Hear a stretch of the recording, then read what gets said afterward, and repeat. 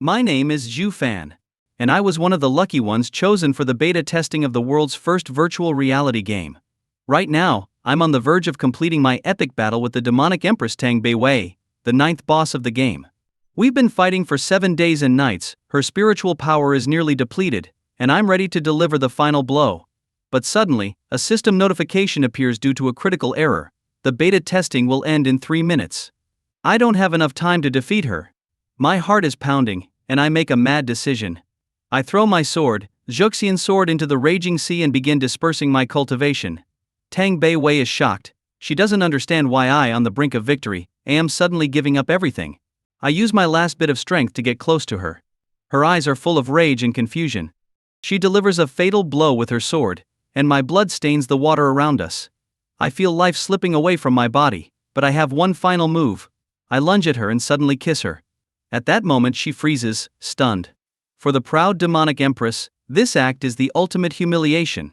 Before losing consciousness, I whisper in her ear, "Guess why I kissed you and die." Tang Wei stands motionless, her face full of confusion and anger. She looks at my lifeless body and, for the first time in thousands of years, feels a deep sadness and loneliness.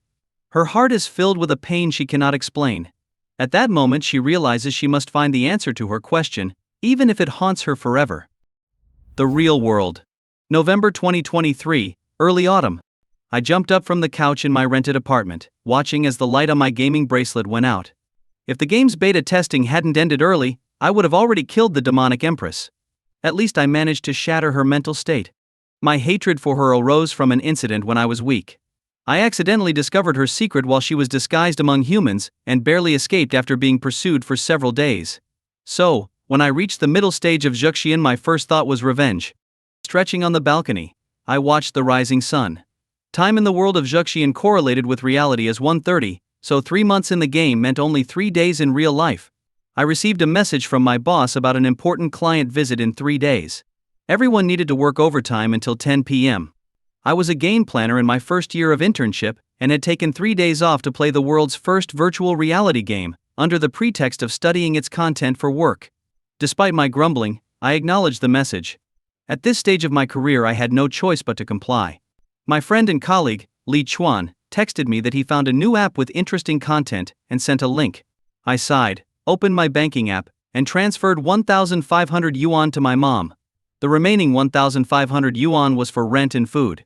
The boss promised a salary of 8,000 yuan after the internship, but I knew it was an empty promise. I made 3 packs of noodles for breakfast and lay down on the couch, opening the link to explore it. In the work chat, Li Chuan mentioned that the boss was angry again about the overtime, and a new employee was arguing in the group chat. I opened the work chat, just as the boss sent a message demanding I return to work that afternoon for a meeting at 6 p.m. Annoyed by the sudden call back, a sudden cold wind made me shiver. I looked up to see a sword slicing my phone in half. A woman in white with a cold expression stood in my apartment. Recognizing her, my pupils contracted, my face turned pale, and my lips trembled. This couldn't be real. She was an NPC from the game. I rubbed my eyes, but she didn't disappear. Her clothes were torn, exposing pale skin stained with blood. Her eyes were weary. If someone told me an NPC could come out of a game to kill you, I'd think it was madness. But there she was in the flesh, slicing my phone in half. The silence was deafening. I could only hear my accelerated heartbeat and heavy breathing. Seeing my fear and shock, Tang Wei frowned, a flicker of confusion in her eyes. She asked if I remembered her. Breaking through space and crossing dimensions is a feat only legendary true immortals can achieve. Tang Wei's mental state was shattered, and she sought answers. Using a rare talisman that destroys boundaries, she broke through space to find my reincarnation. In her understanding, reincarnation erases all memories, even for powerful beings like Zhuxian. She was prepared to forcibly restore my memories with a secret technique. But now it seemed I remembered her. She asked why I dispersed my cultivation and sought death, and why I kissed her. The temperature in the apartment seemed to drop further, making me shiver. Realizing I might have gone too far, I understood I was in serious danger. This woman crossed dimensions to kill me. Run or fight? Countless thoughts raced through my mind. But none seemed feasible. If she indeed came from the game, her Zhuxian power could destroy the entire city of Jianhai with a single swipe. What chance did I have? Running was useless. She came to kill me. Where could I run? What a nightmare. I couldn't help but smile bitterly, regretting ever kissing her. If I had just exited the game, none of this would have happened. Her angry voice snapped me out of my thoughts. Realizing that running was futile, my mind desperately searched for solutions, almost overloading from the strain. If you don't want to say it, then don't. I will chase you through time for 10 lifetimes to restore my Dao heart. Tang Beiwei's voice was ice cold. Before she could finish, Yi Shu Fan noticed her expression growing even more pained, her face pale and her body trembling violently. This is clearly a lower plane. Why is the heavenly Dao so powerful? Tang Beiwei murmured, staring at Shu Fan for a dozen seconds. Suddenly, with a clang, her sword fell from her hand and she vanished without a trace. What just happened? Yi Shu Fan stared at the now empty room, dumbfounded. Was he losing his mind? But seeing the sword on the ground and his shattered phone confirmed it was all real. Zhuxian World, Southern Region. Valley of 10,000 Demons. With a flash of light, Tang Beiwei collapsed in despair in her cave. She still didn't get her answer, and was expelled by the heavenly Dao from that world, losing her only boundary-breaking talisman. Why couldn't I do it? Tang Beiwei clenched her fists. Before returning, she could have easily killed Zhu Fan. She had no hesitation during the battle at Wuya, so why now? I need to recover my cultivation first. Tang Beiwei sighed, but as soon as she sat down to meditate, Yu Shu Fan's kiss flashed in her mind. No matter how hard she tried to calm down, that memory haunted her like a nightmare. Yu Shu Fan was right, he had destroyed her Dao heart. If she didn't resolve this, her cultivation would be forever stunted, and the heart demon would plague her for life. Damn you, Shu Fan! Tang Beiwei cursed, losing her composure for the first time in centuries. She wanted to tear him apart, but when the moment came, she hesitated. I must find him and get answers. Tang Beiwei knew she could only use the reincarnation array to travel to other planes without the boundary-breaking talisman. However, this would seal over 90% of her power to avoid the influence of the heavenly Dao. Luckily, Yi Shu Fan's world was a lower plane, so she wasn't worried about encountering powerful beings. The real world. Yi Shu Fan, terrified, sat at his computer and opened the Zhuxian Games official website, starting a complaint with customer service. I want to file a complaint. Zhuxian Game customer service. Hello, how can I assist you with your complaint? Your game NPC came to the real world to attack me. A minute of silence.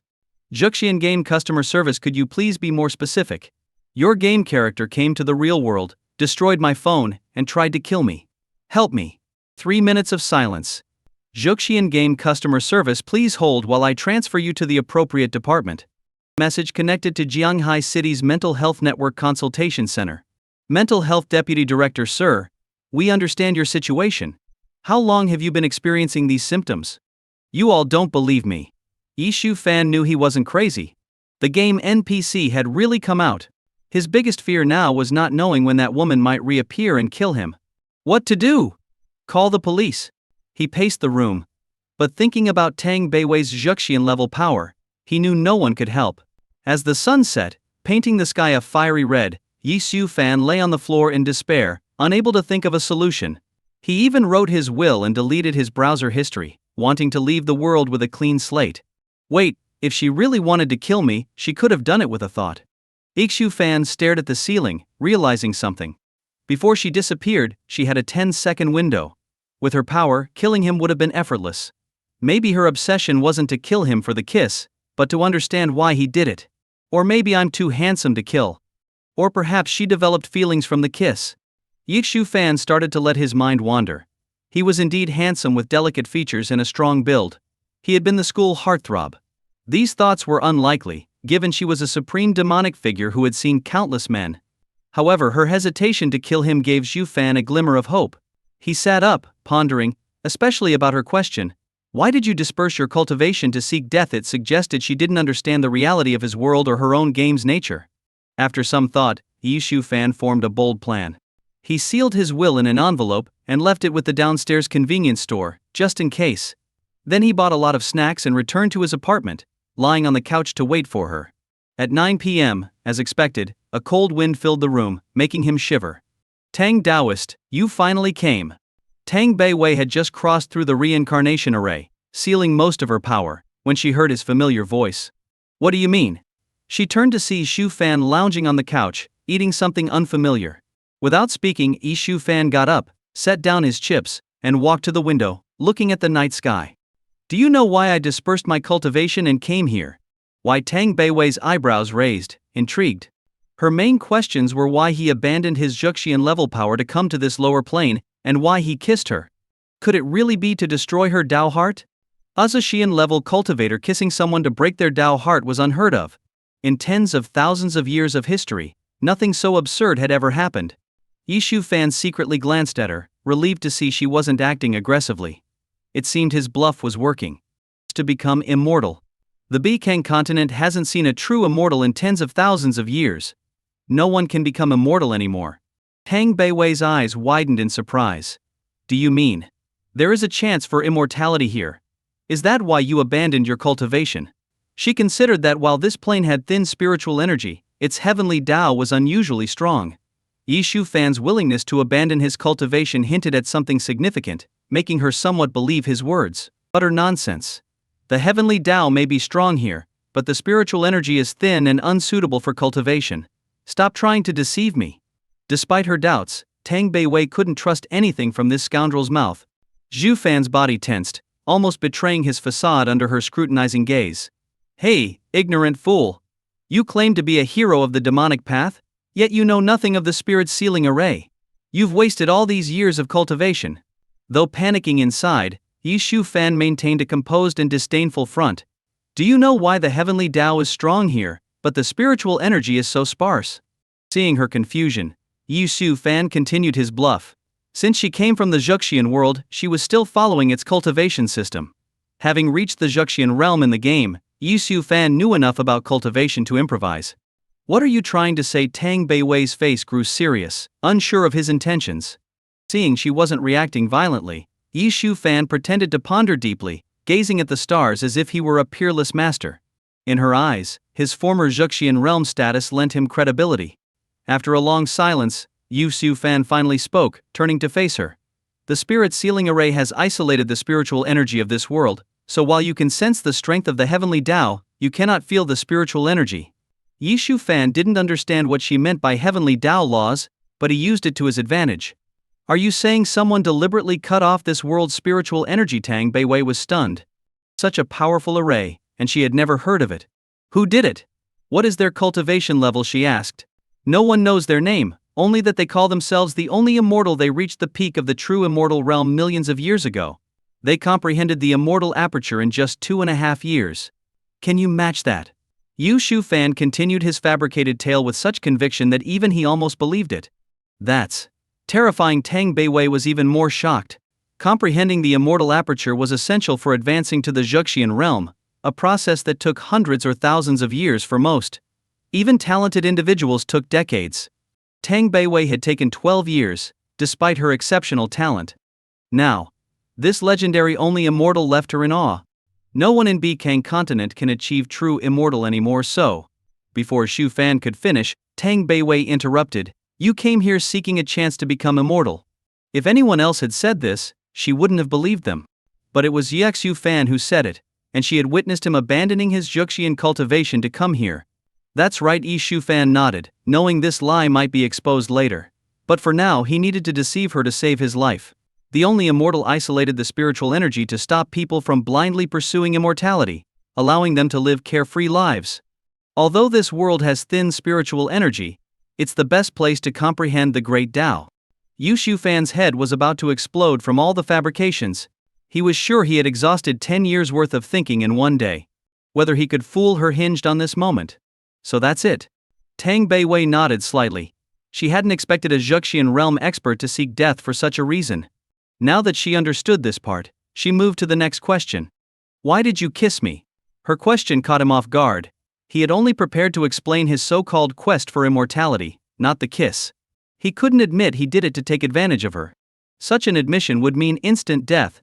But Tang Beiwei's thoughts were different. In her mind, a Zhuxian expert wouldn't do something so absurd without reason. At least she hadn't heard of any renowned expert doing such a thing. Damn it. Why don't you just kill me with a sword? Yishu Fan's head hurt too much to continue his charade. He blurted out, I fell for you and want you to be my Tao companion. What do you say, Tang Taoist? His words nearly made her old wounds reopen. She almost spat blood. After fighting to the death at Wuyasi for 7 days and nights, he now says he wants to be her Tao companion? She knew he wasn't telling the truth, but she couldn't get anything more out of him. You claim there's a chance for immortality in this world. Is that true? She skipped the argument, getting straight to the point. If there was a chance to comprehend the great Tao and become a true immortal, nothing else mattered. Are you planning to? Zhu Fan was surprised. He had thought of giving up, but her sudden change in demeanor caught him off guard. It seemed cultivation was more important to her after all. I will stay here for now. Late at night, 11 p.m. Lishui community is located in the outskirts of Jianghai City, a rather remote area. Many young people working in the city prefer to rent here. The reason is simple: the rent is cheap, and there is a nearby subway station, making transportation convenient. Yi Shu Fan hurriedly walked past the community square, glancing around. It was quiet and empty, not a soul in sight. The surrounding buildings loomed like giants in the dark. Yi Shu Fan entered the small convenience store in the community, where a bald middle-aged man was lounging at the cashier, scrolling through short videos on his phone. Brother Qiang, 2 bottles of Coke and a bottle of shampoo. Never mind, I'll pick it myself. With that, Yi Shu Fan walked to the shelves to choose, but his lack of knowledge left him overwhelmed by the variety of brands. Brother Qiang, which shampoo do you think is best for a girl? Hearing this, the bald man put down his phone and glanced at Zhu Fan, who was browsing the shampoos. Got yourself a girlfriend? Why not bring her over for me to meet? Zhu Fan was speechless. Having the supreme demonic empress as his girlfriend was impossible. It was lucky enough she hadn't killed him. Tang Beiwei had decided to stay on Earth after hearing that she could achieve immortality here. Zhu Fan had to play along, with no choice but to swallow his frustration. Fortunately, he was quick-witted and spun a tale about hidden powerful beings on Earth who could cause trouble if she used her powers carelessly. She knew he had no cultivation, so she reluctantly proposed a truce and a temporary alliance. As long as he helped her understand this world and comprehend the Tao, she would provide him with heavenly treasures to restore his cultivation slowly. Yi Shu Fan was both thrilled and terrified at the prospect of one day flying with a sword in the real world, so he agreed, albeit reluctantly. Of course, he insisted that he was only doing this to maintain peace on Earth, with no other intentions.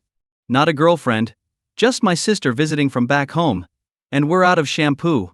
Yi Shu Fan forced a smile as he explained. Brother Qiang nodded, patting him on the shoulder. Makes sense.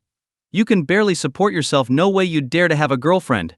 Leaving the store with a large bag of groceries and snacks, Yi Shu Fan returned to his apartment. Staring at the closed door, he worried about how he would manage in the coming days. Lies, after all, have a way of being exposed. Sighing, he opened the door. Inside, Tang Beiwei sat cross-legged, surrounded by a faint dark aura, like a meditating Buddha. Tang Taoist, don't you think you should change your clothes? Yi Shu Fan dropped the plastic bag on the sofa and pointed at her blood-stained dress. If she was going to live on Earth, she couldn't walk around in ancient, tattered clothes covered in blood without drawing attention. Tang Beiwei opened her eyes, looking down at her dirty clothes, revealing large patches of fair skin. She realized that the people in this world dressed differently. To blend in, she might need to. Maybe you should take a bath first. Tang Beiwei bit her lip, nodding slightly. She wasn't familiar with this world and, with her cultivation suppressed, had to cooperate with him. Besides, comprehending the Tao required a calm heart, so it was best to adjust her mood. Soon, they headed to the bathroom. As everyone knows, the bathrooms in rented apartments or dormitories are rarely pristine. The broken door handle, rusty pipes, cracked tiles, and the bleach smell from the yellowing toilet were far from ideal. It wasn't Shu Fan's fault the place was like this when he rented it. Tang Beiwei stood in shock, taking in the squalid scene. This is the place for bathing. She was horrified. She had expected it to be worse than her world, but this. Seeing her hesitation and discomfort, Yi Shu Fan smiled wryly. Tang Taoist, are you afraid to bathe here? I refuse. It was the first time Tang Beiwei felt genuine resistance, shaking her head firmly. Bathing here would be worse than death. Alright, let's book a room at a hotel. The conditions will be better. He figured it was best to accommodate her needs for now. Besides, it was just a bath, not like she was asking him to fetch the stars.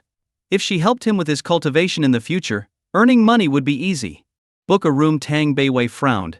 Think of it as a guest house.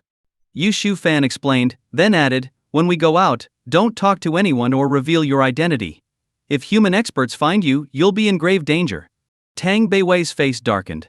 With her cultivation suppressed, she knew she couldn't fight off strong enemies. I'll listen to you. To avoid drawing attention, Yi Fan had her change into a pale purple ancient dress from her storage bag. She still felt sticky and uncomfortable from not bathing.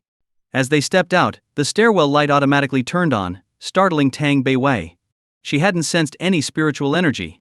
In her world, such automatic lights were powered by small formations or spells.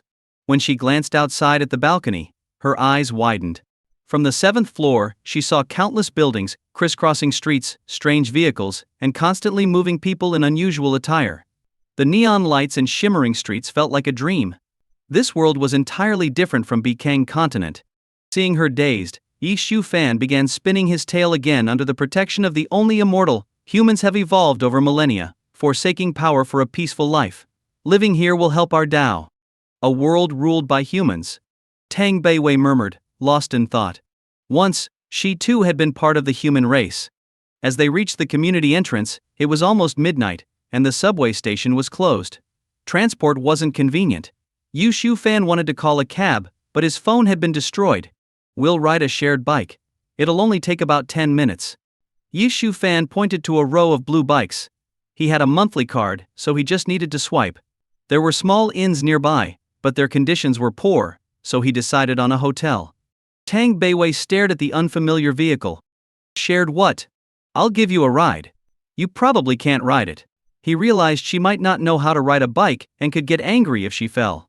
Without waiting for her response, Yi Fan swiped a bike and got on. Hop on, I'll show you around. He patted the back seat, smiling. Tang Beiwei hesitated at the tiny seat. How do I sit on this? Just sit. Do I have to teach you everything, even though you're a demonic empress? Yi Fan was exasperated. Annoyed, Tang Beiwei tried sitting sideways on the back seat, her feet instinctively resting on the footrests. Hold tight. With a push, Yi Fan started pedaling, the bike wobbling. The sudden motion startled Tang Beiwei, making her head bump into his back. What kind of ride is this? It's so unstable, she complained. Oh! You can hold onto my waist to steady yourself. I'll give you one more chance to speak properly. Ahem, I was just joking. Seeing his nonchalant attitude, Tang Beiwei found it increasingly difficult to understand him. A Zhuxian realm expert should have a firm Dao heart and behave with gravitas. Yet Xu Fan seemed no different from an ordinary mortal. She couldn't comprehend how someone like him had reached the mid-stage of Zhuxian, even surpassing her in strength. Have you always been like this? Finally Tang Beiwei couldn't help but ask. They had been enemies before, and she never really understood his character. Yi Fan, riding the bicycle, looked puzzled as he turned slightly to glance at her. What do you mean? Tang Taoist, I already told you it was just a joke. Tang Beiwei wanted to say more, but meeting his deep gaze, memories of their battle at Sea surfaced. She swallowed her words, replying calmly, it's nothing. Yi Fan, confused by her behavior, focused on riding the bicycle as they disappeared into the dim streets. About 15 minutes later, the old and simple buildings gave way to a bustling area filled with colorful lights. Even at midnight, the city streets were lively. Those fast-moving vehicles are called cars. And that's a traffic light. Throughout the ride, Yi Fan explained everything around them. Then why don't you have a car? Tang Beiwei observed the cars and asked curiously. Logically, they were much faster than the bicycle, yet Yi Fan chose to ride this instead. She couldn't understand. Well, Yi Fan felt embarrassed, directly hitting a sore spot, so he quickly changed the subject. Let's talk about it later. Let's get a room first. People passing by didn't find Tang Beiwei's ancient attire unusual. Modern people wore all kinds of strange clothes, and wearing traditional Chinese garments wasn't uncommon. The only thing that astonished passersby was her stunning beauty, her features so perfect they seemed sculpted by the heavens, leading to a 100% turnaround rate. Your people's clothing here is quite strange. They expose their ankles so casually. Tang Beiwei scanned each pedestrian, surprised. The Bikang continent in the Zhuxian world was vast, boundless. She had traveled through many tribes and regions but had never seen anything like this world. She clearly remembered that in the secular world, a woman's feet were only for her husband to see, or she'd be considered unchaste. Of course, this rule didn't apply much to cultivators. For instance, the women of the Hehuan sect dressed seductively all the time. Well, just understand that things in this world are different from what you know. Yi Fan didn't know how to explain further and responded simply. After a bit more riding, they arrived at a mid-range hotel named Lyran Hotel. Don't speak when we go in. If anyone asks, Just say you're my girlfriend. After parking the bicycle, Yu Xiu Fan felt something was off and turned to caution her. Girlfriend Tang Beiwei raised an eyebrow, not fully understanding the term but agreeing nonetheless. She was here to comprehend the Tao and unfamiliar with this world, so she chose to follow his lead for now. As they entered, a sweet-looking receptionist in a tight skirt immediately greeted them with a smile. Are you two here for a room? Our themed suites are the most famous in Jianghai City, with many interesting features. No thanks, just a single room. Yi Shu Fan declined immediately, actually because he was low on cash. He walked to the front desk and handed over his ID. He kept an eye on Tang Beiwei, relieved to see her keeping her head down and not speaking to anyone. Hello, a single room is 458 yuan per night, plus a 200 yuan deposit. That expensive? Is the bed made of gold, or is the floor? Yu Shu Fan's face darkened at the high price. In a hotel like this, rooms usually cost around 200 yuan, not 400. Sir, we've recently increased our prices, we apologize. The receptionist explained while processing the booking. Fine, book a room. After some bargaining and reluctantly paying, Yu Shu Fan led Tang Beiwei upstairs. There were no other hotels nearby, and he didn't want her to get impatient. As soon as he left, the receptionist started gossiping. Did you notice that girl? She didn't say a word and looked strange. Do you think she's his mistress? Probably not. They seemed normal, and the guy was quite handsome. The girl's voice trailed off. You and your infatuation. Can't you change that? You lose your head over any handsome guy. Come on, which girl doesn't like handsome guys? Don't you? The girl rolled her eyes at her colleague before attending to the next customer. Room 405. As the door opened, a spacious room came into view, instantly brightening the mood. The living room had a redwood floor, a 52-inch LCD TV on the wall, a comfortable brown sofa, and a clean, tidy bathroom. No wonder it's expensive. This setup is nice. Yu Shu Fan praised while noticing Tang Beiwei's uneasy expression. Tang Taoist. Is your old injury acting up, he asked. Tang Beiwei shook her head, looking serious. Did those mortals downstairs notice me? Why do you say that? The way they looked at me seems strange. You're overthinking. It's just that you dress differently, so they looked a few more times. And you're so beautiful, they were probably just jealous. After all, her outfit wasn't a cheap knockoff from an online store. It was a genuine celestial robe, naturally giving off a different impression. Should I change my clothes then? Tang Beiwei asked. That's easy. I can buy you some new ones, but... Yu Shu Fan sized her up, noting her slim waist, long legs, and finally her ample chest.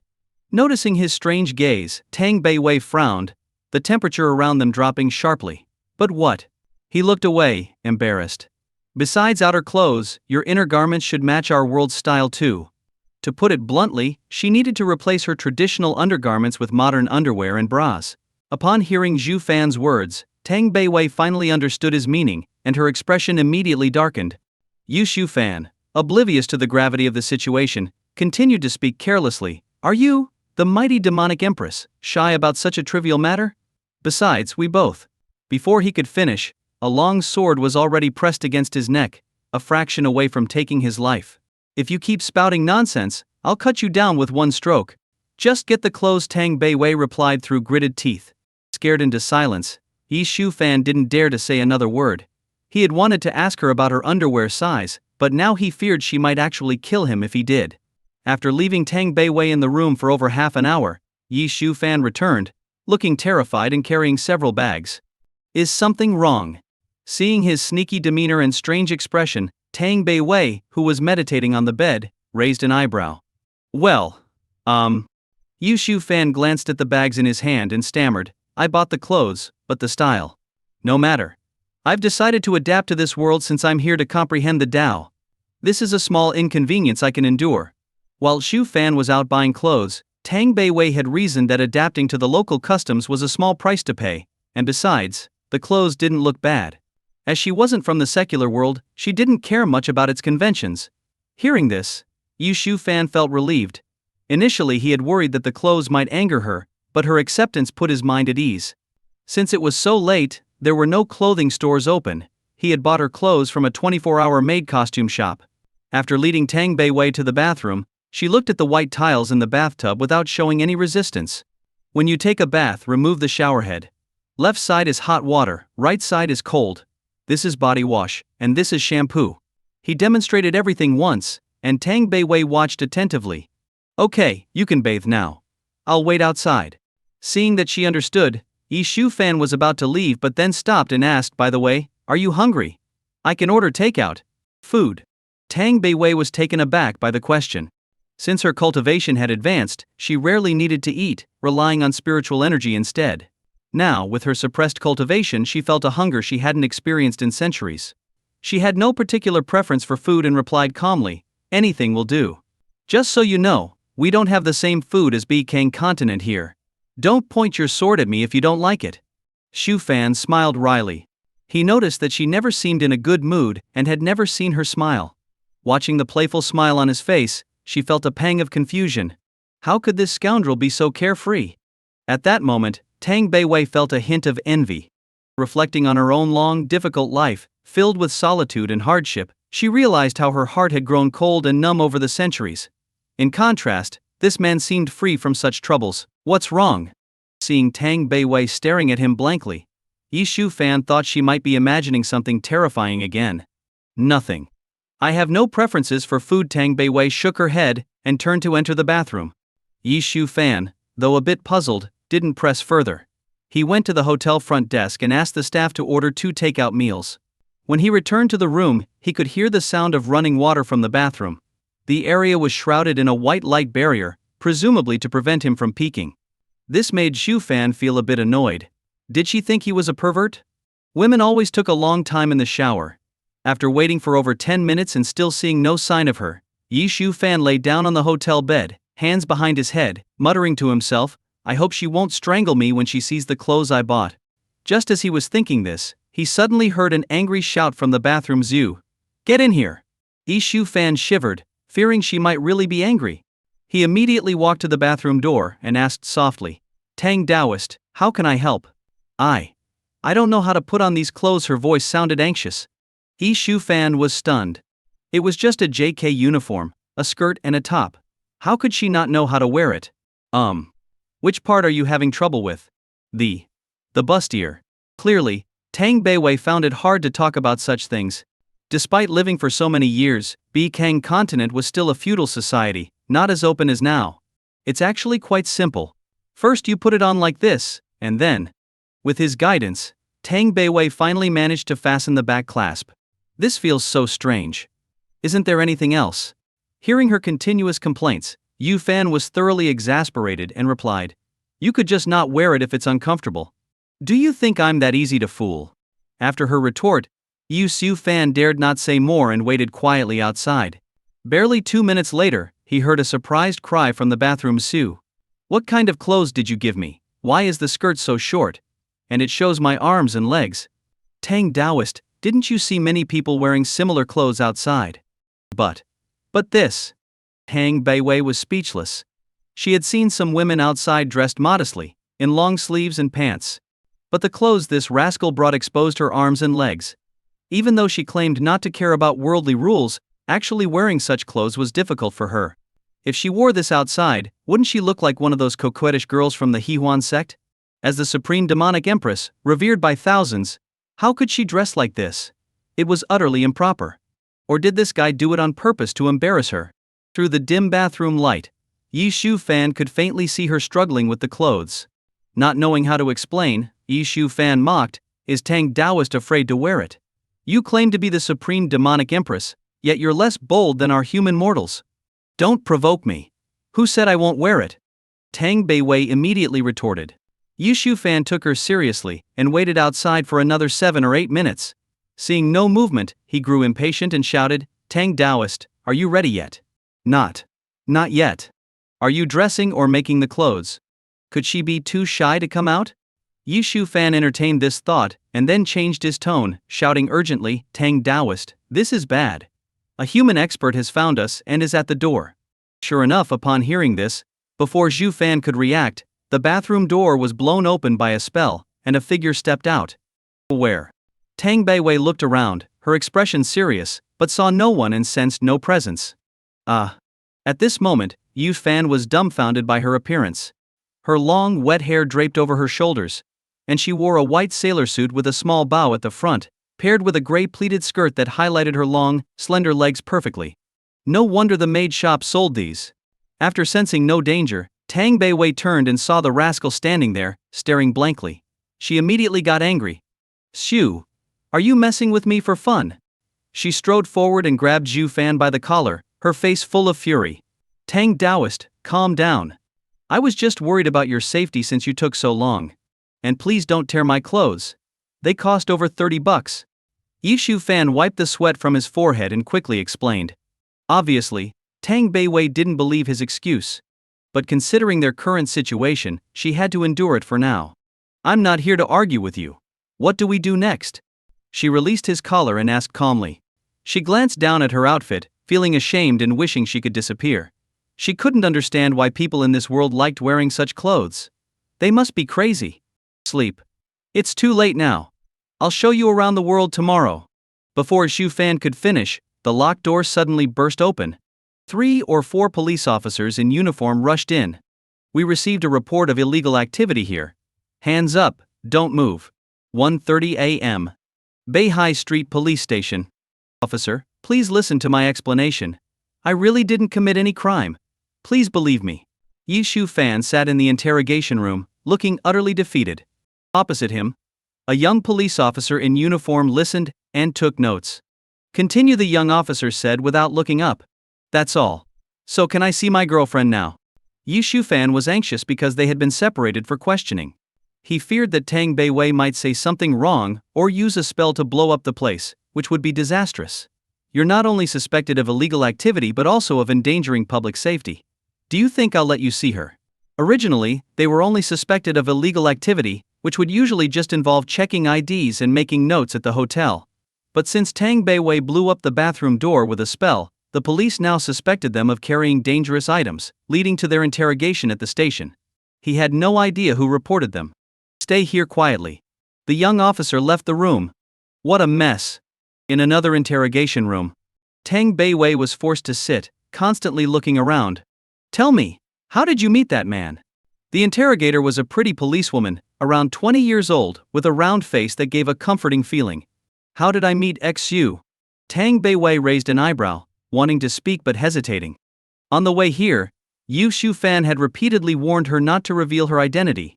He said those who took them were the most powerful force in this world and must not be provoked, or they'd die horribly. "We met by chance," she answered calmly. Hearing this, the policewoman was even more shocked. "You went to a hotel with a stranger you just met?" She shook her head in disbelief, wondering why young women nowadays didn't value themselves. "If you met by chance, can you explain the bathroom door?" The policewoman shifted the topic to the bathroom door explosion. They found no evidence of illegal activity or transactions, so they had to focus on this incident. Upon hearing this, Tang Beiwei was puzzled. Didn't this world even have simple spells? She couldn't understand. If her cultivation weren't suppressed, a simple sword strike would make the entire world's experts hunt her down? This. Tang Beiwei didn't know how to answer and didn't dare to say anything wrong. She closed her eyes and used her remaining spiritual sense to search for Xu Fan. Soon she saw him sitting in another room. "The officer is asking how I destroyed the door. What should I say to avoid suspicion?" Thankfully, basic spells still worked. A simple transmission spell conveyed her message. After a brief exchange, Tang Beiwei got her answer. "Are you reluctant to speak or afraid? If that man threatened you, you can safely tell us here." The policewoman intensified the interrogation. Martial arts." Tang Beiwei answered calmly. "Martial arts?" The policewoman frowned. "Fine, if it's martial arts, show me now. If it's real, I'll release you immediately." She doubted a delicate-looking girl, likely weighing less than 100 pounds, could destroy a bathroom door. Next, Tang Beiwei, following Xu Fan's instructions, spat out a spirit-powered embroidery needle towards the glass door of the interrogation room. Bang! Is this enough? Tang Beiwei didn't quite understand but was deeply shaken. The people in this world were really ridiculous. What just happened? At this moment, the policewoman in charge of the interrogation was stunned. "How? How did you do that?" She finally snapped out of her shock, rubbing her eyes in disbelief as she looked at the shattered door of the interrogation room. "Martial arts," Tang Beiwei replied nonchalantly. The policewoman was taken aback for a moment, recalling what had just happened. This beautiful woman had just spit out a needle that shattered the glass door. The interrogation chair she was sitting in was at least 7 or 8 meters away from the door. Could it be? You're really a legendary martial arts master. Could martial arts be the cultivation system of this world? It seemed absurd that such a simple technique could cause so much alarm. However, Tang Beiwei didn't dare act rashly. Since Yu Fan said not to provoke them, she decided to endure it for now. Following his instructions, she explained, not really. I just received some guidance from a senior in my village for a few days. So amazing. The policewoman wasn't the only one surprised. Several policemen who had arrived upon hearing the commotion were also stunned. They never expected that legendary martial arts masters really existed. Despite their shock, they still had to handle the case. Knowing that she was a martial arts expert made them more cautious, closely monitoring Tang Beiwei's every move and emotion. After thoroughly checking everything, they found no evidence of any crime apart from the broken hotel bathroom door. As for the suspected illegal activities, there was nothing to go on. Legally, practicing martial arts was not a crime since she hadn't harmed anyone. In the end, they mediated at the police station, with Yixu Fan paying 500 yuan to the hotel and 800 yuan to the police for the damaged door. Of course, all the compensation came out of Zhu Fan's pocket, leaving him with just a few dozen yuan. When they finally left the police station, it was already past 2 a.m. The world was silent, and the streets were empty. Hey miss, wait a moment. Just as they took a few steps, a clear voice called out from behind. Tang Beiwei turned around and saw the policewoman who had interrogated her, now dressed in casual clothes with her hair tied up in a high ponytail, looking completely different. Didn't we sign everything? Is there something else? Yu Shu Fan raised an eyebrow, still shaken from the night's events and wary like a startled bird. No, I'm not looking for you. She shook her head and looked at Tang Beiwei. Sorry about earlier, it was just work. Can I add you on WeChat? My name is Yi Xini. Saying this, the policewoman even made a fist and palm salute towards Tang Beiwei, a gesture she had probably picked up from somewhere. Are young people these days all like this? Yu Fan was dumbfounded. Meeting someone and doing a fist and palm salute. Are we in a martial arts drama? WeChat. Tang Beiwei was puzzled and looked to Zhu Fan, who quickly explained, sorry, my girlfriend didn't bring her phone, so she can't add you.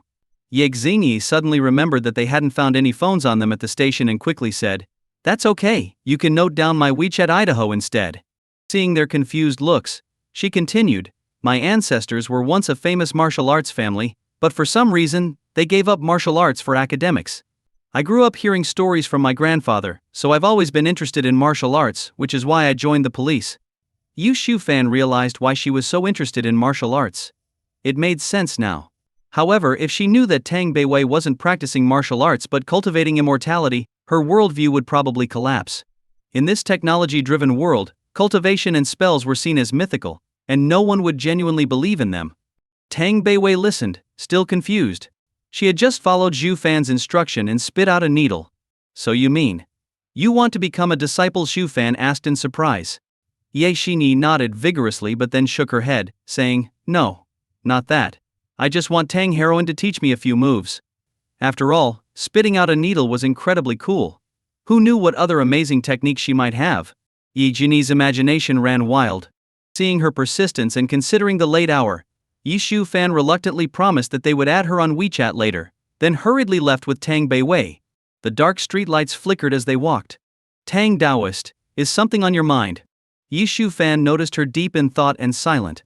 Tang Beiwei stopped, gently shook her head and said, I just find the lifestyle of people in this world very peculiar.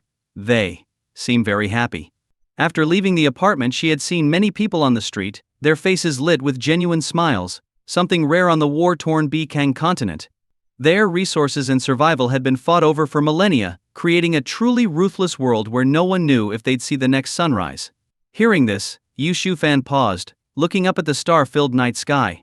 After a moment he sighed, happy? It's the blood and sacrifices of our ancestors that created this prosperous and peaceful era for us. Each generation has its own duties, and ours is to protect this prosperity. Tang Beiwei quietly looked at him, pondering his words. After a long time, she met his deep, dark eyes and said calmly, I suddenly realize you do have a lot of wisdom. Yu Shu Taoist, I will quickly adapt to life here, and our cooperation will continue. Whether it was his imagination, Yi Shu Fan thought her gaze seemed softer. Cough. That's no problem. Just try not to use your spells unless necessary, to avoid exposing your identity. Yu Shu Fan coughed lightly, shifting his gaze away and answering with a folk serious tone. Of course, I understand. If needed, I'll contact you first. Is that all right? Tang Beiwei nodded. Okay, it's late. Let's head home. After a tiring night, Yu Xiufan felt exhausted. Stretching, he led the way back to the apartment. He now had to worry about having lost money all night. He didn't even have money for food tomorrow. Lishui community. Early the next morning, just as dawn was breaking, Yi Xiufan woke up on the living room sofa, rubbing his sleepy eyes as he looked at the closed bedroom door. After they returned last night, Tang Beiwei had gone into the room and hadn't come out since, placing a barrier on the door that Zhu Fan couldn't pass. He had to spend the night on the worn-out sofa in the living room. He noticed something different about her. He couldn't pinpoint it, but she seemed less sharp. Her demeanor subtly changed since arriving in this world. Zhu Fan sighed, pulling out the last few bills from his pocket. Last night had cost him dearly. Staying at the hotel had burned through his money. He hadn't gotten the deposit back, and he had to pay for 2 damaged doors. Now he only had enough money left for breakfast. Even though Tang Beiwei could use spells, he couldn't let her conjure money. It would probably end up being counterfeit. As he worried, a brilliant idea struck him. If he remembered correctly, last night, she had used her spiritual sense to find and communicate with him. What if she could use her spiritual sense to win some kind of lottery? Excited by the thought, Yi Xiufan couldn't wait any longer. He needed money desperately. Knock knock. Tang Taoist. Are you awake? Let's go out for breakfast. He knocked a few times but got no response. Just as he was about to knock again, he heard a calm voice from inside. When did I ever sleep? Suddenly, the door opened by itself. There she was, sitting cross-legged on the bed, clearly not having slept. So, you just sat there all night. Yi Xiufan couldn't understand these cultivators. Sleeping was so enjoyable, yet they preferred meditation. Is there a problem? She asked calmly. No, it's just that I wanted to take you out today to get familiar with this world, Xiufan said, with a shrug and a smile. Okay. Surprisingly, she agreed without hesitation. She was very interested in the different ways people lived in this world, with many unknown things to explore. This further solidified her decision to live temporarily as a mortal, which might help her in comprehending the Tao. Great, so today I'll show you around, but please don't speak out of turn. Yi Xiufan cautioned her again. After all, the current situation was his fault. If he hadn't kissed her in the Zhuxian world, she wouldn't have chased him here. Now that she refused to leave, Yi Xiufan had to help her blend into this society and change her outdated worldview. Did I cause you trouble last night? Tang Taoist, can you change how you address yourself? This isn't Bikang continent. All right, as you wish. Tang Beiwei hesitated for a moment. She didn't really want to, but she had referred to herself as this seat for so many years that it was hard to change. It would be nice if you smiled more. You probably look really good when you smile, but you always have such a cold expression. Zhu Fan continued to advise her. She was so beautiful, yet always looked like someone owed her money. Hearing this, Tang Beiwei paused as she was about to get off the bed. She looked up, her eyes shining like stars, and murmured, I look good when I smile. No one had ever said that to her before. Years and years of cultivation had made her heart cold and lifeless. Seeing her stunned, Yi Xiufan felt uneasy, afraid she might pull out her sword again, so he quickly changed the subject. Forget I said anything. It's getting late.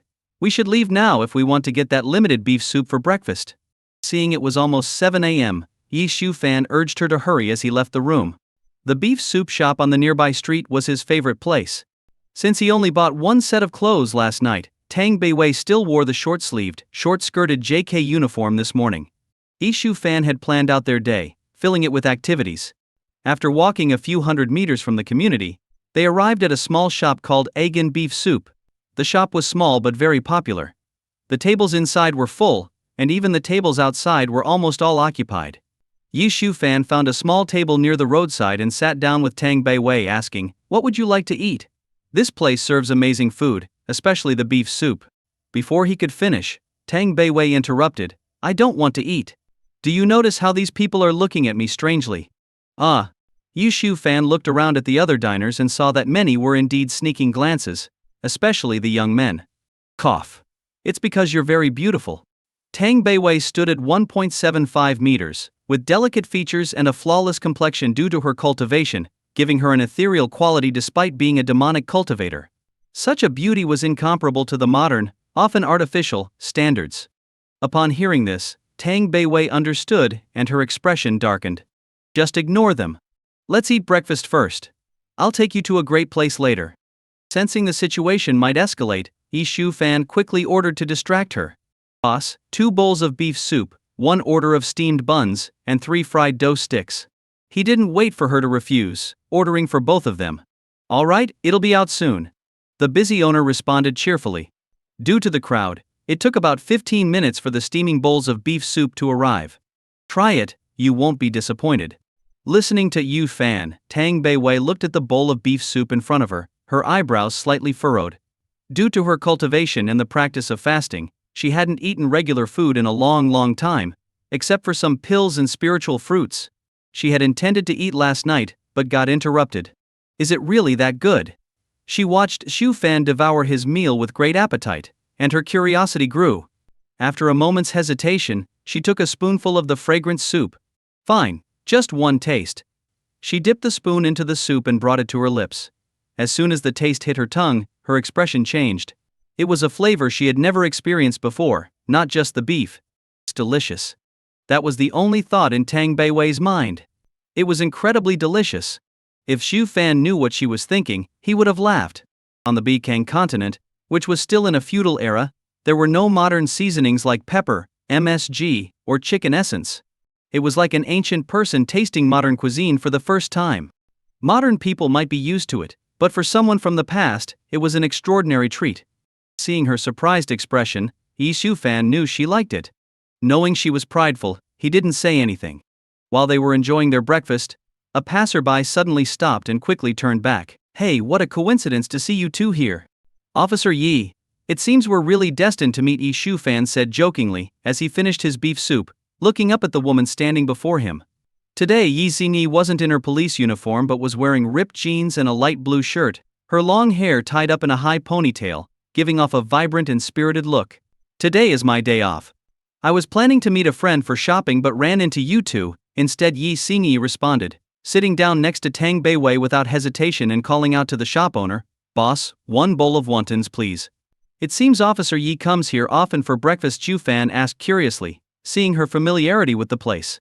I've been here a few times with friends. The food is pretty good. Although she was replying to Xu Fan, her eyes never left Tang Beiwei. So, are you two heading out today, she asked. Yeah, my girlfriend grew up in a remote mountain village and isn't familiar with the city, so I wanted to show her around, Xu Fan answered honestly. When Yi Xingyi heard they were planning to go shopping after breakfast, her eyes lit up. Can I join you? I'd love to chat more with Tang. Xiao Tang. I have so many questions for her. Didn't you say you were meeting a friend? Xu Fan reminded her. My friend is probably still asleep. I'll text her to stay home, and I'll go over in the evening. Women sure change their minds quickly. He was learning that today. He didn't mind her tagging along. Later, if he managed to win some money, he'd have to take Tang Beiwei shopping for more clothes and underwear. It wouldn't be ideal for him, a man, to pick out women's underwear alone. Having Yi Xingyi around could help with that, and it should prevent any mishaps. However, Tang Beiwei seemed unfazed by their conversation. She continued to slowly savor her beef soup, finishing the large bowl and looking as though she wanted more. Shall I get you another bowl? Xu Fan asked, his mouth twitching into a smile. Since you're offering, I'll accept, Tang Beiwei replied, feeling a bit awkward but still wanting more of the delicious soup. Knowing she valued her pride, Yi Shufan didn't argue and ordered another bowl for her. Even though an adult man would be full after 2 bowls, Tang Beiwei finished 3. This left Yi Shufan with just 20 yuan after spending most of his remaining money on her breakfast. Ye Xingyi, who was eating her wontons, was astonished. How could someone who looked so delicate eat so much? Half an hour later, they were all full. Yi Xingyi suggested going to the nearby Wanhong Plaza, but Xu Fan insisted on another route, saying he had a place to visit first. After a short walk, they arrived at a lottery shop. You buy lottery tickets? Yi Xingyi asked in surprise. She couldn't understand why he was here so early. Was he a gambling addict? I advise against it. These things are a scam and will only drag you down, she said, her tone calm but serious. As a police officer, she knew the dangers of gambling well. Even lotteries were a waste of money in the long run. Yi Shufan didn't argue because he rarely bought tickets, but today was different. He had a trump card in the form of Tang Beiwei. Once we're inside, just use your spiritual sense to help me pick the winning tickets. Don't say anything unnecessary, he whispered to Tang Beiwei. Aren't you the one who said not to use spells, she replied with a frown. Today is an exception. We need money for new clothes. You don't want to wear the same outfit forever, do you? Inside the lottery shop, glass cases displayed various scratch-off tickets. Yi Shufan glanced at the tickets, which were priced at 5, 10 and 20 yuan, with a top prize of 1 million yuan. He didn't expect to win the big prize, suspecting it was never printed in the first place. As he looked around, Yi Xingyi pulled Tang Beiwei aside and whispered, "Does your boyfriend really like gambling?" Asian. Tang Beiwei was puzzled. She didn't even know what lottery tickets were. Yi Shufan had only explained that he needed her spiritual sense, not the specifics. These things are scams. If you keep playing, you'll definitely lose money. You should talk to him about it, Yi Xingyi advised softly. She had seen too many people ruined by gambling. Seeing Shufan's excitement earlier, she worried he was addicted. You mean? He's gambling? Tang Beiwei quickly grasped the implication, having seen similar things on the Bikang continent. She realized Yi Shufan might be planning to use her spiritual sense to cheat. If this method worked here like it wouldn't on Bikang continent, she wondered if their gambling tools here could prevent spiritual sense probing. As she pondered, Xu Fan pulled her aside. Tang Taoist, follow my instructions next. Are you gambling? She asked through their spiritual link. Yu Fan's mouth twitched as he explained, cough. This isn't gambling. It's making money. We need funds to live, right? You don't want to sleep on the streets, do you? This. Tang Beiwei couldn't argue, as his reasoning made sense. They exchanged looks, their expressions shifting, which puzzled Yi Xingyi. Could this couple communicate with their eyes? Is the owner here? Seeing no one, Yi Shufan called out towards the back room. Soon, a scruffy middle-aged man hurried out, adjusting his pants. Hey, you're here for lottery tickets this early. The owner smoothed his greasy hair, stubble covering half his face, looking like he'd just escaped an asylum. Not tickets, scratch-offs, Yi Shufan said, pointing to the glass case with a smile. The owner beamed. You look like a lucky guy. Maybe you'll win big. Yi Shufan just smiled and glanced at Tang Beiwei. Their spiritual link resumed. I'll buy one to show you how it works. Then use your spiritual sense to find the winners, he instructed, purchasing a 5 yuan scratch-off. The game was simple: scratch the top number, then scratch 8 more numbers below. If any matched the top number, you won the amount shown. His first ticket didn't win. Yi Xingyi, watching, muttered. I told you so. These games might give small wins but ultimately make you lose. She wanted to see how much he'd lose today. Don't worry, young man. You might win if you buy a few more, the owner encouraged. Yi Shufan didn't rush. He held the stack of scratch-offs, waiting for Tang Beiwei's input. If you're right, the third ticket should be a winner, her voice sounded in his mind. He scratched off the third ticket and revealed a top number 5. He excitedly scratched the 8 numbers below 24992471. Shufan was stunned. Where was the 5? Turning, he saw Yi Xingyi laughing, and Tang Beiwei looked away. Tang Taoist, what's going on? I must have misread. The 4th ticket should be the winner, she replied calmly but with a hint of amusement.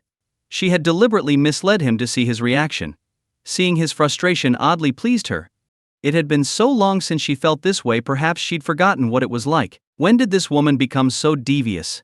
Yi Shufan had guessed that she was doing it on purpose, but he hadn't expected this from the infamous demon empress, a ruthless individual who was now making jokes.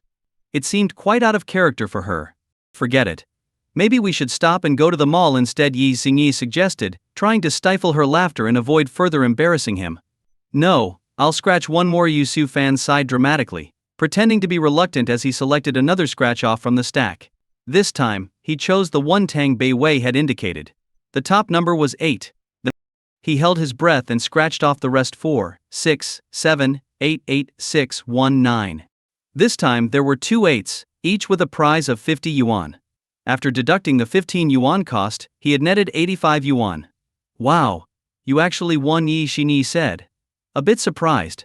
Small prizes like this were relatively common, but she doubted there would be many more winning tickets in that pile. Tang Taoist, the prize is too small.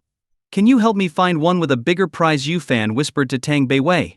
Just then, the shop owner pulled out a stack of scratch-offs with golden paper.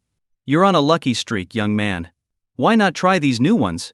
The top prize is 3 million, and the payout rate is high. Yu Shufan examined the new tickets, which cost 30 yuan each but offered much higher prizes. He knew he couldn't always pick the winning tickets directly, he had to mix them to avoid suspicion.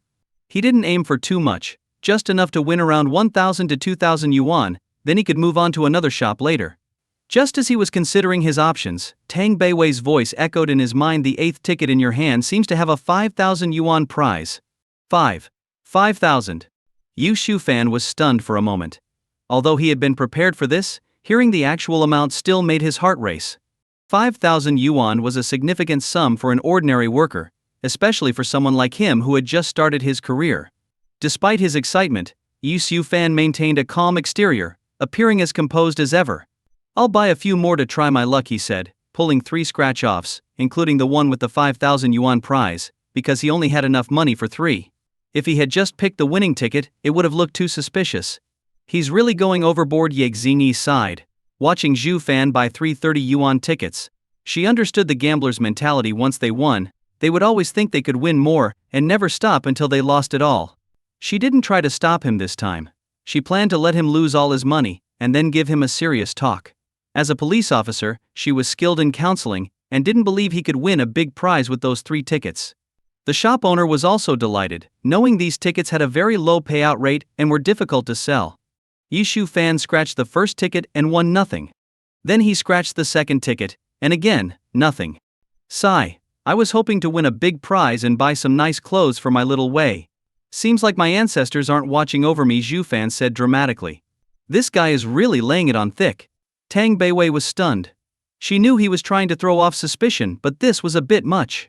Even involving her in his act. Ye Xingyi was momentarily taken aback, thinking Zhu Fan's gambling addiction was worse than she thought. She didn't believe in such superstitions. High 1. It's 50,000. The shop owner, craning his neck to see, exclaimed, wow, you really hit the jackpot. In all his years running the shop, he had never seen anyone win such a large prize with a scratch-off ticket. Yi Shufan's excitement was clear, despite knowing the amount beforehand. He couldn't help but smile broadly. Is this all it takes to make him so happy? Tang Beiwei, who had been silently observing, found herself lost in thought as she watched Yi Shufan's joy. Jianghai City.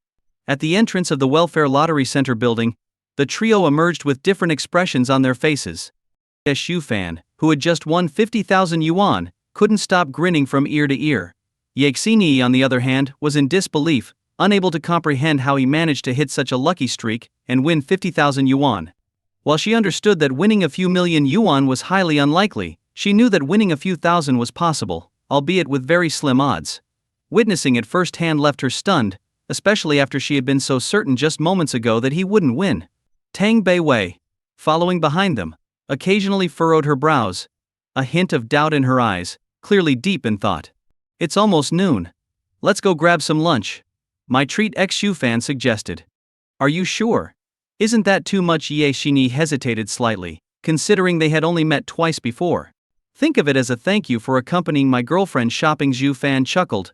Well. Alright then, Yi Xingyi agreed after a moment's thought. Before Xu Fan could say anything else, Yi Xingyi grabbed Tang Beiwei's hand and started enthusiastically describing all the fun places and attractions in Jianghai City. Xia Wei, what do you want to eat? Your boyfriend can take you anywhere. There are so many delicious places in the city. This sudden familiarity startled Xu Fan, who quickly glanced at Tang Beiwei. Seeing her calm demeanor with no signs of anger, he relaxed. In the world of the Zhuxian game, anyone who got close to her would have met a swift end. There was no questioning a demon cultivator's readiness to kill. However, since the battle at High, Yi Xu Fan had noticed a change in her. The 3 of them strolled down the pedestrian street, with Yi Xingyi chattering non-stop like a radio, talking for almost half an hour without pause. Zhu Fan wasn't sure if Tang Beiwei understood any of it, as she maintained the same expression and remained silent, simply listening. Suddenly she stopped, her gaze fixed on a nearby stall. Yu Shufan and Ye Xingyi followed her gaze to see a stand selling small items like keychains, hair clips, and combs, everyday trinkets. Before either of them could speak, Tang Beiwei walked over to the stall, her clear eyes scanning the items before settling on the section with hair ties and clips. Do you want to buy something? Xu Fan asked.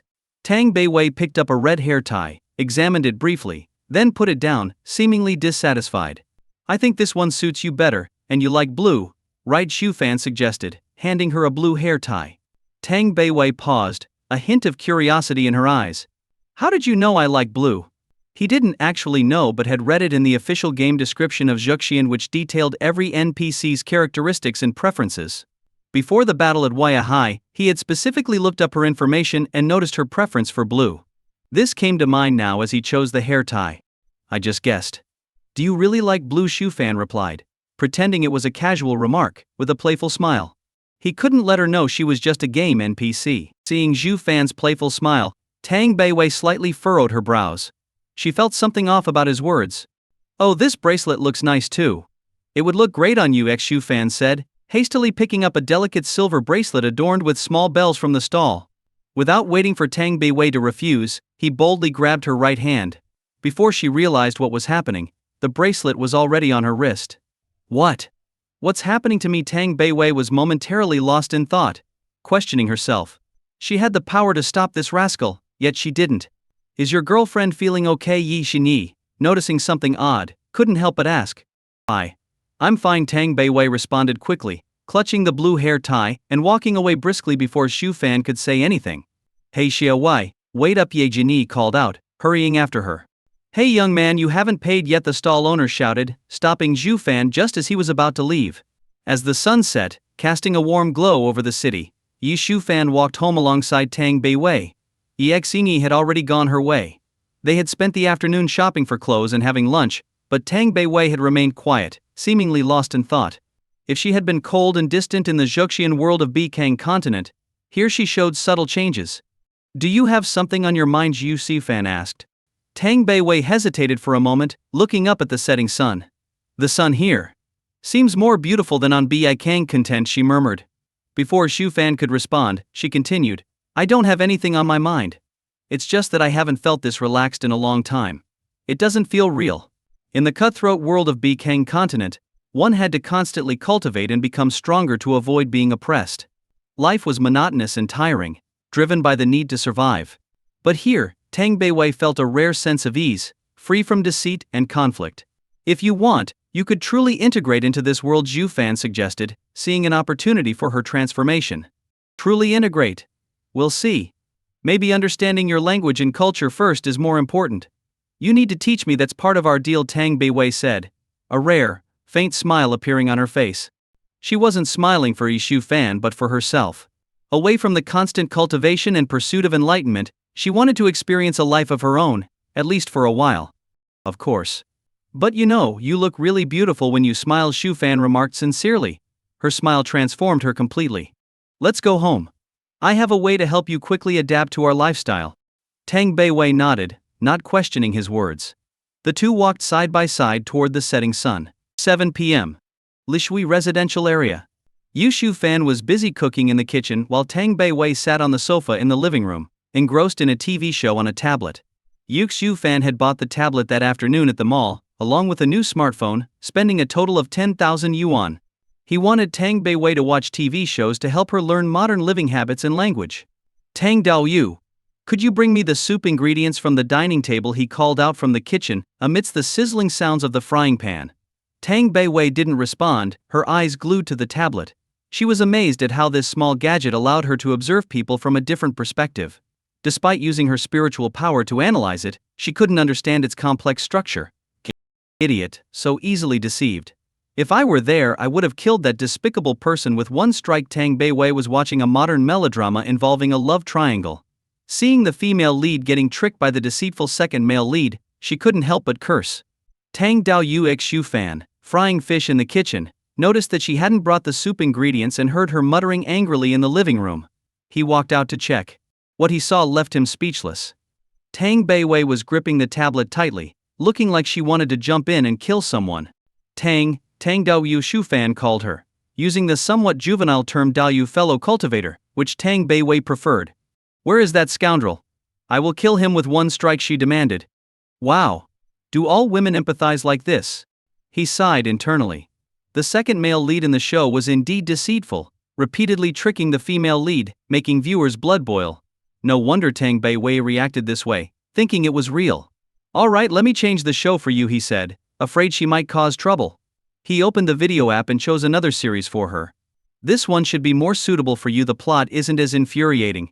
Handing the tablet back to her, He saw the title and heard her mutter, "The Three-Body Problem." The show was about the mysteries of the universe and the struggle between civilizations, somewhat similar to the rules of Bikang Continent, but set in modern times. He thought she might like it. "If you need anything, just call me. Don't do anything rash," Yu Xiu Fan advised, picking up the soup ingredients and heading back to the kitchen. "Okay," Tang Beiwei responded simply, sitting back on the sofa, eyes fixed on the tablet screen. A while later, as Tang Beiwei was deeply absorbed in the three-body problem, the phone on the sofa rang. It was Yi Xiu Fan's phone. "The sun rises in the east. Oh. The rain falls in the west. I wonder when my sweetheart will come back." The noise from the old kitchen exhaust fan was too loud, and the phone rang for nearly half a minute without anyone answering.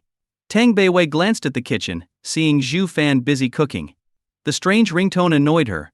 Picking up the phone, she saw it was a video call on WeChat. "I think he pressed here last time," she recalled Xu Fan pressing the green button earlier. Curious, she hesitated for a few seconds before pressing the green button. The video connected, and both parties were stunned. "Oh, young lady. Who are you?" The middle-aged woman on the other side, with short hair and a weathered face, was shocked to see Tang Beiwei's stunning appearance. "Who are you?" Tang Beiwei asked calmly, raising an eyebrow.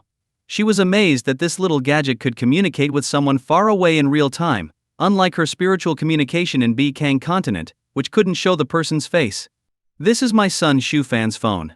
Did I dial the wrong number?" The middle-aged woman was puzzled, double-checking the WeChat contact. It was indeed her son's phone, but the caller was an unbelievably beautiful young woman. Could it be that Xu Fan had found a girlfriend without telling the family? But she doubted it since she knew her son well. As the two women tried to figure out each other's identities, Yi Xu Fan emerged from the kitchen with 2 plates, calling out, "Tang Daoyu, tonight we're having sweet and sour ribs and braised fish. You'll love it." He froze in place, his smile fading as he saw the scene. "Oh my God!" Xu Fan rarely cursed, but this time he couldn't help it. He quickly put down the plates, rushed over like a madman, snatched the phone from Tang Beiwei, and forced a smile at the screen, showing his mastery of facial expressions. "Mom, I was just..." Before he could explain, the woman on the other end sternly asked, "Who was that young girl just now?" Caught off guard, he stammered, "A friend, just a colleague." "A friend?" his mother questioned, knowing her son too well to believe him. "Are you dating someone?" she asked. Realizing he couldn't hide it, he pretended to admit, "Mom, at my age, it's normal to have a girlfriend." He was afraid she might think he was involved in something shady. His mother sighed, "It's fine if you have a girlfriend. But how did you get such a beautiful one?" Tang Beiwei's stunning looks were natural, enhanced by years of cultivation, unlike those achieved with makeup and filters. "Mom, you make it sound like I'm not good enough," Xu Fan complained, recalling that he used to be quite popular in school.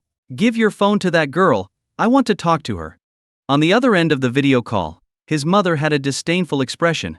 Ever since Yu Fan bought his parents smartphones a few years ago, they became obsessed with them. They now spent their days watching short videos and playing games, getting even better at it than him. However, life in the countryside wasn't as bustling as in the city. Besides using their phones to kill time, what else could they do? "Mom, wait a moment." She went to the restroom. Saying this, Yi Xiu Fan ended the video call. Taoist Tang. "No, sister, can you do me a favor?" Suddenly he looked at Tang Beiwei beside him, his eyes filled with pleading. "What is it? Who was that just now? Can you pretend to be my girlfriend?" "Girlfriend? My Taoist partner." Tang Beiwei was stunned, then angrily said, "Ridiculous. You want me to be your Taoist partner?" If anyone had dared say this to her back on the Bikang Continent, they would have been obliterated in the next second. Telling her, a supreme demonic cultivator, to be a Taoist partner was utterly absurd. Yi Xiu Fan quickly explained, "It's just pretend, only for a moment. Even if it's fake, it's unacceptable. If people knew, how would I maintain my reputation on the Bikang Continent?" She refused coldly, not even considering it. Because of a kiss from this idiot, her Tao heart had been unsettled. And now he dared to bring this up? Seeing her refusal, Yi Xiu Fan sighed and explained, "Taoist Tang, you said we are in a cooperative relationship now." Tang Beiwei was at a loss for words because she had indeed said that. She also felt like she had changed. She used to be silent and reserved, not showing much emotion. Now, she talked more and her emotions fluctuated. There was a calm joy, and a subtle worry. In the demonic path with dozens of sects, everyone feared her and flattered her. No one dared to say no. But Tang Beiwei understood that they were just putting on a show. Now, she found herself willing to engage more with things. Was it because of her interactions with this guy? The thought flashed through her mind. She felt confused and somewhat reluctant to believe it. Fine. But I'm only pretending. It's just to deal with my mom, not a life or death battle. Seeing her reluctant agreement, Yu Xiu Fan breathed a sigh of relief, otherwise he would be in trouble. The WeChat video call was reconnected. Look, here's your future daughter-in-law. The two of them sat side by side on the living room sofa, and Yu Fan turned the camera towards Tang Beiwei. Perhaps because she hadn't seen clearly before, his mom now looked carefully, scrutinizing the girl seriously. Girl? What's your name? Introduce yourself to Auntie. Initially disdainful, his mom now couldn't hide her pleased smile upon confirming this was her son's girlfriend. My mom is asking your name. Just say hello in your name, then find an excuse to leave. Yi Shu Fan whispered a reminder, worried that she might say something weird and scare his mom. Also, make your expression a bit smarter. Don't just look so cold. Yi Shu Fan saw that she still had that icy demeanor and reminded her once more. Tang Beiwei ignored his words, raising her eyes to the phone screen, where the same short-haired middle-aged woman appeared, now with an undisguisable smile on her face. Hello, Auntie. My name is Tang Beiwei. Tang Beiwei repeated Shu Fan's words in a calm tone. Sis, can you make your tone and expression a bit more relaxed? Yi Shu Fan watched with cold sweat running down his back, quietly reminding her. This didn't look like a girlfriend meeting her boyfriend's parents. Her expression seemed more suited for slapping someone. Tang Beiwei frowned, and gave him an unfriendly look. The next second, Yu Fan heard her voice in his mind, don't push your luck. I'm already trying very hard to say it nicely. Seeing Zhu Fan imitate a soft expression while speaking, she couldn't replicate it. After all, she was a supreme demonic cultivator, not someone who easily showed tender emotions. Can't you at least make your tone sound more natural? Just add a bit of emotion. Yi Shu Fan was speechless. He had seen her smile faintly during the day, but now it looked like she was owed money. Alright. I'll try. Tang Beiwei finally agreed, staring at the screen silently, trying to muster some emotion. His mom? Seeing her lips part slightly, wanting to speak but stopping herself, she couldn't get the words out. This is infuriating. Having to lower herself just to meet someone else. In the past, others worshipped her, but now she had to put on an act for a mere mortal. This girl must be shy, right? It's okay, Auntie understands. His mom, being experienced, guessed the reason when she saw Tang Beiwei's hesitation. After all, it's natural to be nervous when meeting the parents for the first time. So, Beiwei, what do you do for work? Are you a colleague of our Xiao Fan? Seeing how pretty Tang Beiwei was, his mom started asking questions, worried her son might be deceived. Yu Fan, sitting beside her, quickly whispered, say you work in an office, and relax your expression a bit more. I work in an office. Tang Beiwei softened her voice, making it sound gentler. Office work, huh? Auntie has heard of that. It's like what old Wang's second daughter does next door, right? That's nice. And Auntie can tell you're a kind and good-natured girl. This almost made Xu Fan spit out blood. Kind and good-natured? Where did she see that? He feared what might come next if they kept talking. Mom. It's getting late, we'll hang up now. Seeing Tang Beiwei's expression becoming more serious, Yu Xu Fan was about to end the call when suddenly, she said. You're sick. Seriously. Yu Xu Fan couldn't hold it anymore and quickly ended the video call. After ending the call, Yu Xu Fan turned to her, his face serious and voice agitated. Taoist Tang, what's with you?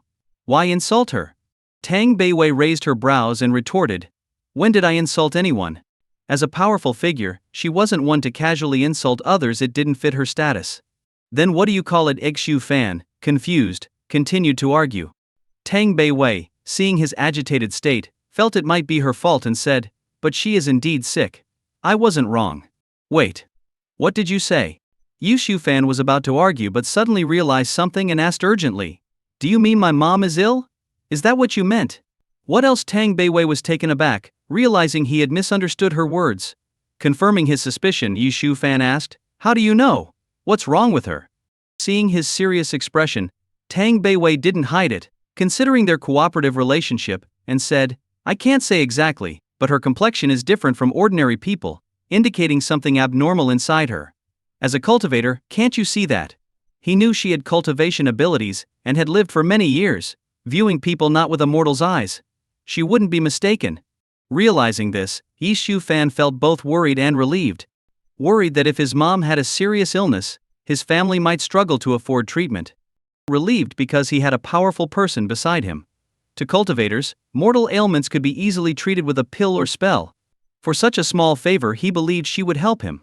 So, is my mom's illness serious? Zhu Fan asked with concern. Without seeing her, I can't be sure. But from her appearance, it seems to be in the early stages, not too serious yet. Hearing this, Yu Shu Fan felt a bit more at ease. It seemed he would need to take her back home in a few days. Let's eat first, the food's getting cold. Yu Fan suddenly remembered the soup cooking in the kitchen and rushed back. At the small dining table, there were a few simple dishes. Sweet and sour ribs, braised fish, vegetables and loach soup. Tang Beiwei sat opposite Zhu Fan, looking at the dishes that smelled and looked good. Different from anything on the Bikang continent. I must say, you mortals put a lot of effort into food. She picked up a piece of braised fish, tasted it, and couldn't help but praise. Maybe it's just that I'm a good cook. But I'm curious. How did you make this? The taste was vastly different from the dishes she had eaten centuries ago. It's simple, really. I used soy sauce, MSG, chicken essence. Yi Shu Fan started explaining, but she didn't understand any of it. By the way, do you want to check out the night market later? You seemed distracted during the day. Perhaps out of gratitude for pointing out his mom's illness, Zhu Fan now invited her out. Normally he would prefer she didn't go out, fearing she might cause trouble. 8 p.m. After dinner, Yi Shu Fan suggested taking Tang Beiwei out to explore the night market. The last time they stayed in a hotel, they were mistakenly caught in a police raid, and it was too late to see much. Now that it was still early, he wanted to take her to the cultural square in Shanghai City. He wanted her to experience human culture and life. Yi Shu Fan also had another thought in mind. He sensed that she didn't reject life in this world. If he could help her integrate into society and become a modern person, the danger she posed would significantly decrease. Even though most of Tang Beiwei's powers were suppressed, she could unseal them at any time, though she would be repelled back to her original world by the laws of the universe. With her cultivation level, she could flatten Shanghai City, or even destroy half of Blue Star before leaving. For now, his goal was to change her worldview, gradually instilling a modern mindset. Taoist Tang, how long does it take to change clothes? Yi Shu Fan lay on the sofa, hands behind his head, looking at the closed door. Changing clothes was his suggestion. Not only was she stunningly beautiful with a figure that rivaled international models, but her long, shapely legs could captivate any man. Wearing her usual attire might attract too much attention. Just as he finished speaking, the door creaked open, and a figure slowly emerged. Tang Beiwei was dressed in a light blue hanfu, with a top and skirt. Her smooth long hair was pinned up with hairpins, looking like a classical beauty. What are you staring at? Tang Beiwei noticed Yi Shu Fan's gaze and snapped in annoyance. Nothing. Nothing. It seems our world's clothes suit you well. Yi Shu Fan quickly looked away, offering a compliment. Since she liked traditional attire, he had bought 2 sets of hanfu during their mall trip. Although slightly different from the styles of the Bikang continent, the differences were minor. Many girls wore hanfu at night markets, so it wouldn't stand out. Where are you planning to take me? Tang Beiwei didn't argue much and asked without much interest. Somewhere lively, but you must stay close to me, not a step away. Though they had gone out during the day, he reminded her again for safety. As you say, Tang Beiwei replied calmly. They didn't leave until almost 8:30. Perhaps because it was already autumn, and the weather was cooler. The elderly usually seen dancing or playing chess in the community were nowhere to be found. This suited Shu Fan just fine, as he didn't want to attract any unnecessary attention while walking with a beautiful young woman. As they reached the road, Yu Shu Fan took out his phone to call a ride. Suddenly, Tang Beiwei scoffed, "Your magical conveyances are so weak. Why not just fly?" Before he could react, she summoned a floating sword with a mere thought. Yi Shu Fan panicked, quickly stopping her and making sure no one saw. Seeing his agitation, Tang Beiwei remembered not to use magic casually, and put the sword away. Yi Shu Fan sighed in relief. Taoist Tang, let's not be hasty, alright? Ask me first if you want to do something. Okay, Tang Beiwei responded nonchalantly. Also, we need to change how we address each other. When there's no one around, we can call each other Taoist, but in public, I can't call you by your full name, right? Then what do you suggest? Tang Beiwei frowned. Yi Shu Fan's eyes twinkled with mischief. How about this? When there are people around, I'll call you Xiao Wei, and you call me Xiao Fan. Before he could finish, A chill ran down his spine as he noticed her icy stare. He thought she'd refuse and scold him since calling a supreme demonic cultivator by a cute nickname seemed absurd. To his surprise, she replied, "As you wish, it's just a name." They waited for a while until their ride arrived. Yu Shu Fan got into the back seat and patted the seat beside him. "Come on, get in." The driver glanced at them curiously, especially at Tang Beiwei, dressed in hanfu and looking quite stern. Okay, Tang Beiwei hesitated briefly before getting in. Driver, to the cultural square. With the door closed, Yi Shu Fan smiled and greeted the driver. Sure. The driver just kept his thoughts to himself, understanding that young people had their ways. After all, everyone was young once. The car drove through the night in Jianghai City. In this city with millions of people, one car was just a drop in the ocean. Tang Beiwei gazed out the window at the passing scenes, feeling like the thousands of years she spent cultivating had slipped away just as quickly. Mortal lives were short, but they lived happily. Cultivators had long lives but were often lonely. And she was the latter. Strange. Why am I feeling so sentimental today? Tang Beiwei sighed inwardly and stopped thinking about those worries. Throughout the ride she wanted to speak, but every time she looked at Zhu Fan, he gave her a warning look as if telling her not to talk. 20 minutes later, the car stopped by the roadside. Zhu Fan got out first and saw that she was still sitting inside. He called to her, "We're here, get out." Okay, Tang Beiwei replied calmly, and got out. She looked around at her surroundings. Unlike their previous neighborhood, this huge square could accommodate thousands of people. The nearby snack street was lit up with neon signs of various colors, and the sidewalks were crowded with people. Some were just getting off work, some were couples out for a stroll, and others were groups of friends having fun. You mortals really enjoy lively places. It was Tang Beiwei's first time seeing such a bustling place, filled with people and constant noise. Rather than lively, it's more that there's just too many people and nowhere else to go. I know a place that sells really good milk tea. Let me treat you to a cup. Zhu Fan smiled. Milk tea. Tang Beiwei was unfamiliar with the term. You'll understand when you try it. Girls usually like it. Yi Shu Fan knew explaining too much was pointless. They walked to a crosswalk and had to wait for the light to change. Why have we stopped? Tang Beiwei noticed everyone around, including Zhu Fan, standing still and looking at their phones, playing videos. One of the phones said, "Watch closely, this man is called Xiao Shuai." The remark caught a few glances, but no one paid much attention. "Shh. Don't talk," Zhu Fan whispered a reminder. At that moment, everyone's attention was drawn to an elderly woman who had fallen on the sidewalk, spilling 2 baskets of bagged soy milk. She tried to get up but seemed to have hurt her joints and couldn't manage it. Tang Beiwei noticed many people passing by or hesitating but not helping. She turned to Zhu Fan, who had also seen the scene but seemed unwilling to intervene. "The light's green, let's go." Yi Shu Fan started to move, but she stood still, watching the old woman. "What's wrong?" he asked. Tang Beiwei waited for a few minutes, during which the light changed twice. Before speaking, "I'm curious about something." "What is it?" "In Kang continent, people help each other. But here you seem indifferent." Tang Beiwei was puzzled. As a supreme demonic cultivator, she wasn't one to pity mortals, but she didn't understand their behavior. She had traveled many places and seen much of the world's ways. But here, no one helped a fallen elder despite many people around. Yi Shu Fan seemed to understand and sighed. "I'd like to help, but I can't afford the risk." He had won nearly 50,000 yuan earlier but still couldn't take the gamble. Helping costs money. Tang Beiwei was surprised. Some people fake falls to extort money from those who help them. If you help, they might accuse you of causing the fall and demand compensation. Yu Fan explained. Such things happen. Tang Beiwei had never encountered this on Kang continent. Misunderstandings were resolved immediately, often physically. He thought explaining the risks would dissuade her, but she unexpectedly said, "I want to help. If money is needed, you will pay." She wasn't motivated by kindness but by curiosity about the extortion process. Before he could react, she was already approaching the old woman. He hurriedly called after her, "Don't help. I can't afford it." The busy sidewalk was filled with people avoiding the fallen woman as if she were invisible. While the old woman struggled alone, a tall young woman in hanfu came to her aid. Tang Beiwei calmly helped the woman up and seated her on a nearby bench. "Thank you, dear. My legs aren't what they used to be and I slipped." The old woman was visibly in pain and trembling, her face showing more age and weariness. She stood silently, puzzled. "Wasn't this supposed to be a trick? How much money do you need?" she asked flatly. Her expression froze, words stuck in her throat, her eyes showing more sadness than before.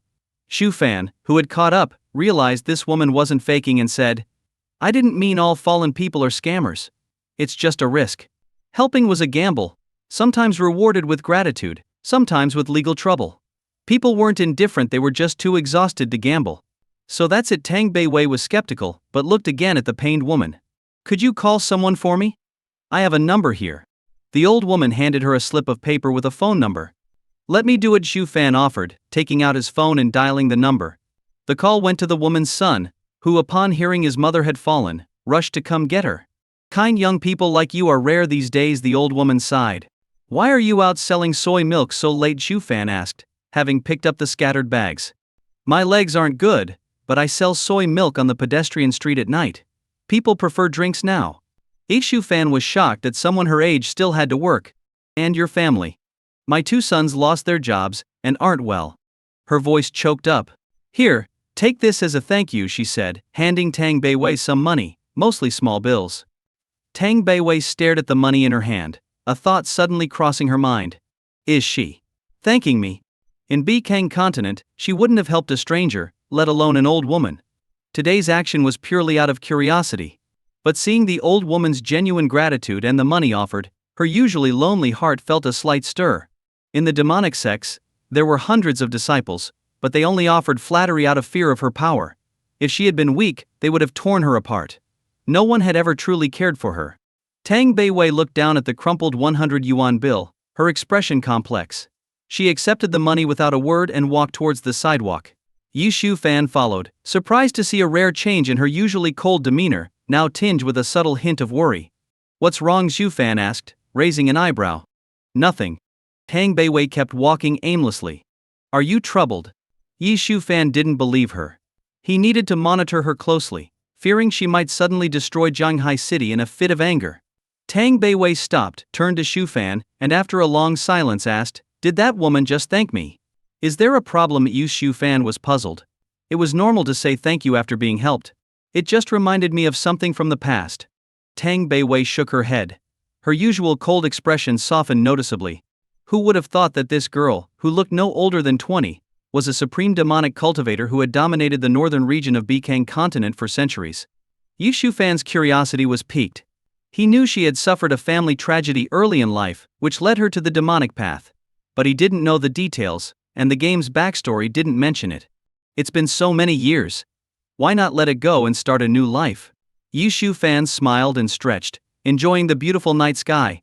Tang Beiwei's eyes grew more complicated, and she sighed softly. "Indeed, it's been many years. So long that I've almost forgotten my original name." "Original name? So you weren't always called Tang Beiwei?" Xu Fan was shocked. "What does it matter to you?" Tang Beiwei snapped. "All right, if you don't want to talk about it, that's fine." He walked ahead without calling her. Tang Beiwei didn't mind. She looked at the wrinkled bill in her hand, sighed, and released a faint glow from her fingertips that landed on the old woman. Then she followed Xu Fan. Next to the cultural square was a large mall, adjacent to a bustling snack street.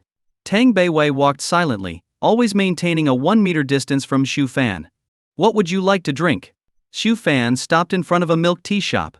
A sign advertised fresh lemon tea for 6 yuan a cup. Tang Beiwei didn't respond, but Xu Fan seemed to understand her thoughts. "Let me order for you. You wouldn't understand the menu. Bikang continent had many spiritual fruits but no lemons or passion fruits." Explaining it to her would be futile. They entered the small milk tea shop, where a song played on loop. "Hello, what can I get for you?" the sweet-looking girl at the counter asked, her hair in twin ponytails. "Let me see. I'll have an Oreo milk tea and a lemon tea for her." "Who are you hitting?" Tang Beiwei asked, misunderstanding the term lemon tea. "Nothing. My girlfriend is just joking." Xu Fan smiled awkwardly. 5 minutes later, they left the shop with their drinks. Xu Fan sipped his milk tea, while Tang Beiwei shook her lemon tea. "This smells like orange spirit fruit." As she was about to taste it, they heard barking. A brown poodle darted from the crowd, barking at Tang Beiwei. "Is this a dog?" She frowned, examining the creature. "Yes, it's a poodle, a popular pet here. Who lets their dog run loose?" Xu Fan wondered, annoyed that the dog wasn't leashed. A pet. Tang Beiwei was intrigued. As she bent to examine the dog, it suddenly lifted its leg and peed near her foot, Realizing the seriousness, Yu Shu Fan kicked the dog away. It yelped, drawing attention. Hey, are you crazy? Why kick my dog? A young couple, both in their 20s, rushed over. The woman, wearing glasses, looked angry. In public, your dog should be leashed. Shu Fan snapped back. My dog doesn't bite. What gives you the right to kick it? The woman yelled, her face red with anger. Yu Shu Fan listened to the woman's angry rant, her voice loud enough to draw a crowd. He no longer felt like being polite and responded coldly. There are clear regulations in this city that all dogs must be leashed. And how do you know your dog doesn't bite? Can you understand its thoughts? You. The woman's eyes reddened with frustration, especially after hearing his sarcastic remark. She pointed at Shu Fan and started shouting hysterically. Seeing his girlfriend being bullied, the tall guy stepped forward, grabbed Shu Fan's collar, and shouted angrily, "Say that again, if you dare. Apologize to my girlfriend right now." By now a crowd had gathered, completely surrounding them, but no one stepped in to intervene. Instead, most people took out their phones to record the scene. Seeing Shu Fan being bullied, Tang Beiwei frowned. She wanted to intervene but noticed Shu Fan signaling her not to act rashly. Shu Fan wasn't afraid of the taller guy. Physically, he was even a bit stronger. Wow. Not leashing your dog and letting it bark at my girlfriend. I should have kicked it harder. Shu Fan sneered, aiming his words at the couple. The tall guy couldn't hold back his anger any longer. Say that again, I dare you. Just as Shu Fan was about to repeat himself, a fist flew out of nowhere, and the tall guy was knocked to the ground. I didn't use any magic, just a simple punch. He'll be fine. Tang Beiwei's voice echoed in Shu Fan's mind. Damn. This girl is strong. That was brutal. How can such a delicate girl knock a man down with one punch? The crowd started whispering, their eyes fixed on the girl in Hanfu. You people. The woman with glasses finally reacted, seeing her boyfriend lying on the ground, bruised and dazed. Good job. I've had enough of these people who don't leash their dogs. Yes, well done. Last time, an unleashed dog almost bit my son. These people need to be taught a lesson. Instead of calling the police, the crowd applauded, cheering for Tang Beiwei's actions. The woman with glasses felt utterly humiliated. Not only was her dog nearly kicked to death, but her boyfriend was also beaten up. She quickly helped him up and left without another word, fearing online backlash if she reported the incident. Hey, can we not be so impulsive? Shu Fan pulled Tang Beiwei aside once the crowd had dispersed, feeling both amused and exasperated. He was confident the guy wouldn't dare hit him, as it would result in compensation. But Tang Beiwei had acted first. And, you're a girl. You should be mindful of your image. That punch was really not ladylike. Thinking about how she knocked the guy down with a single punch, he couldn't believe this was the same supreme demonic cultivator. Not ladylike? I don't see the problem. Besides, sparing his life was a mercy. Tang Beiwei replied calmly. And using fists feels more real than using magic. Fine, whatever you say. The recent incident had drawn too much attention, and people were already taking photos. Shu Fan decided to take a different route, leading Tang Beiwei to an older commercial street. This street was much quieter compared to the bustling cultural square. As they walked, Shu Fan slowed down, his attention caught by a small shop. Do you want to try some spicy hot pot? You can't find this in Bikang continent. Tang Beiwei looked where Shu Fan pointed and smelled the unique aroma. She remembered the delicious beef soup from the morning and nodded, curious to try this new dish. Seeing her nod, they entered the small hot pot shop, which had only 6 or 7 tables. Boss, how much for these?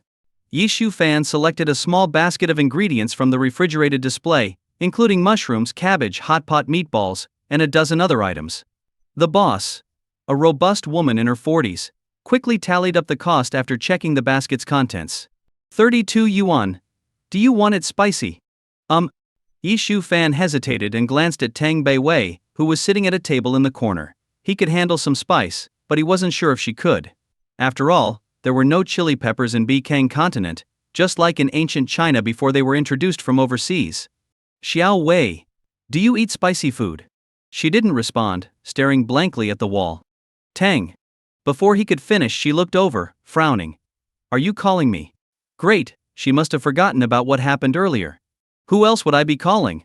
A ghost, Shu Fan retorted. Do you eat chili peppers? He could ask for no spice, but then it wouldn't be proper hot pot. It was better to get her opinion. Chili peppers? Sure, I don't mind.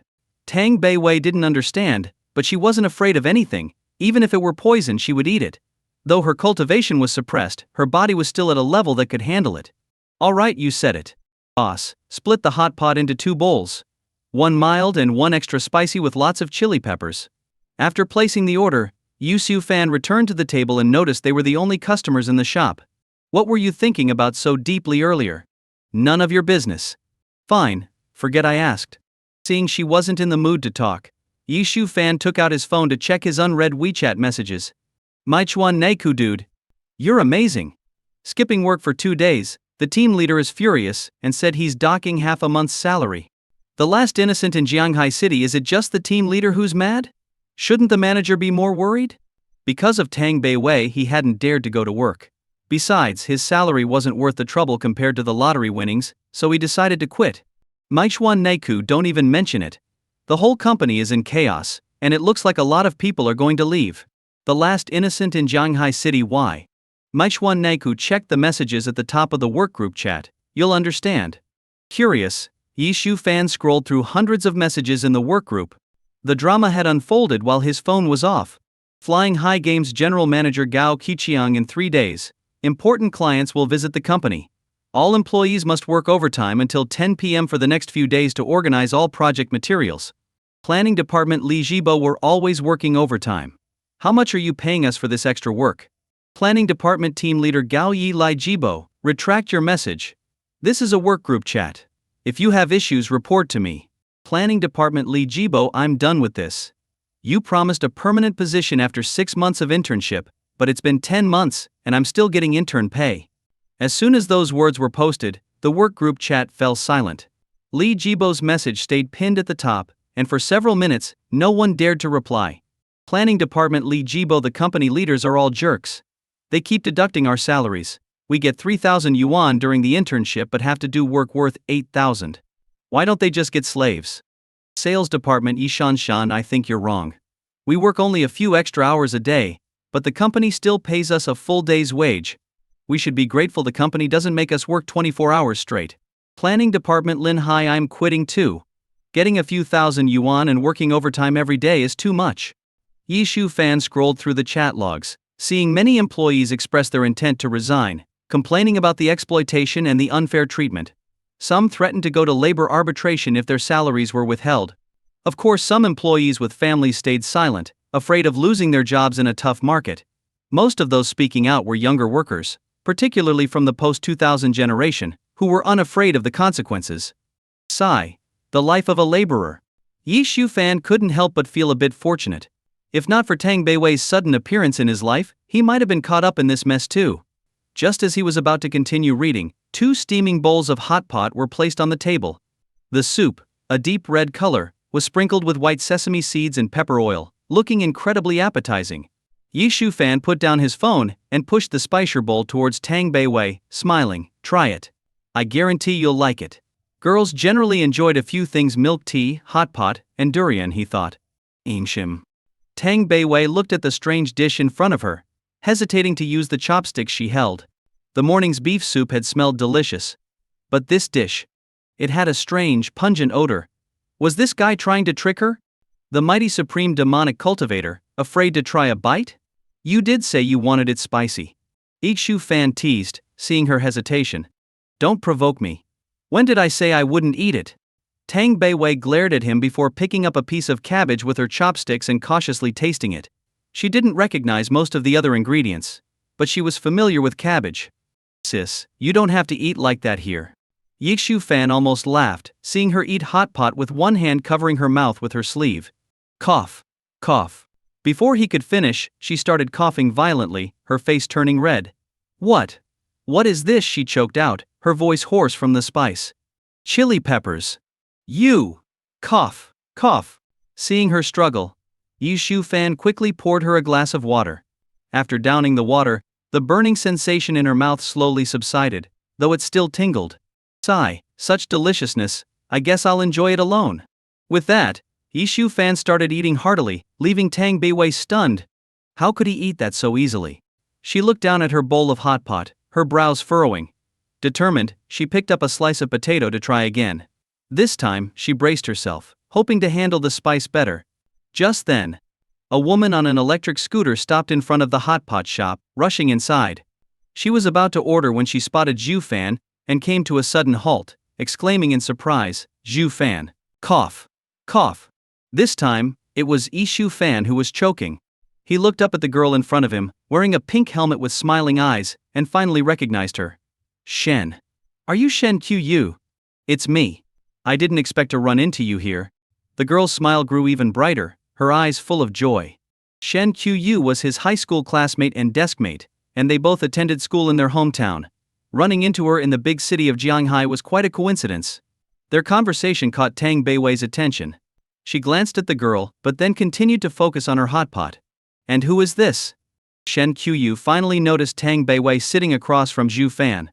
She was dressed in hanfu with delicate features, looking like a figure straight out of a painting. Zhu Fan felt awkward, his face turning red. To be honest, Shen Qiu had been his high school crush, but it was just a crush. After they went to different universities, they lost contact, and his youthful infatuation faded. "I'm his wife." Both of them looked at Tang Beiwei, who maintained a calm expression, as if she hadn't just dropped a bombshell. Zhu Fan was the most shocked, because he knew her personality well. She would avoid speaking if she could. Previously, getting her to pretend to be his partner was like pulling teeth, and now she was claiming to be his wife? Shen Qiu's smile stiffened, and she looked awkward. "So, you got married early," I thought. The atmosphere grew incredibly awkward. Shen Qiu guessed that a man and woman eating together late at night must have a special relationship. Zhu Fan tried to explain, but Shen Qiu cut him off. "I shouldn't intrude. My friend is waiting for me to bring back the hot pot." With that, she headed to the refrigerated display to select her ingredients, not looking back. "Taoist Tang, what are you doing?" Zhu Fan whispered angrily once they were alone. "I sense that this girl has feelings for you. To prevent your Tao heart from being clouded and forming inner demons, I helped you." "Wow. Your logic is truly mind-blowing." Zhu Fan was speechless. This woman was unbelievable. Even though he no longer had feelings for Shen Qiu, it was awkward to meet an old classmate under such circumstances. "Did I do something wrong?" Tang Beiwei raised an eyebrow. "No. You did it perfectly. So perfectly it makes my scalp tingle." A while later, Shen Qiu, carrying her packed hot pot, walked past them without stopping. Zhu Fan called out, "Qiu." She hesitated, clenched her fists, and turned back, her eyes showing a flicker of hope. "Does he still want something from me, even though he's married?" Shen Qiu wondered, knowing she had missed her chance years ago. "Is there something you need?" She hoped he would say it was a joke, that they weren't really married. "Actually, it's nothing major. It's just, a few years ago, your brother borrowed 500 yuan from me. I haven't been able to find him. Can you ask him about it?" Shen Qiu was stunned for a moment, not expecting Zhu Fan to say that. Was she overthinking things? "My brother, he." As she spoke, Shen Qiu's expression turned sad, and her smile faded. "It's okay, if your brother is in trouble, just forget I mentioned it," Zhu Fan said, scratching his head. In fact, Zhu Fan didn't know Shen Qiu's brother very well. They attended the same university, and her brother was a senior. 3 years ago, Zhu Fan had lent him 500 yuan, because he said he had an urgent need, and might not be able to repay it soon. Since Zhu Fan knew Shen Qiu, he hadn't thought much of it. Later he heard her brother had dropped out, and they lost contact. Meeting Shen Qiu today, he took the opportunity to ask about it. Shen Qiu sighed, shaking her head. "My brother has been staying at home since he fell ill a few years ago. As for that 500 yuan, I'll repay it on his behalf. I'm really sorry." Zhu Fan was taken aback. He almost thought he had heard wrong. Shen Lin was sick. No wonder he dropped out of school. The illness seemed quite serious. Seeing Shen Qiu take out her phone to transfer the money, Zhu Fan quickly stopped her, saying, "No need, it's not much. Let's just consider it my help for your brother." "But what illness does Shen Lin have? What has kept him sick for so long?" Zhu Fan asked curiously. "It's a rare disease that causes his bones to calcify. He can't walk normally anymore." As she spoke, Shen Qiu's tone changed. She had 3 siblings, but most of her and her sister's earnings were spent on her brother's medical expenses over the past few years. "It's been tough, but we've managed to get through it." "I see." Zhu Fan nodded. Such rare diseases were indeed difficult to treat. Shen Qiu still wanted to repay the 500 yuan, not wanting to owe anyone a favor, but Zhu Fan kept refusing. she had to give up and thanked him several times. Since she had stopped by to pick up some hot pot for her friend, she had to leave quickly before it got cold. She rode off on her electric scooter, disappearing into the night. You seem quite concerned about that girl, Tang Beiwei suddenly remarked when Xu Fan returned to the table. It's just nostalgia, human connections. You wouldn't understand. Yi Xu Fan smiled slightly, not bothering to explain further. Human connections. Tang Beiwei mumbled as she stared at her empty bowl of hot pot. Then she added, "But you owe me a favor." "When did I owe you a favor?" He was completely puzzled. "I cast a regeneration spell on that girl. When she contacts her sick brother, it will activate." "Isn't that a favor?" Tang Beiwei replied calmly. Really? This was the second time tonight that Tang Beiwei had left him speechless. Given her unusual background, he hadn't planned on dragging her around to treat people's illnesses. There were countless sick people in the world, it wasn't feasible to help them all. But now, she had voluntarily helped, which was quite a surprise. "You seem willing to help others," Yi Xu Fan suddenly realized.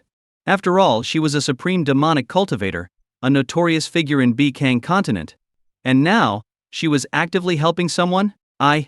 Tang Beiwei was at a loss for words, her expression becoming complex. "What is happening to me?" She suddenly felt confused. Helping that mortal earlier wasn't something Xu Fan had asked for, nor had he even mentioned it. Yet, she did it voluntarily. What was happening to her? "Forget it, let's go." Yi Xu Fan glanced at the shop owner not far away, noticing she seemed to be listening to their conversation. Maybe the earlier talk with Shen Qiyu had caught her attention. When they left the hot pot shop, it was already 10 p.m. There were fewer pedestrians in the old street area, and they walked side by side in silence for a while. Yi Xu Fan could sense that this woman was changing. It was as if someone who had been lonely for millennia was slowly opening her heart to this world, accepting everything in it. In Bikang continent, everyone lived in constant conflict and strife. But in modern society, while some people might be poor and struggle, at least everyone could survive and have enough to eat, and thus smile more often. "Do you feel like you've changed since coming to this world?" Yi Xu Fan suddenly asked. Tang Beiwei stopped walking and slowly looked up at the starry sky, answering with a cold laugh, "Since being abandoned by them, when have I ever been myself?" "Abandoned? Abandoned?" Yi Xu Fan was taken aback, not understanding what she meant. He was about to ask further when he noticed her gaze fixed on something in the distance. "That's a pet shop," Xu Fan explained, following her line of sight. "Pet shop?" Tang Beiwei repeated. "It's a place where they sell spirit beasts." Yi Xu Fan sighed. She didn't understand anything and he had to translate everything into terms she could grasp. "I see." Tang Beiwei understood and scanned the shop with her spiritual sense, finding it full of cats, unlike any she had seen before in terms of appearance, fur color and eyes. "You don't want to go in, do you?" Yi Xu Fan guessed, seeing her hesitation. "Is there something wrong with that? Or are the spirit beasts inside very expensive?" Tang Beiwei raised an eyebrow. In her experience, tameable spirit beasts were usually costly, at least in Bikang continent. She was curious to see what made these spirit beasts different in this world. "There's nothing wrong with it. If you want to go in, I'll accompany you. As for the price, yes, they can be quite expensive." After thinking for a moment, Yi Xu Fan replied. Most of the cats in the pet shop weren't common street cats but bred purebreds. Some could cost over 10,000 yuan, and even the cheaper ones were several hundred. As they stepped into the pet shop, they saw dozens of cats in the display windows, of various breeds. There were short-haired cats, ragdolls, Persians, Scottish folds, and a few domestic cats. Stray cats were common, so few people went out of their way to buy one. Looking to buy a pet, handsome. The shop owner, a woman in her 30s dressed in a red cheongsam, smiled warmly as she saw them enter.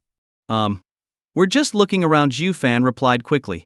He was worried Tang Beiwei might say something about spirit pets or magical beasts, making others think she had a split personality. "Sure, take your time and see if you like anything." The shop owner, an ordinary-looking but charming woman, continued with a smile. While they talked, Tang Beiwei had already wandered over to the display window, curiously observing the cats. What strange eyes! She marveled at a cat with sea blue eyes. Though she had seen countless magical beasts, they all possessed spiritual power and had to cultivate to stand out. But this cat, with no spiritual power, had such striking features. "Does this spirit pet have a name?" "Spirit pet. Pret?" The shop owner was momentarily stunned by Tang Beiwei's calm remark. However, she quickly recovered, knowing that money talks. Maybe it's just the current trend for traditional styles. Sigh, I'm getting old. Back in the day, I was quite the beauty, smart and loved by everyone, with so many suitors, she thought to herself while walking over with a bit of a swagger. Yi Shufan noticed this and took a deep breath, feeling a sense of unease. He didn't want Tang Beiwei to act strangely again. Quickly stepping up to Tang Beiwei's side, Yi Shufan asked the shop owner, "What breed is this cat? It looks pretty unique." The shop owner, still a few steps away, glanced in the direction Shufan was pointing. Her expression paused momentarily. "Oh, that's just a Chinese domestic cat with heterochromia. The price isn't much different because of its eyes. If you want it, it's 900 yuan. It's had all its shots and is guaranteed healthy." Shufan felt relieved. Just 900 yuan, not a fortune. Even if it were thousands, if Tang Beiwei wanted it, he'd pay. He could always buy more lottery tickets later. He turned to Tang Beiwei, his eyes asking, "Do you want it? This cat feels special. It seems more intelligent than the others," Tang Beiwei said, gently stroking the cat with deep blue eyes. The kitten was very calm, lifting its front paws while keeping its back legs steady, arching its back. It closed its eyes, purring contentedly, as Tang Beiwei stroked it. "Boss, I'll transfer the money through WeChat. Let's sign the contract," Shufan said. The transaction was completed quickly. They signed a 1-week health guarantee contract for the Chinese domestic cat with heterochromia, including a voucher for a detailed bath. Before leaving, Yi Shufan used the bath voucher and bought a cat carrier and a large amount of cat food, spending another 500 to 600 yuan. As they left, Tang Beiwei cradled the freshly groomed cat in one arm, playing with it with her other hand. Despite her perpetually cold expression, her eyes showed rare signs of emotion. Beside her, Yi Shufan carried a bunch of items, his arms trembling slightly from the weight, with a strained, bitter smile on his face. As they walked, the night grew later, and the crowd thinned, mostly young couples strolling about. The surrounding buildings were lit up with neon lights, and a gentle breeze blew, attempting to dissipate the lingering summer heat. Everything seemed perfect for the two of them to be alone. "Xiao Wei, what are you going to name the cat?" "We're almost home," Shufan asked curiously. They had forgotten to ask the pet shop owner for a name, so he figured Tang Beiwei might as well choose one. Yi Shufan's thoughts drifted to his family back home and the old dog, Ah Huang, that his father raised. Ah Huang had been with him since high school, always enthusiastically greeting him during his visits home. Yi Shufan fondly remembered feeding it his mom's homemade sausages, which Ah Huang devoured happily. A smile appeared on Yi Shufan's face, but then he remembered what Tang Beiwei had said earlier about his mother's illness. Although it was in the early stages and not visible to the naked eye, it was still a ticking time bomb. His smile faded, replaced by a somber expression. "This job won't last much longer. I should resign soon and go home. I need Tang Beiwei to treat my mom. I wonder how Shen Chuyu's brother is doing," he thought, lost in worry. Tang Beiwei, stroking the cat, considered Shufan's question seriously. After a few seconds she seemed to remember something happy, and a slight smile appeared but quickly vanished, replaced by her usual calm expression. "Xiao Fan, why not just call it Little Cat? You said this spirit pet is just an ordinary cat, right? And it has a special name." She paused, trying to recall what the shop owner had said. "Chinese domestic heterochromia cat. Yes, that's it. Little Cat is a Chinese domestic heterochromia cat," Tang Beiwei confirmed, gently scratching the cat's head, making it purr contentedly in her lap. Around them, a few men cast envious glances, wishing they could be in the cat's place. But if looks could kill, mortals couldn't accomplish such things. In response, Tang Beiwei sensed the hidden glances and coldly glared back. Several tiny bursts of spiritual light emanated from her, causing a few men nearby to cry out in pain. Yufan, noticing the commotion, saw a few burly men stumbling, having twisted their ankles. It seemed odd. But he didn't dwell on it. Lishui community, in a rented apartment. Thud. The sound of heavy items hitting the floor. "Finally, we're back. Next time we won't go so far." Wu Xu Fan panted, a bit sweaty and uncomfortable. Tang Beiwei rolled her eyes, plopping down on the sofa and placing the cat on her soft, white thighs. "You're weak without your cultivation. It was just a few blocks," she remarked. "Weak? Maybe a bit. But enduring hardship is part of the path to enlightenment," Xu Fan said cheerfully. He grabbed some clean clothes and headed to the bathroom. Soon, the sound of running water could be heard from the bathroom. Steam filled the room, making the frosted glass door even more opaque. "Seeking the path to enlightenment. So that's what you're after. This world indeed has some peculiarities," Tang Beiwei mused, then turned her attention to the bags of cat food on the floor. Taoist, how do you open this cat food? She asked, using her transmission technique. Yi Shu Fan, pondering how to hire a cleaning service to clean the bathroom, heard her. Used to such interruptions by now, he thought for a moment. He remembered buying 2 types of cat food, one in a plastic bag and the other in cans. Wait until I get out. I'll show you, he responded. All right, Tang Beiwei replied simply. A few moments later, Yi Shu Fan emerged from the bathroom, feeling refreshed despite his still damp hair. He toweled off as he walked over to Tang Beiwei. It's simple. See the notch on the plastic bag? Just hold it with both hands and tear it open, he instructed, demonstrating. I see, Tang Beiwei said, raising an eyebrow. She easily tore open the cat food bag, took a small amount, and placed it in front of the kitten. The kitten's eyes lit up as it began licking the food from Tang Beiwei's hand. As for the canned cat food, there's a pull tab on the top. Just pull it open, Zhu Fan continued, handing her a can and then picking up the pet food bowl to show her step by step how to care for a pet. Perhaps because she was new to pet care, Tang Beiwei seemed interested and didn't mind the hassle. Seeing her engrossed in feeding the kitten, Yi Shu Fan quietly stepped away and sat down in a chair, picking up his phone to browse local short videos. It was 11 p.m., and many interesting new videos had been uploaded. Within half an hour, a video had quickly shot to the top of the local trending list, already amassing millions of views and sparking numerous debates. Yi Shu Fan clicked on it. His expression grew darker as he watched. The video depicted the incident from earlier that evening at the cultural square, where a dog owner had not leashed their pet. Someone in the crowd had captured the scene and posted it online, causing an uproar. The comments were divided into 2 camps. One side, the extreme pet lovers, vehemently criticized Zhu Fan for kicking the unleashed dog, using seemingly righteous but twisted arguments, as if dogs were a higher priority than humans. The other side applauded his actions, wishing for all troublesome stray dogs to be eradicated for the safety of humans. Zhu Fan sighed, thinking people really had too much time on their hands. That such trivial news could go viral was absurd. He mused that many people were likely struggling with basic needs yet remained engrossed in online drama. With a mischievous smile, Yi Shu Fan left a comment, siding with those who were glad the dog had been kicked. Whose long-legged empress is this? An unleashed dog is a stray dog, and a stray dog causing trouble is a menace. It should be dealt with. Well done to the handsome guy who kicked it.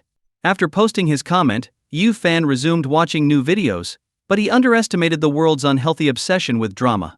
His notification count quickly reached 99. Feeling uneasy, he swallowed hard and began reading the responses. The constant notification pings attracted Tang Beiwei's attention. What's wrong, Taoist Xu? Your expression seems off, she observed. Yi Shu Fan's face grew darker as he read the comments, his expression shifting to one of deep concern and a furrowed brow. It's nothing. It's getting late. You should rest, Xu Fan said, forcing a smile. He glanced at the kitten, almost overwhelmed by Tang Beiwei's petting, and hesitated before adding, Xiao Wei, I think you should be more gentle with the kitten. It seems a bit overwhelmed, and bathing cats isn't easy. Tang Beiwei paused, looking at the kitten. It was furiously licking the food from its bowl, its fur a bit fluffed up from all the attention. She realized she might have been overdoing it. While her face remained emotionless, Yu Shu Fan could sense a change. The once heartless and cold demonic empress of Bikang continent was slowly regaining her emotions. According to the game's lore, she was originally human before falling into demonic cultivation. Her exceptional talent allowed her to rise to the title of demonic empress within 1,000 years, feared and respected across the land. A small cleansing spell can handle this. The world's guardian deity likely won't mind, Tang Beiwei remarked, casting a subtle spell. Yi Shu Fan watched as the kitten's fur immediately smoothed out, no longer fluffed up. Yi Shu Fan was slightly surprised by this. In the world of Zhuxian, his time there had been too brief to fully grasp the basic low-level spells of that world. Suddenly, an idea occurred to Yi Shu Fan, but as he thought about it, he felt a chill down his spine. Tang Beiwei was giving him a strange look, making him feel uneasy. What were you just thinking? My spiritual sense picked up a hint of something suspicious coming from you, Tang Beiwei asked, standing up. She subtly twisted her hand, causing ripples in the air. Yi Shu Fan's eyes widened, realizing this was a sign of her preparing to draw a weapon from her independent space. His mind froze, unsure of what to say to defuse the situation. His earlier reckless thought was that since Tang Beiwei could use a cleaning spell, why not have her clean the bathroom thoroughly? With her precise nano-level cleaning skills, it would be immaculate. But asking the esteemed demonic empress to do such a menial task was unthinkable. If Tang Beiwei knew what he was thinking, she might have drawn her weapon on the spot, considering it an insult. Yu Fan's mouth went dry. He quickly stood up, a flash of inspiration hitting him just in time. How about we go back to my hometown in a few days? I'm planning to quit my job anyway. Hearing this, Tang Beiwei was stunned, as if struck by lightning. She was at a loss for words, standing there dumbfounded. The ripples in her hand dissipated. Seeing this, Yu Shu Fan felt relieved. The cold sweat that had threatened to form on his back was no longer there. Xiao Wei, don't forget our agreement. We're partners, experiencing this world's peculiarities to achieve true immortality by breaking through the Zhangxian realm. Yi Shu Fan pressed on firmly. He could sense that Tang Beiwei's state of mind was shifting from cold indifference to something more open. This was a good sign. He needed her to feel the warmth and love of this world, otherwise, if she realized the harsh reality, the illusion he had built might lead to catastrophic consequences. He really was trying to save the world. If the Nobel Committee knew about this, he hoped they would give him a peace prize, or at least a hefty financial reward. His words struck Tang Beiwei like a hammer, shattering her last reservations. Her face showed a fleeting expression of emotion, and she turned away to play with the heterochromia cat. Unconsciously, her mindset had indeed changed. Although she was reluctant to admit it, it was all for the sake of achieving true immortality. It was worth it. Endure. Yu Fan relaxed, sighed in relief, and moved to the other sofa, taking off his jacket and lying down. He covered himself with a blanket, ready to sleep. Tang Beiwei would sleep in the bedroom while he slept on the living room sofa. Even though she didn't sleep but meditated, it was a necessary arrangement. After a day of running around, Yu Shu Fan was exhausted and quickly fell into a deep sleep. Tang Beiwei glanced at his handsome face as he slept, her eyes filled with complex emotions. Ultimately, her only goal was to achieve true immortality. The grudges and inner demons she had against Ju Fan had long dissolved over their time together. When I achieve true immortality, it will be time for us to part ways, Tang Beiwei whispered to herself, her lips moving slightly. The next morning, thud. Yi Shu Fan accidentally rolled off the sofa and hit the floor, waking up reluctantly. Damn, it's chilly in the early summer morning.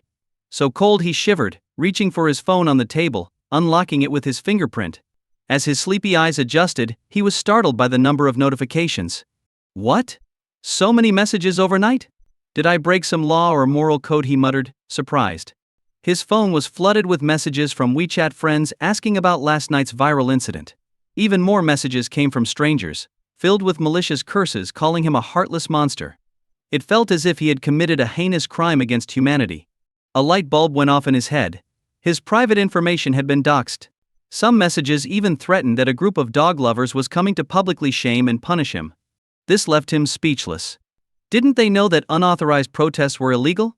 Didn't they know that unlawfully restricting someone's freedom was a crime? And doxing someone was also against the law. Maybe they should consider organizing a protest with banners, shouting slogans, and maybe even bringing boxes of razor blades to metaphorically drown him in. Well, it seems like a good time to lay low.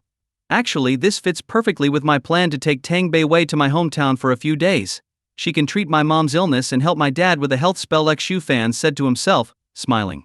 Little did he know, a group of dozens of people had gathered downstairs at Lishui Community, holding banners and a megaphone. Their faces showed tear stains as if they had cried all night. X Shu Fan of Lishui Community. For hurting humanity's best friend, you deserve to die. Oh my god. They're actually here. Looks like my home address has been leaked. What should I do? I'm so scared. Shu Fan stumbled in surprise at the sudden realization but quickly regained his composure. He grabbed his coat from the sofa and walked to the window. Peering down, he saw a large group of people causing a commotion. Lishui Community wasn't a high rise, so it wasn't hard for the sharp-eyed protesters to spot him. They started shouting, confirming his location. Seeing the mob running toward his building, Yu Shu Fan nervously swallowed. Bang. The bedroom door slammed open with a loud noise. Yu Shu Fan instinctively looked over and saw the imposing Tang Beiwei striding out. Her long legs moved gracefully, her black hair flowed, and her icy beautiful face exuded an unapproachable aura. She glanced at Zhu Fan, frowning with clear displeasure. What's going on outside? Do you owe a lot of money in this world? Her tone was cold, making the air feel sharp and chilly. Yu Shu Fan quickly shook his head and explained the situation. After hearing his explanation, Tang Beiwei thought this world was a bit sick. It seemed ridiculous to cause such a fuss over an unleashed dog. At most, it should just involve some compensation. Unless The dog's owner was powerful enough to oppress others, making it a case of human conflict rather than a dog's fault. So that's how it is. You're really unlucky. So, how do you plan to handle it? Tang Beiwei asked, her earlier fierce demeanor subdued. Yi Shufan forced a bitter smile. What else can I do? Call the police and let them handle it, unless you want to use your spells to beat them up. He was half joking, but he dialed the police, waiting for the right moment. He wanted the mob to fully gather at his door, preferably making threats that he could record as evidence for emotional distress claims later. Don't worry about them. They're just ordinary people. In this mundane world, can they really be stronger than the authorities? But Tang Beiwei's next words stunned him. If you think it's appropriate, I can make them disappear from the corridor, she said seriously. Are you joking? Zhu Fan asked, his voice trembling. It seemed the demonic empress's violent tendencies hadn't fully subsided. She was still ready to resolve conflicts with life and death battles, as she would in Kang continent.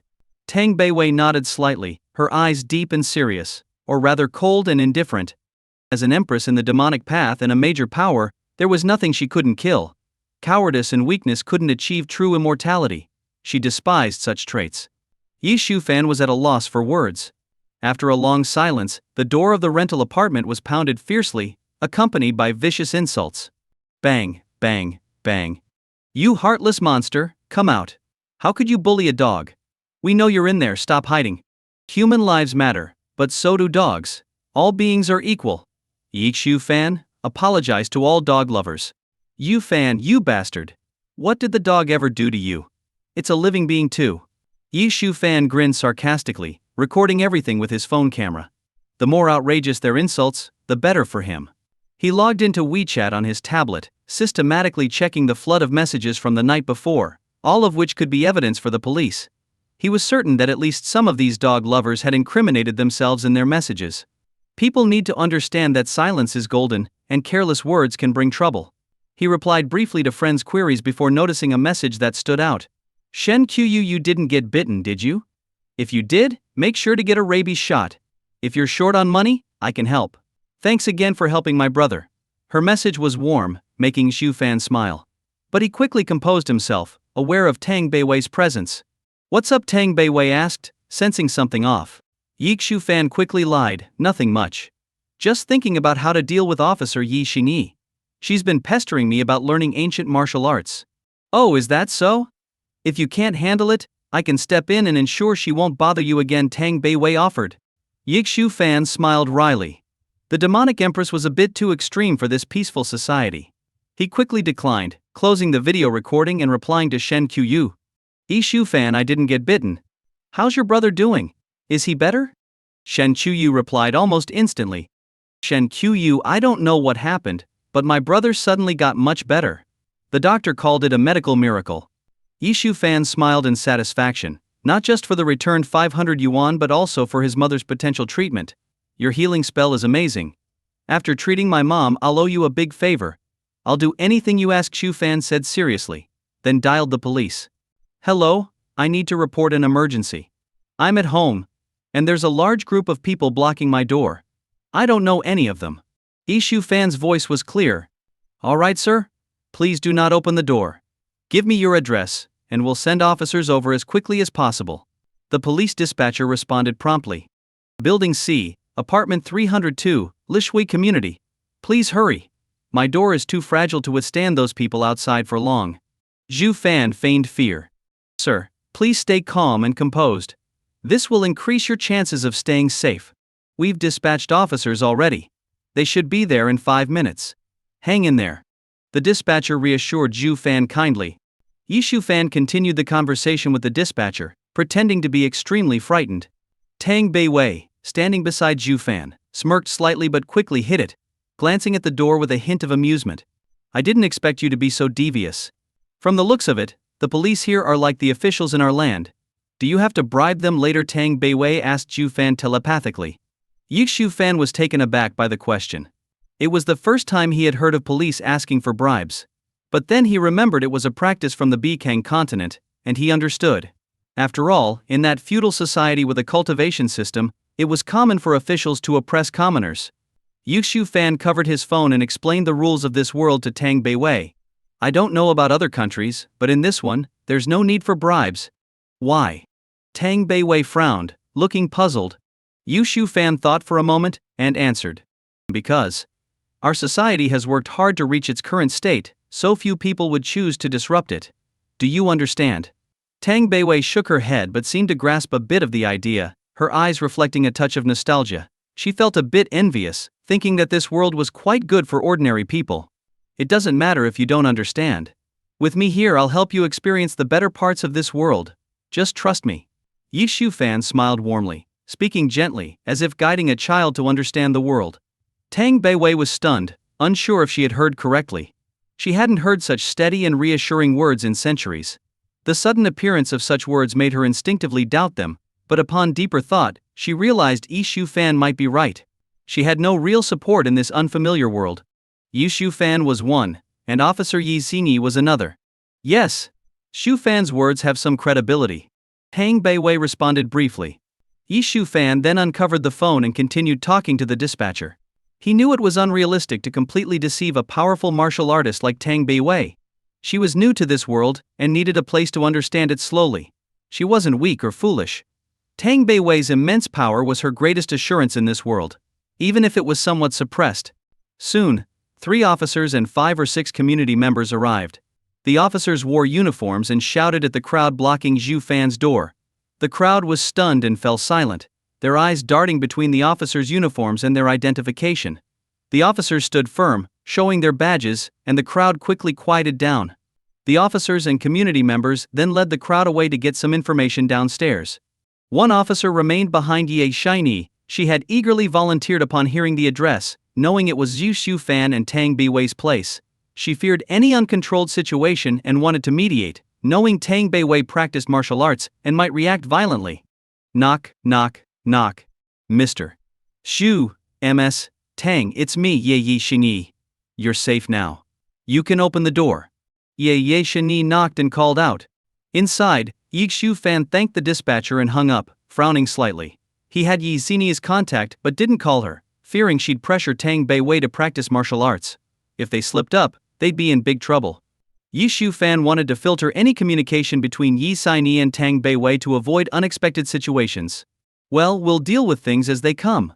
We should thank Yi Xingyi for helping out, Yi Fan said, preparing to leave with Tang Beiwei.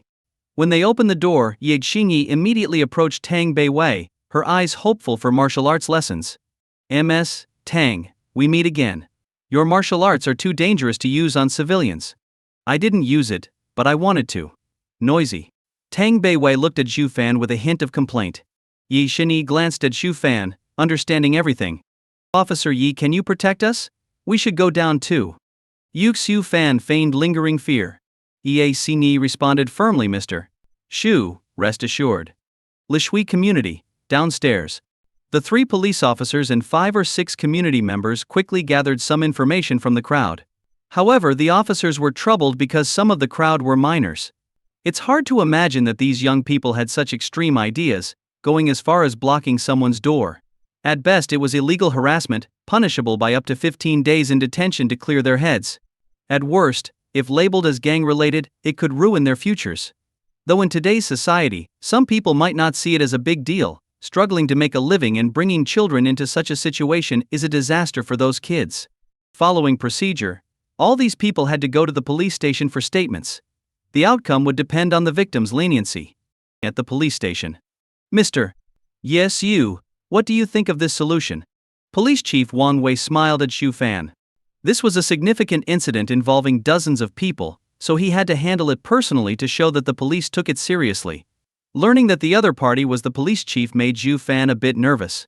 Ordinary people rarely meet high-ranking officials, with school principals often being the highest authority they encounter.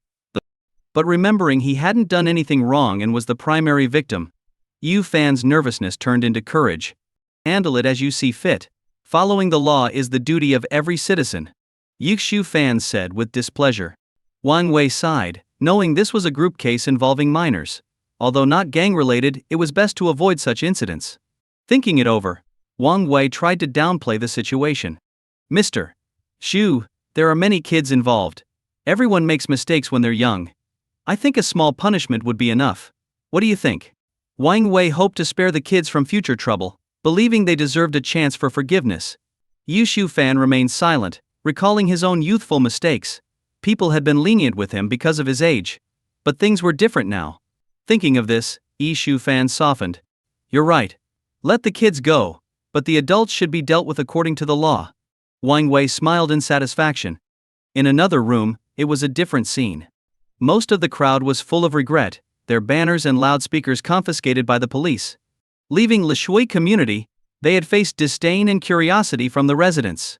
They kept expressing regret to the officers, who responded with indifference. 15 days of detention is no small matter for those with responsibilities, but some older members seemed unconcerned. They saw it as a break from their usual hardships with food, shelter, and no financial burden on their families. These older members sat comfortably, even chatting among themselves, mostly cursing Zhu Fan.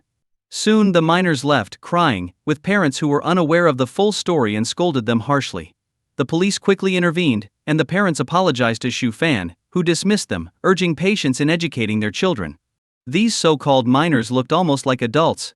Yu Shufan felt speechless, wondering how parents could let their kids get involved in such things. Turning to Wang Wei, Shufan asked, Chief Wang, I'm curious. What motivated these minors to join this? I can't figure it out. Wang Wei was also unsure but felt the kids deserved a chance for forgiveness. He looked at an officer, who left and returned with a thick file, reading some pages before finding the situation absurd. Mr. Su, this isn't standard procedure, but I think you should know to avoid similar future incidents. These kids have family issues and strong emotional attachments to their pets. Do you understand? Yi Shufan shrugged, pretending not to understand, then said casually. It sounds like they've been starved of love, treating pets as parents. This is a mental issue, they need help.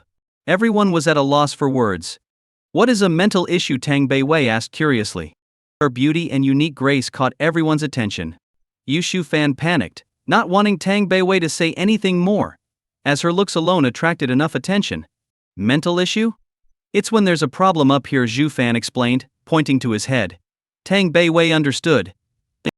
Eventually the minors left, leaving mostly middle-aged and older people. Few young people were involved. It was hard to imagine how this group had organized and had the courage to block someone's door. I think both sides just have some unnecessary conflicts. A bit of understanding might help, don't you think? After all, some of these middle-aged people might have families to support. Chief Wang Wei spoke up again. If possible, he wished this incident had never happened. It wasn't a good situation. Yu Shufan raised his eyebrows, thinking, nice try. You're trying to gradually lower my defenses and make me take the fall alone. His temper flared. After all, he had the Empress by his side, practically a walking weapon of mass destruction. If push came to shove, he wouldn't be afraid to go all out. Stirring up a big scene would surely draw attention, like the old saying, the child who cries loudest gets the candy. Chief Wang, I already let the minors go. I don't think I need any more mental understanding compensation. Yi Shufan said with obvious displeasure, clearly angry. Wang Wei pursed his lips, knowing he might have overstepped. He just wanted to turn a big issue into a small one, and a small issue into nothing. Was that so wrong? It's really tough these days. Why don't you take a look at their proposed compensation? I think it's quite a bit. Wang Wei took a thick stack of papers from another officer and handed them to Shufan. Yu Shufan accepted them with curiosity. As he read, his eyes widened in surprise. Wow! Each person offered 1,500 yuan, and with the whole group, it totaled nearly 50,000 yuan. Although it was about as much as he won from a lottery ticket, he hadn't been free from financial worries for long. Just a few minutes of signing these papers, and he'd legally get nearly 10,000 yuan. What mattered more? Momentary pride or a solid 50,000 yuan? For an ordinary person like him, it was a tough decision. Who knew how long Tang Beiwei would stay by his side? If another divine intervention happened, who knew if he'd ever see her again? Looking at the group in the holding cell, Yu Shufan thought seriously for a moment and sighed. The city was big, and chances of running into the same people again were low. But angering a bunch of mad dogs was not a good idea and might bring endless trouble. Fine. Considering the compensation, I'll let it go. Adults have it tough too, especially those who lose their minds temporarily. They should see a psychologist afterward. Zhu Fan said with a cold smile. Chief Wang Wei breathed a sigh of relief. Mediating the situation was best, avoiding future grudges and repeat visits to the police station. With the city's large population and limited police resources, They couldn't constantly handle minor disputes. Since that's settled, those who are willing to pay can proceed. Please sign here, and the money will be transferred to your bank account soon. Thank you, and sorry for the trouble. No trouble at all. We're here to serve the public. Yu Shufan and Wang Wei exchanged pleasantries. Yu Fan took the pen and began signing the stack of papers. It took a few minutes to sign over 30 papers. Yu Shufan's handwriting was clear and stylish, but his hand was sore from writing for so long. He shook his wrist to ease the pain, then handed the signed papers to Wang Wei. Wang Wei passed them to the waiting officer, who took them into the holding cell. The officer waved the stack of papers and explained the situation briefly. Those who had been anxious breathed a sigh of relief and stepped forward to collect and sign their respective documents. Soon after, Yu Shufan's phone vibrated continuously with bank notifications. In just a minute, he received 54,000 yuan. His face lit up with joy. This was easier money than winning the lottery, thanks to his clever maneuvering. With clear video evidence, malicious messages on WeChat, and the officer's bodycam footage, he could have taken them to court. Not doing so was already lenient. Soon, the cell emptied, leaving only a few lonely-looking elderly people. Yi Shufan was puzzled. Had they not offered him compensation? Chief Wang, what's going on here? Wang Wei smiled wryly and explained, these cases are a bit complicated. They're in an age gray area, so they still need to be detained for 15 days. No, I mean, why didn't they offer me compensation? Is their time really worth less than 1,500 yuan? Shufan asked, baffled. Perhaps. Such frugality isn't really necessary. Wang Wei muttered, displeased. He knew these elderly folks well enough. Some liked to stir up trouble for a free ride, seeing detention as free room and board, avoiding pension expenses. Though it seemed absurd, many people did this, like those who stayed overnight in internet cafes to save on hotel costs. Yi Shufan fell silent, unsure what to say. After a while he spoke, in that case, let them stay for 15 days. With that, Yi Shufan turned to leave with Tang Beiwei, not looking back. This was a battle between the police and the elderly. He had already compromised a lot for Chief Wang's sake. In truth, the compensation he received today was just one lottery ticket's worth of income. This thankless effort was exhausting. Afterward he planned to quit his job and move, avoiding further trouble. Exiting the police station, Yi Shufan took Tang Beiwei for a stroll around the city, enjoying the lively atmosphere. They returned to their apartment late at night. But Zhu Fan's expression was still not good. Salty Eggman, my goodness. This girl is stunningly beautiful and incredibly strong. If she encounters bad guys, it's the bad guys who should be afraid. Climbing wall hibiscus. Nowadays, young girls are tougher than guys from the past. They can walk long distances with ease, leaving a pervert like me far behind. Dominating CEO choked. Who is she? How does she possess such strength? I want all her information within a second. Centennial agreement no matter. I will take action. We shouldn't stay here any longer, it's time to leave. Yi Shufan spoke gravely. He stared at his phone screen, seeing all kinds of posts that made him anxious. The incident at the police station had spread online, but instead of calming things down as he had hoped, it attracted a lot of attention from netizens. His previous incident with the unleashed dog was still fermenting online, but the focus had shifted. Some people who disliked unleashed dogs noticed something unusual in the trending video from yesterday. If a video of a girl punching out a guy was hot, then a seemingly delicate beauty easily taking down a muscular tough guy was even more sensational. It seemed like a scripted short film, but the fact that the police confirmed it gave it an official credibility, making it even more viral. In no time, countless netizens started new threads, speculating about how such a beautiful woman like Tang Beiwei could possess such fearsome skills. Within a short time, the previous hot topic of the unleashed dog incident was replaced. This is the power of the internet: rapid dissemination and swift updates. It's hard to believe that someone who trained for just 2.5 years could remain a long-lasting meme in the online world. Yu Shufan had mixed feelings. He was glad that the internet's attention shifted away from him. Even those who placed dogs above people diverted their focus to Tang Beiwei's beauty. But he was worried because Tang Beiwei didn't have official identification, making her vulnerable to scrutiny. Xia Wei, I think. We need to move our plan forward. Yi Shufan said to Tang Beiwei, probing her reaction. After all, returning home alone to see his parents would be meaningless and might even lead to him being kicked out again. Tang Beiwei, who had just returned to the room to pet the cat, stiffened, her body freezing for a moment. Though she had agreed to the plan earlier, her eyes showed complex emotions. Oh, I see. So, when do we leave? Tang Beiwei asked casually. Tomorrow morning. The sooner the better. Things will calm down eventually, and we can avoid the spotlight. Zhu Fan lay back on the sofa, typing quickly on his phone. Within seconds, he had booked first-class tickets back to his hometown. His hometown was far away, but it was familiar and welcoming. He hadn't been back for over a year since his last semester at school and starting work. He missed his family and Huang dearly. The next morning, Yu Shu Fan was awakened by his alarm.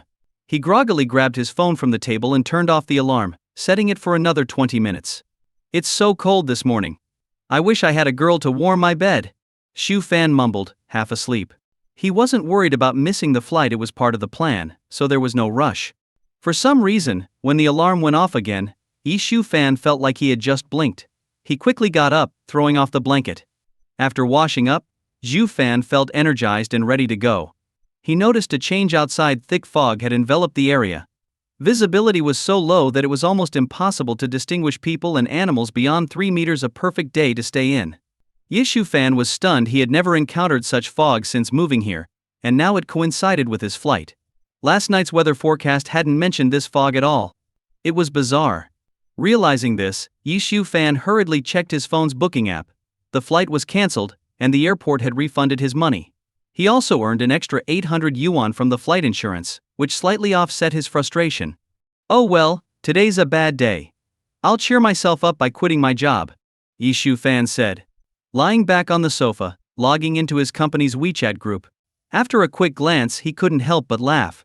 The company's traditional tactic of painting big cakes was at play again. Boss Gao Qiqiang had changed his title in the group chat to something odd. Never mind. It was a usual occurrence. The higher-ups didn't do much but loved changing titles and adding strange positions. Boss, everyone knows our situation isn't great, so we must learn from wolves surviving the harsh winter. Boss, I'm voluntarily reducing my salary by 2/3 to help the company through these tough times. I hope you all join me. Boss, I hope you understand. Once the company recovers, there will be great rewards for those who stand by me. Planning Department Head Gao Yi. Everyone responding to the highest management's call. I also volunteered to lead my team in a salary reduction. I'll take a 60% cut, and my team 40%.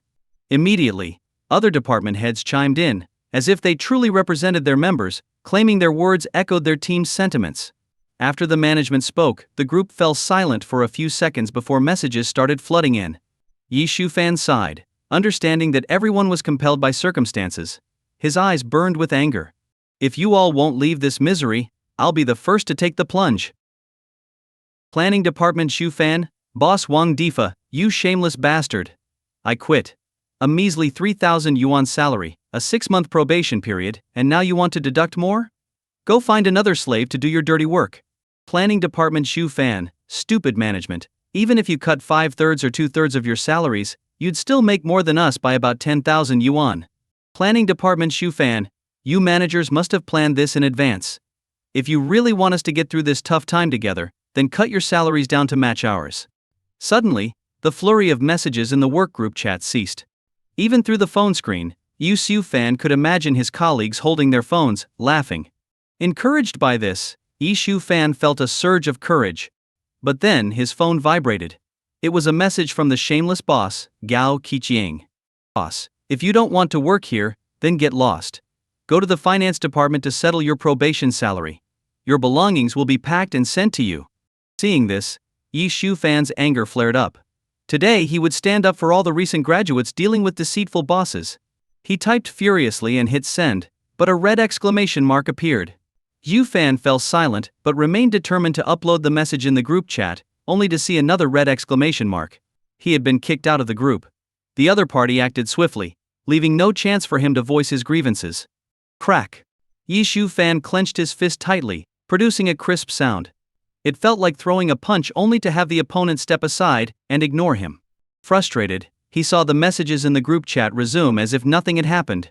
His messages were deleted, and no one continued his stand. Feeling bitter, he went to the finance department. The manager handed him a paltry 500 yuan, saying it was for the month's salary after deducting for leave, claiming it showed the company's care. They emphasized understanding the company's difficulties and being grateful. Yi Shu Fan fell silent again, took the money, and tried to respond with another message. only to see another red exclamation mark. At that moment, Yushu Fan's remaining patience snapped. If that's how it is, you leave me no choice. Let's see if you're stronger or if the labor department is. Yushu Fan muttered angrily, taking screenshots of the group chat. He had been wary from the start, keeping a folder of evidence on his phone. After organizing the evidence, he sent it all to the local labor department. Feeling a sense of relief and anticipation, he waited. Even if he didn't get compensation, he hoped to cause trouble for Gao Qiqiang. What could a dime a dozen internet company do? Even if someone caused trouble, he had nothing to fear. He had the Empress Tang Beiwei's protection. No one could harm him. If they tried, they'd lose. As he thought this, the bedroom door opened. Tang Beiwei, dressed in a new blue and white jacket and a knee-length butterfly skirt, walked out, exuding a cool, energetic vibe like a snow plum blossom on a mountain peak. She was breathtaking, yet her aura kept people at a respectful distance. Yushu Fan couldn't look away until Tang Beiwei's voice brought him back to reality. Zhu Fan, have you seen enough? Her voice was cold and clear. Ah, no, not yet. His response earned a dangerous glare from Tang Beiwei, making him hastily add, it's foggy today. The airport won't have any flights. We'll have to wait until tomorrow or the day after. Airplanes? Airports. Yushu Fan assumed Tang Beiwei didn't understand and started to explain. An airplane is. An airport is. But Tang Beiwei interrupted, I know. I've seen it in the show you showed me on the tablet.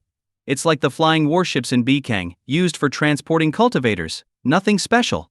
She spoke disdainfully. In her world, flying warships could tear through space, enabling fast travel, far superior to mortal iron birds. Yushu Fan nodded, acknowledging her words. Internally, he marveled at her quick learning. Soon, Tang Beiwei would fully understand the modern world and be able to live well even without him. This realization filled Zhu Fan with an inexplicable sense of loss. He should be happy to be rid of a dangerous person constantly threatening his life. Tang Beiwei nearly lashed out at the people who had harassed them at their door, but he had managed to stop her, preventing a bloodbath. Actually, this foggy weather is perfect. If you're in a hurry to get home, I could fly you there with my sword. Just guide me, and I'll create a protective space for you. It'll be quick. Tang Beiwei suggested, summoning her sword with a flick of her hand. Really? I thought you were suppressed by this world's strange laws. Can you still maintain such power? Yushu Fan raised an eyebrow, pretending to be skeptical to gauge her true strength. Don't be ridiculous. You were a mid-level giant in the Bikang continent, and now you doubt me. Tang Beiwei rolled her eyes, exasperated. Yushu Fan couldn't think of a retort and awkwardly laughed. If that's the case, let's do as you suggest. But during the flight, you need to create a fog array to shield us from prying eyes, or there will be trouble. You think I'm stupid? Hearing this, Tang Beiwei's expression turned serious. She believed that maintaining vigilance was essential. The mortals in this world had built such a brilliant civilization, which suggested that the cultivators behind the scenes must be incredibly powerful. She marveled at their strength. To have planned and influenced events for thousands of years without any flaws was a level of subtlety and influence she couldn't match.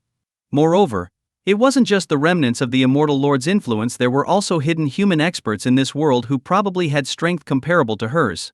However, the powerful cultivators of this world were constrained by the means left behind by the immortal lord and had to wait for the right moment to emerge.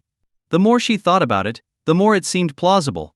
For a moment, she began to look forward to what she called the revival era, a golden age to come. It doesn't seem like it. All right then, let's head to the town near my hometown. I can't go back empty-handed. I remember there was a fruit shop in town that sold fruits quickly transported from the south. And my home is... Yushu Fan continued talking, pulling up the online map on his phone and discussing it with Tang Beiwei, who quickly understood their destination. By the way, what about your cat? What are you planning to do with it? Xu Fan asked curiously, having not seen the cat since waking up. It's in a separate space. I can't just leave it at home to fend for itself. I have to take responsibility. Tang Beiwei said, then waved her hand, opening the large window in the room, which led to an old-style balcony without any burglar bars. All right, get ready. Let's go. With that, the two of them turned into a streak of gray light and flew out of the apartment. 2,000 miles away, just half a meter above the ground of a town. When Xu Fan came to his senses, he realized that he and Tang Beiwei had arrived in the town near his hometown. Yixu Fan's feet touched the ground, his eyes filled with amazement. What's wrong? Can't handle it? Tang Beiwei asked with a hint of amusement, enjoying seeing Zhu Fan out of his element. No, you're overthinking it. It's just that my mortal body couldn't react in time. My mind is very clear. With that, Yu Shu Fan started walking, and Tang Bei Wei, with a mischievous glint in her eyes, followed closely. The town, nestled between mountains and plains, had a population of nearly 10,000. It was economically vibrant, thanks to a highway that ran through it. The weather was bright, with clouds filling the blue sky, unlike the foggy city they had left. Walking down the street, the striking duo naturally attracted attention. Most people's eyes were on Tang Bei Wei, showing surprise and admiration. Some people looked at Yi Shu Fan with envy, a few even with expressions of disappointment, as if their sister had just gotten married. Yi Shu Fan soon found the fruit shop he vaguely remembered, though it had been a year since he last saw it. He was stunned by the sight. There were now 5 or 6 fruit shops on the same street, all filled with a variety of fruits. Each shop owner looked anxious and confused, almost like former professional beggars from the developed southern regions. The original fruit shop had transformed into a large stall, but the owner's eyes were the clearest among the competitors, even showing a hint of arrogance. In front of his stall was a sign that read, "Last day 40% off clearance sale with clean, attractive fruits displayed," attracting many buyers. Yu Shu Fan was puzzled by the changes. After a while, happy customers left with their purchases, and the owner's arrogant demeanor became more pronounced, directed at his fellow shopkeepers. Those he glanced at showed restrained anger and frustration. Yu Shu Fan approached the stall, eyeing the durians, which were large and seemingly expensive, hence left unsold. "Hey, how much for the durians?" Yu Shu Fan asked with a smile, trying to strike up a conversation to learn more about the situation. 120 yuan per kilogram. The owner, smoking a cigarette, replied casually, seemingly unconcerned about the high price. Yi Shu Fan was shocked but kept smiling, swaying slightly, and jokingly asked, "Is this durian made of gold on the outside, or the stinky flesh inside?" The owner chuckled, then seriously explained, "Look around, where else can you find durians? Only I have them here. We're in the northern inland, far from the fruit production areas down south. Even with the highway, transportation costs are high. You think it's expensive? I think the wholesale price is too high." Yu Shu Fan understood the logic and saw no flaw in it. Thinking about his bank balance, with 50,000 yuan from the lottery and another 50,000 from the compensation, he felt confident. "It's been a while since I went home. I should bring something nice." With that thought, Yi Shu Fan said, "All right, pick one for me?" "Sure." The owner got up and selected a good-looking durian from the stall, patting it to check its firmness. "Is it guaranteed to be ripe?" The fruit stand owner chuckled, "Come on. You think I'd sell you an unripe durian?" Yi Shu Fan's smile faded, replaced by a serious expression. "I asked you, is this durian ripe?" The atmosphere grew tense. The owner's casual smile disappeared as he realized something, his expression hardening. "Listen, kid, don't get cocky. If you're here to cause trouble, get lost. But if you're serious about buying durian, then decide whether you want it or not." Yi Shu Fan laughed lightly. "Hey boss, young people are supposed to be a bit cocky. And relax, I do want the durian. If it's ripe, I'll buy it." He walked around the stand to the owner's side, pausing before asking with a smile, "But what if it's not ripe?" The owner snorted, "If it's not ripe, I'll eat it myself."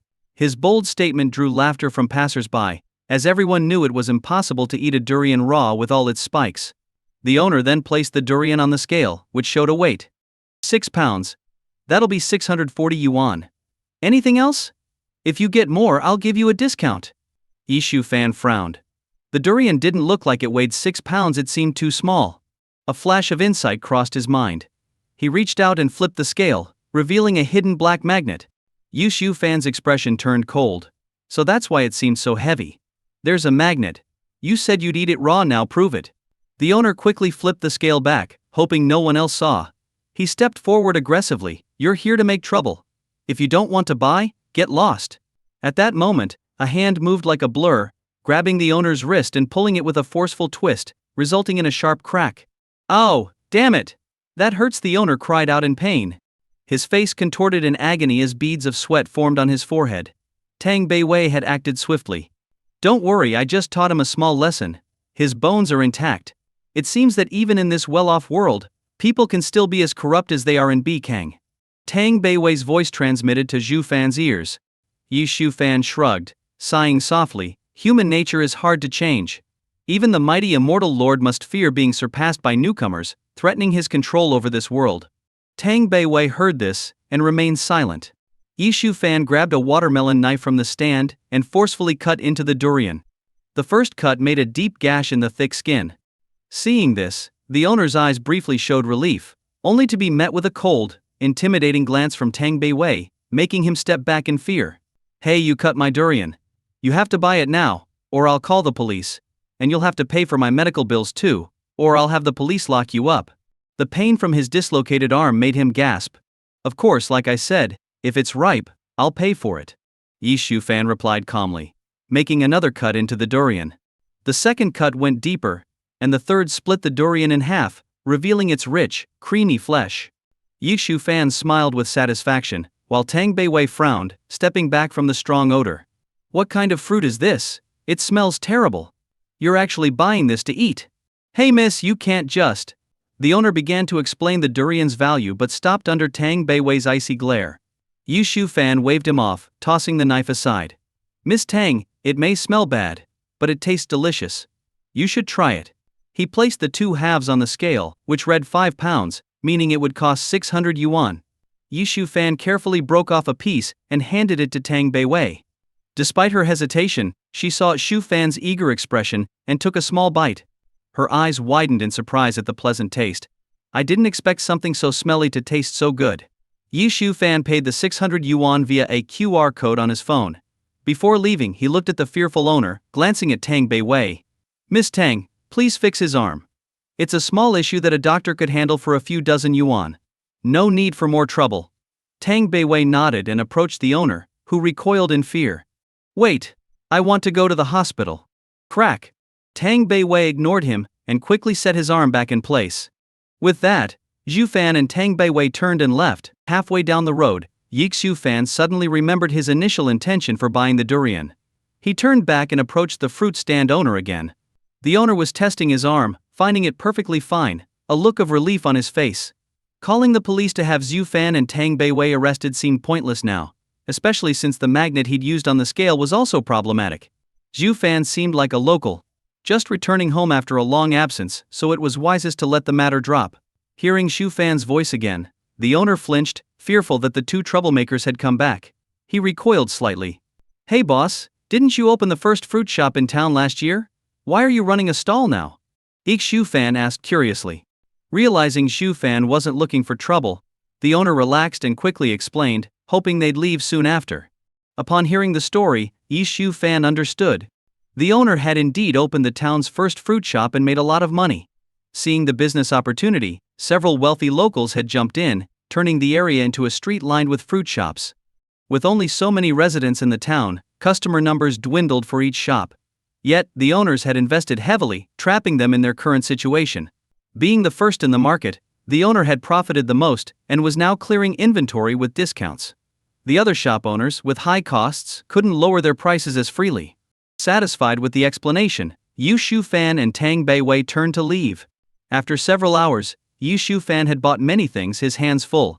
He decided to hire a van that made trips between villages. All set, driver. Take us to Tuanji village. Yi Shufan said as he placed the last item in the trunk and took the front passenger seat, buckling his seatbelt. Tang Beiwei sat in the back seat. All right, sir. Miss, please buckle up, and we'll be on our way. The rough-looking driver said. Seeing Tang Beiwei's hesitation, Yi Shufan realized the issue and gently guided her. It's the black strap on your right. Pull it over and click it into the red slot on your left. Oh, got it. Tang Beiwei said, following his instructions and buckling up. The driver raised an eyebrow but said nothing about the odd behavior. Sorry about that. My girlfriend is from the mountains and a bit reserved, so she doesn't know much about these things. I see. They say beautiful women rarely come from the mountains, but that doesn't seem true. The driver remarked, starting the van. Tuanji village was about 20 miles away. Thanks to significant infrastructure investments, asphalt roads now connected the county, town, and villages. The roads, though winding, were excellent for this mountainous region. As they drove, Yi Shufan gazed at the surrounding mountains and endless roads, feeling nostalgic. He remembered the long, arduous walks to school and the unsafe environment rife with gang conflicts, now all in the past. The transformation over the years had been remarkable. Lost in thought, he heard Tang Beiwei's familiar voice. Yushu fan, the spiritual energy in these mountains is much richer than in the city, but it's still very thin. What a pity. Yushu fan sent a message on his phone to the tablet in Tang Beiwei's bag. What's a pity? Feeling the tablet vibrate, Tang Beiwei used her mental power to read the message and replied telepathically.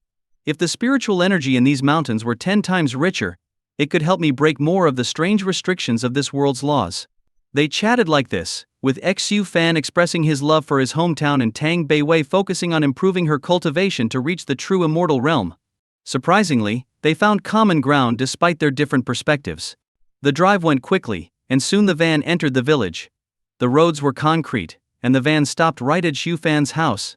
Yushu Fan hadn't told his parents he was coming, wanting to surprise them. Click. Yushu Fan unbuckled his seatbelt and stepped out of the van. Tang Beiwei and the driver also got out and began unloading the goods. It wasn't a festival time, so the village was quiet, mostly occupied by the elderly and children, sparing Xu Fan from too many curious relatives. The village was large, with about 100 households, each spaced out. There was a communal area with a small plaza, a basketball court, ping-pong tables and stone chess tables, where the village's elders and children gathered. The main gate was open, revealing Xu Fan's family courtyard, spanning 200 to 300 square meters. Inside the ancient, yellowing walls stood a green-bricked wooden house, its exterior covered in a layer of dust, exuding an aura of antiquity. Entering the courtyard felt like stepping back in time. Beside the courtyard, an old loquat tree with gnarled roots had stood for who knows how long, providing Xu Fan with many sweet and sour memories from his childhood. Under the tree, there was a stone table with 4 stone stools, perfect for family gatherings and holding many of Xu Fan's cherished memories. Yushu Fan had never met his grandparents. According to his father, they both passed away in an accident before he was born. Thus, his father naturally inherited this old house and modernized it during Xu Fan's middle school years. Behind the courtyard, about a few hundred meters away in the primordial mountain, there was an ancestral hall. However, it had been abandoned for 20 to 30 years. Since then, the once thriving Xu family had gradually declined. As a child, Yushu Fan had visited the ancestral hall once. It was dilapidated, almost ready to collapse at the slightest storm, with dust-covered tablets on a table, making the place eerily spooky, so he left in a hurry. When he returned, his father told him about the family's past. The Xu family was once a prominent clan during a distant era when families ruled their domains, but they offended someone significant, leading to their gradual decline. By Xu Fan's generation, all that remained was this ancestral home. Not knowing who might be home, Yushu Fan decided to carry the things inside first. The 3 of them carried their heavy load into the courtyard. As soon as he entered, Yushu Fan took a deep breath and shouted, "Dad, Mom, little sis, I'm back." Immediately, he heard hurried footsteps, and soon a young girl appeared. She was about 1.6 meters tall, with a delicate face, short, thick hair resting on her shoulders, bright eyes like the moon, and fair, smooth skin. She was a little beauty with no noticeable flaws. "Big brother. You're finally back. Did you bring me any gifts?" Yishu Yu's enthusiastic greeting turned into a stunned silence as she noticed Tang Beiwei. "Let me introduce you. This is my girlfriend, your sister-in-law." Yushu Fan cheerfully introduced without noticing Zhu Yu's reaction. "Hi, I'm Tang Beiwei. Your brother never mentioned you. How about you introduce yourself?" Tang Beiwei said pleasantly. With her millennia of experience, she could read Zhu Yu's fleeting jealousy and found it amusing. As the empress of the Demon Dao on Bikang continent, a giant in the cultivation world, she considered her relationship with Yushu Fan purely platonic. "Hi, sister-in-law. I'm Su Yu, a senior in high school, and Zhu Fan's younger sister. If my brother treats you poorly, just leave him. There are plenty of good men out there, don't pamper him. He has thick skin." Yushu Yu smiled, her tone a bit strained. Everyone laughed, not taking her words seriously. The driver even complimented Zhu Fan on having such a beautiful sister. Tang Beiwei looked at Zhu Fan with a playful gleam in her eyes, making him self-conscious. He checked his face for any stray hair, finding nothing. "All right, Xu Yu, enough joking. Help me carry the stuff. By the way, where are Mom, Dad, and Ah Huang?" Zhu Fan glanced inside but didn't see his parents or his beloved dog, Ah Huang. Ah Huang has been feeling under the weather lately, so Mom and Dad took him to the vet in the city. They should be back in a day or 2. Yu said with a frown, her tone worried, before dashing off like a little sprite. After a while, all the items were unloaded from the van, and Zhu Fan paid the driver a total of 600 yuan. The driver got back into his van and drove away. Inside the house. I have something to do, I need to go out. Tang Beiwei suddenly said to Xu Fan. Xu Fan paused, then nodded okay. But what are you going to do? Tang Beiwei turned, her expression serious, and telepathically told Xu Fan, my senses detected a place with a different energy nearby. I'm going to check it out. I've placed 3 incantations on you to help your mom, Huang, and keep your dad healthy. With that, she left without looking back. Stay safe. Xu Fan called out, his concern evident. He thought he saw her body slightly shiver at his words. Don't worry. I'm just going to check out the scenery. Soon Tang Beiwei disappeared from Xu Fan and Xu Yu's sight. Feeling tired after doing so much, Xu Fan grabbed a glass and filled it with water to drink. But Xu Yu stopped him, urgently asking about Tang Beiwei. Xu Fan frowned, puzzled by her curiosity. Why do you want to know so much? Are you trying to teach me a lesson? He gulped down the water, feeling his fatigue ease. I'm not teaching you a lesson, I'm caring for you, teaching you how to be a decent person. Xu Yu said playfully, lifting her chin, her tone light and cheerful. Hearing this, invisible black lines appeared on Xu Fan's forehead. Enough. Xu Fan sternly shouted, then immediately swung his palm, creating a gust of wind that rippled through the air. The wind slowed down just 3 centimeters from Xu Yu's head. Loud thunder, little rain. PFF'd. Xu Yu's head took a solid hit from her elder brother, who was like a father to her. Almost immediately, her eyes reddened, and tears began to well up, making anyone who saw her feel pity. Xu Fan felt his headache growing and hurriedly tried to comfort her. All right, it's all my fault. Later I'll tell you everything about how I met your sister-in-law and our journey together. Trying to comfort her only made things worse. Xu Yu, who had been holding back her tears, could no longer do so when she heard these words. Tears that had gathered in her eyes fell heavily, quickly streaming down her cheeks and hitting the ground with a drip. She began to cry uncontrollably, like a weeping Lin Dayu from the classic novel Dream of the Red Chamber. Why did her eyes always fill with tears? Because of the blowing dust and her deep sadness. Imagine growing up with her brother only to have him suddenly find a partner for life. Now, she felt like her only brother was taken away by her sister-in-law. It was a tough feeling. Why wasn't she the first to find someone? If Xu Fan could hear her thoughts, he might have followed up with another fatherly slap. Xu Fan continued to comfort Xu Yu awkwardly, worried that if their parents came back and saw this scene, he'd be in big trouble. However, the more he comforted her, the more she cried. So, in a moment of desperation, he had an idea. All right, stop crying. You're almost an adult now. Do you still want to cry like a child? Don't you want to see the gift I brought you? Upon hearing this, Xu Yu stopped crying, looking at Xu Fan with a mix of expectation and grievance. Xu Fan smiled playfully, which made Xu Yu feel a chill down her spine. She had no idea what her brother was planning. Cautious, she took a few steps back, sensing that something was off with her brother. What else could it be? I bought it from the Xinhua bookstore in town, of course. It's the 5 years Gaokao, 3 years simulation, a favorite among high school students. With that, Xu Fan pulled out a huge stack of study materials from his bag. Xu Yu's expectation turned into despair, then into an urge to strangle her brother. I don't want this. Get out of here. Let my sister-in-law stay with me. Xu Yu, face full of anger, stormed off to her room to tidy up for her sister-in-law. Xu Fan scratched his head, putting on an innocent face as he placed the books on the table. In the mountains, the thick trees seemed to reach the sky. Tang Beiwei floated a few centimeters above the ground, following the spiritual energy in the air to her destination. She arrived at a dilapidated shrine, covered in dust, making it look like a relic from a century ago. The dense vegetation around it was much thicker than elsewhere. The spiritual energy here is 10 times denser than in other parts of the mountains and 50 times denser than in the city. Such an unusual place must have something strange about it. Tang Beiwei thought to herself, her face calm and aloof. She could sense that the reason must be connected to this ancient building, but the level of danger wasn't high enough to concern her. Yet she remembered Xu Fan's words about the depth of this place, so she remained cautious. If a powerful practitioner was behind this, she needed to be prepared. As she entered the shrine, everything was covered in thick dust, obscuring its original state. However, the carving suggested its past grandeur. Following her senses, Tang Beiwei looked at the highest wooden tablet on the altar. The text on it was different from the simplified characters Xu Fan had mentioned, with more complex strokes.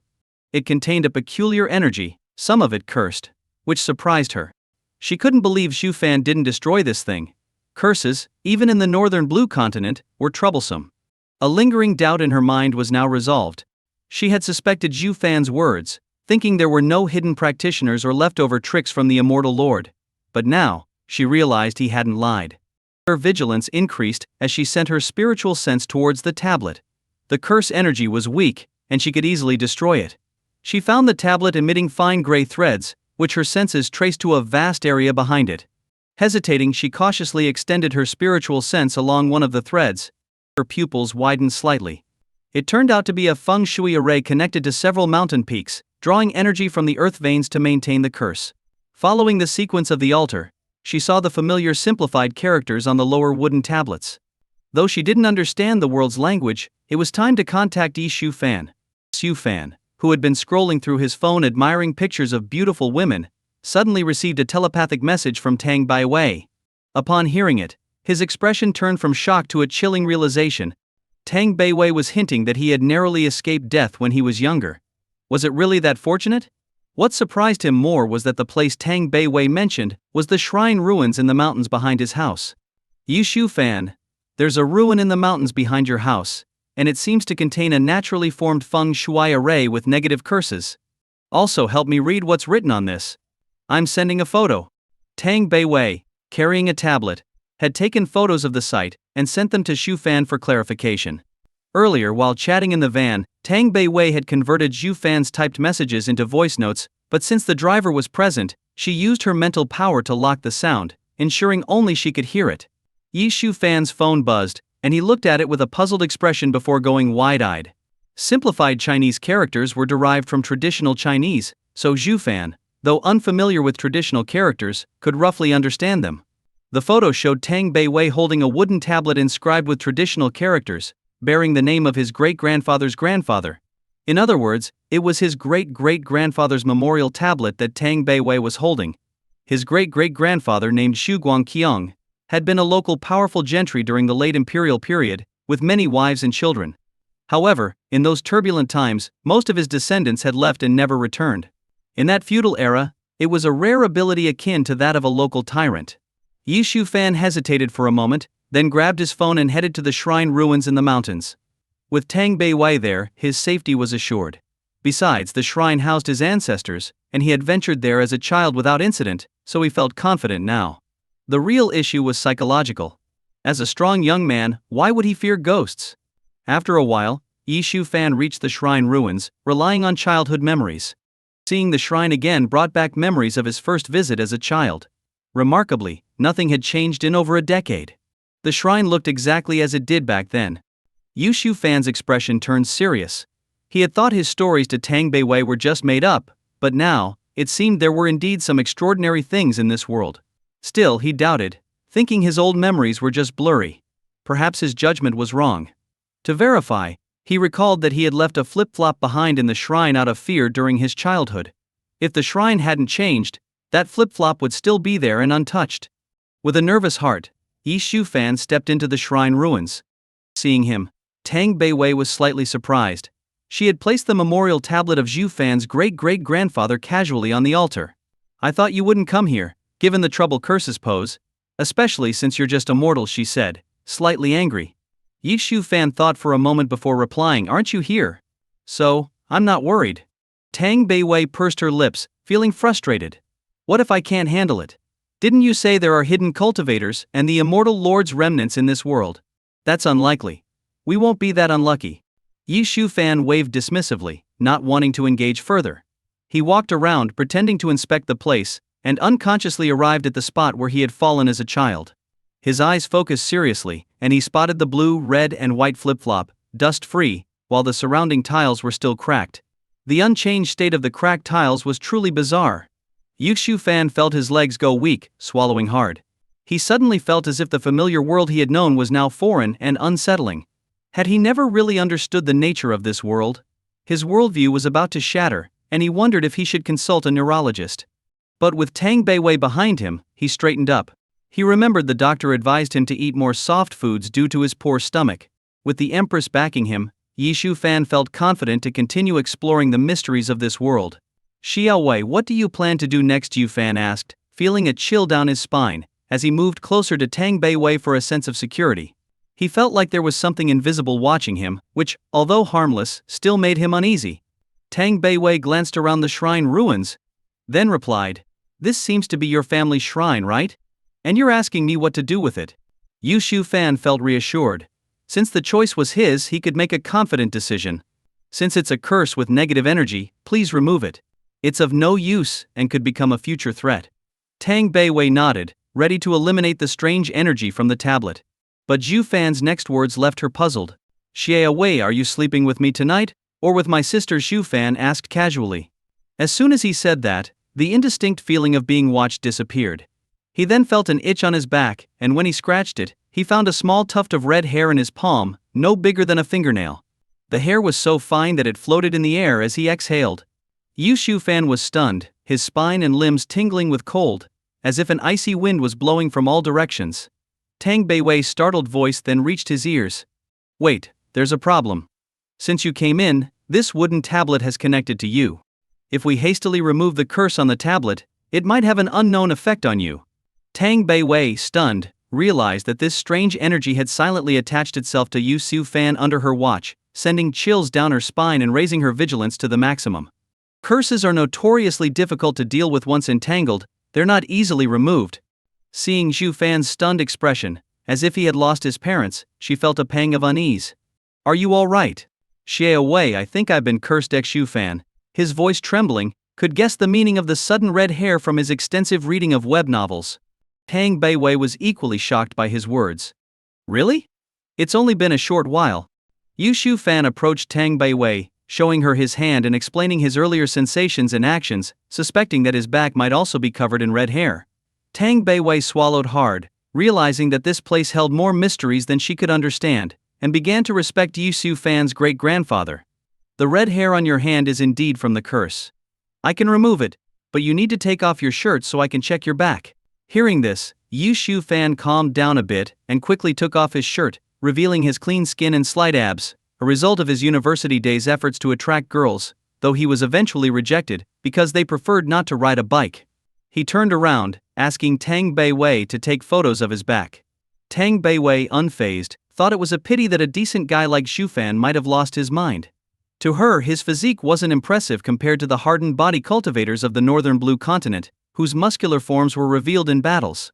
She saw that Zhu Fan's back was indeed covered with spreading red hair, and quickly took some photos with her tablet. She then used her spiritual energy like sandpaper to rub his back, speaking sternly. "This might hurt, but bear with it. I need to stop the spread of the red hair, and tonight I'll stay in your room to completely remove the curse." Yu Shufan felt an intense heat on his back, making him want to jump away, but Tang Beiwei's words kept him rooted to the spot, bracing himself against the fiery pain. His entire body stiffened like steel as he endured the searing heat, his mind on the verge of collapse, with only the determination to hold on. He had spent 3 months on the northern blue continent, learning a bit about curses from the immortal executioner game world. Curses, if not dealt with quickly, could lead to a mysterious and gruesome death. His biggest fear was that the curse might spread to his family. If he died alone, it wouldn't matter, but he couldn't bear the thought of his family suffering because of him. After a while, Tang Beiwei stopped her spiritual energy treatment.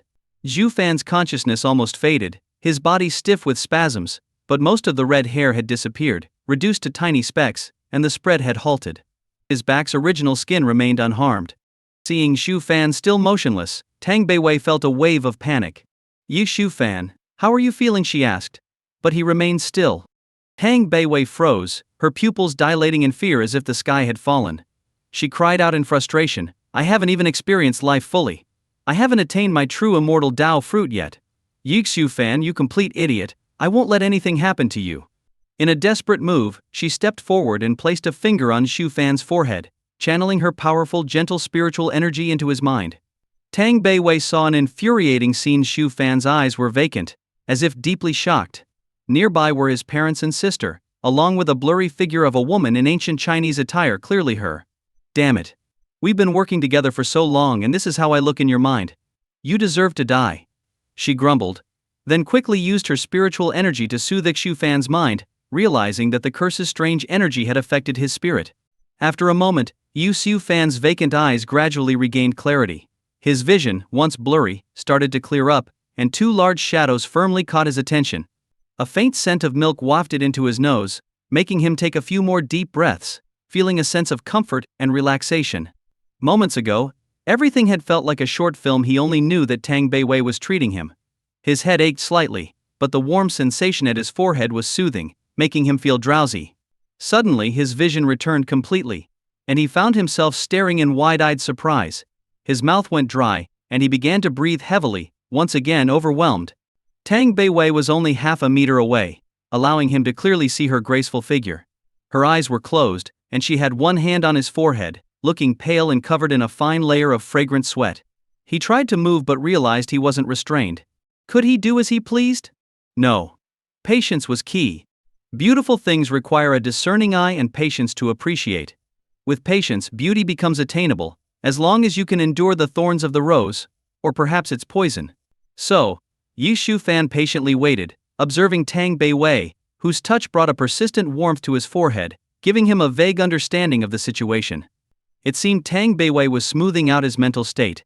His face turned pale with anxiety, realizing that the curse had already invaded his mind. This made the situation even more complicated. Would he end up as a red-haired monster? No. That wasn't what he wanted, but all he could do now was wait patiently. In the mental world, Xu Fan's mental image gradually cleared, standing beside the previously blurry figure of a girl, who now became more distinct and vivid than his own image. Yes, this is the true appearance of the Empress, Tang Beiwei said happily, having spent considerable time using her spiritual power to shape this image of herself. Though it wasn't perfect, it was close enough. She carefully withdrew her gentle yet powerful spiritual energy from Xu Fan's mind. Being a mortal's mind, she had to be extremely cautious to avoid causing any damage. In the real world, inside the shrine, Tang Beiwei slowly opened her eyes, seeing Xu Fan awake but staring at her body with a wolfish gaze. Her face turned angry immediately. Xu Fan. You pervert. She reached out to push him away, but Xu Fan quickly stepped back, his worried look fading. What are you doing? I was just checking if the curse had affected your body. Yu Xiu Fan quickly made an excuse, knowing he couldn't admit to staring. If the Empress got angry, one slap would be enough to end him. Hearing this, Tang Beiwei's anger turned into a slight blush. She moved to keep a distance, reducing the awkward tension. Stop joking. Your great-grandfather really cursed his descendants. You almost became a red-haired monster. Tang Beiwei's face turned serious as she waved her hand, severing the gray threads connecting the wooden tablet to Xu Fan, and then erased the strange energy from it. She unleashed energy far beyond the tablet's capacity, causing it to explode from within. Bang! A crisp sound came from the wooden tablet. The tablet shattered and turned into dust, dispersing in the wind. Crack! The ground began to shake, and the noise echoed for miles around. The earth split, rivers broke, and countless plants were buried. The energy from the tablet had linked to the nearby mountain's earth veins, and destroying it caused a massive disaster. Fortunately, the mountains were deep in the forest, away from human settlements, so no one was hurt. However, the shrine, already old and unmaintained for decades, started to collapse. We need to leave. The shrine is falling apart, Tang Beiwei quickly communicated to Xu Fan, grabbing his collar and pulling him out, returning to Xu Fan's courtyard. As Yu Fan was still dazed, his sister Xu Yu ran out from the ancestral house, screaming in panic. Brother, it's an earthquake. We need to run. She rushed towards Xu Fan and Tang Beiwei, crying as she clung to her brother. It was hard to believe this was the behavior of a high school student. Xu Fan felt anxious but quickly regained his composure. He recalled his wild high school days and felt disappointed in Xu Yu. Clearly she needed more discipline. He gently tapped her head. Calm down. It's just a minor quake, not the epicenter. Go back and study for your exams. A big quake? We can't escape a small one, there's no need to. He then looked towards the mountains in the distance, seeing them visibly shrinking. A thunderous rumble echoed through the sky, startling the birds and beasts in the surrounding mountains. Yu Fan felt his mouth go dry, finding it hard to believe that all this was caused by the destruction of a single wooden tablet. That night, in Xu Fan's house. Ow! Can't you be gentler? Bear with it. Once I see the red stuff, it'll be over. After a while, a strong odor filled the room. Phew. Finally done. I'm exhausted, my back is killing me, Tang Beiwei said, collapsing onto the bed. She had spent 2 hours channeling vast amounts of spiritual energy into Xu Fan's body to cleanse him. Thanks a lot. It was excruciating getting rid of that stuff, Xu Fan said, his face contorted with pain. You sleep in the bed tonight, I'll take the floor. He quickly left the room to take a thorough shower. His body was covered in thick, red-black grime, emitting a peculiar stench. This grime was the residue of the curse and accumulated toxins. Now, his body felt rejuvenated, free of pain, and his muscles were at their peak condition, making him feel stronger than ever. In the bathroom, Xu Fan took a half-hour hot shower, using an entire bar of soap to rid himself of the smell. Looking at his reflection, he was surprised by how handsome he appeared. Already good-looking, the cleansing had refined his features to an almost perfect state. Wow! Getting rid of all the negativity really makes a difference, he muttered, admiring himself before putting on fresh clothes. He bagged his dirty clothes to dispose of them in the village the next day and thoroughly cleaned the bathroom to avoid his parents' scolding. Returning to his room, he found Tang Beiwei looking at him with a mixture of surprise and curiosity. Xu Fan smirked, understanding she was taken aback by his transformation. Have you seen enough? If not, I can lie down on the bed for you to admire some more, he joked, flexing his muscles.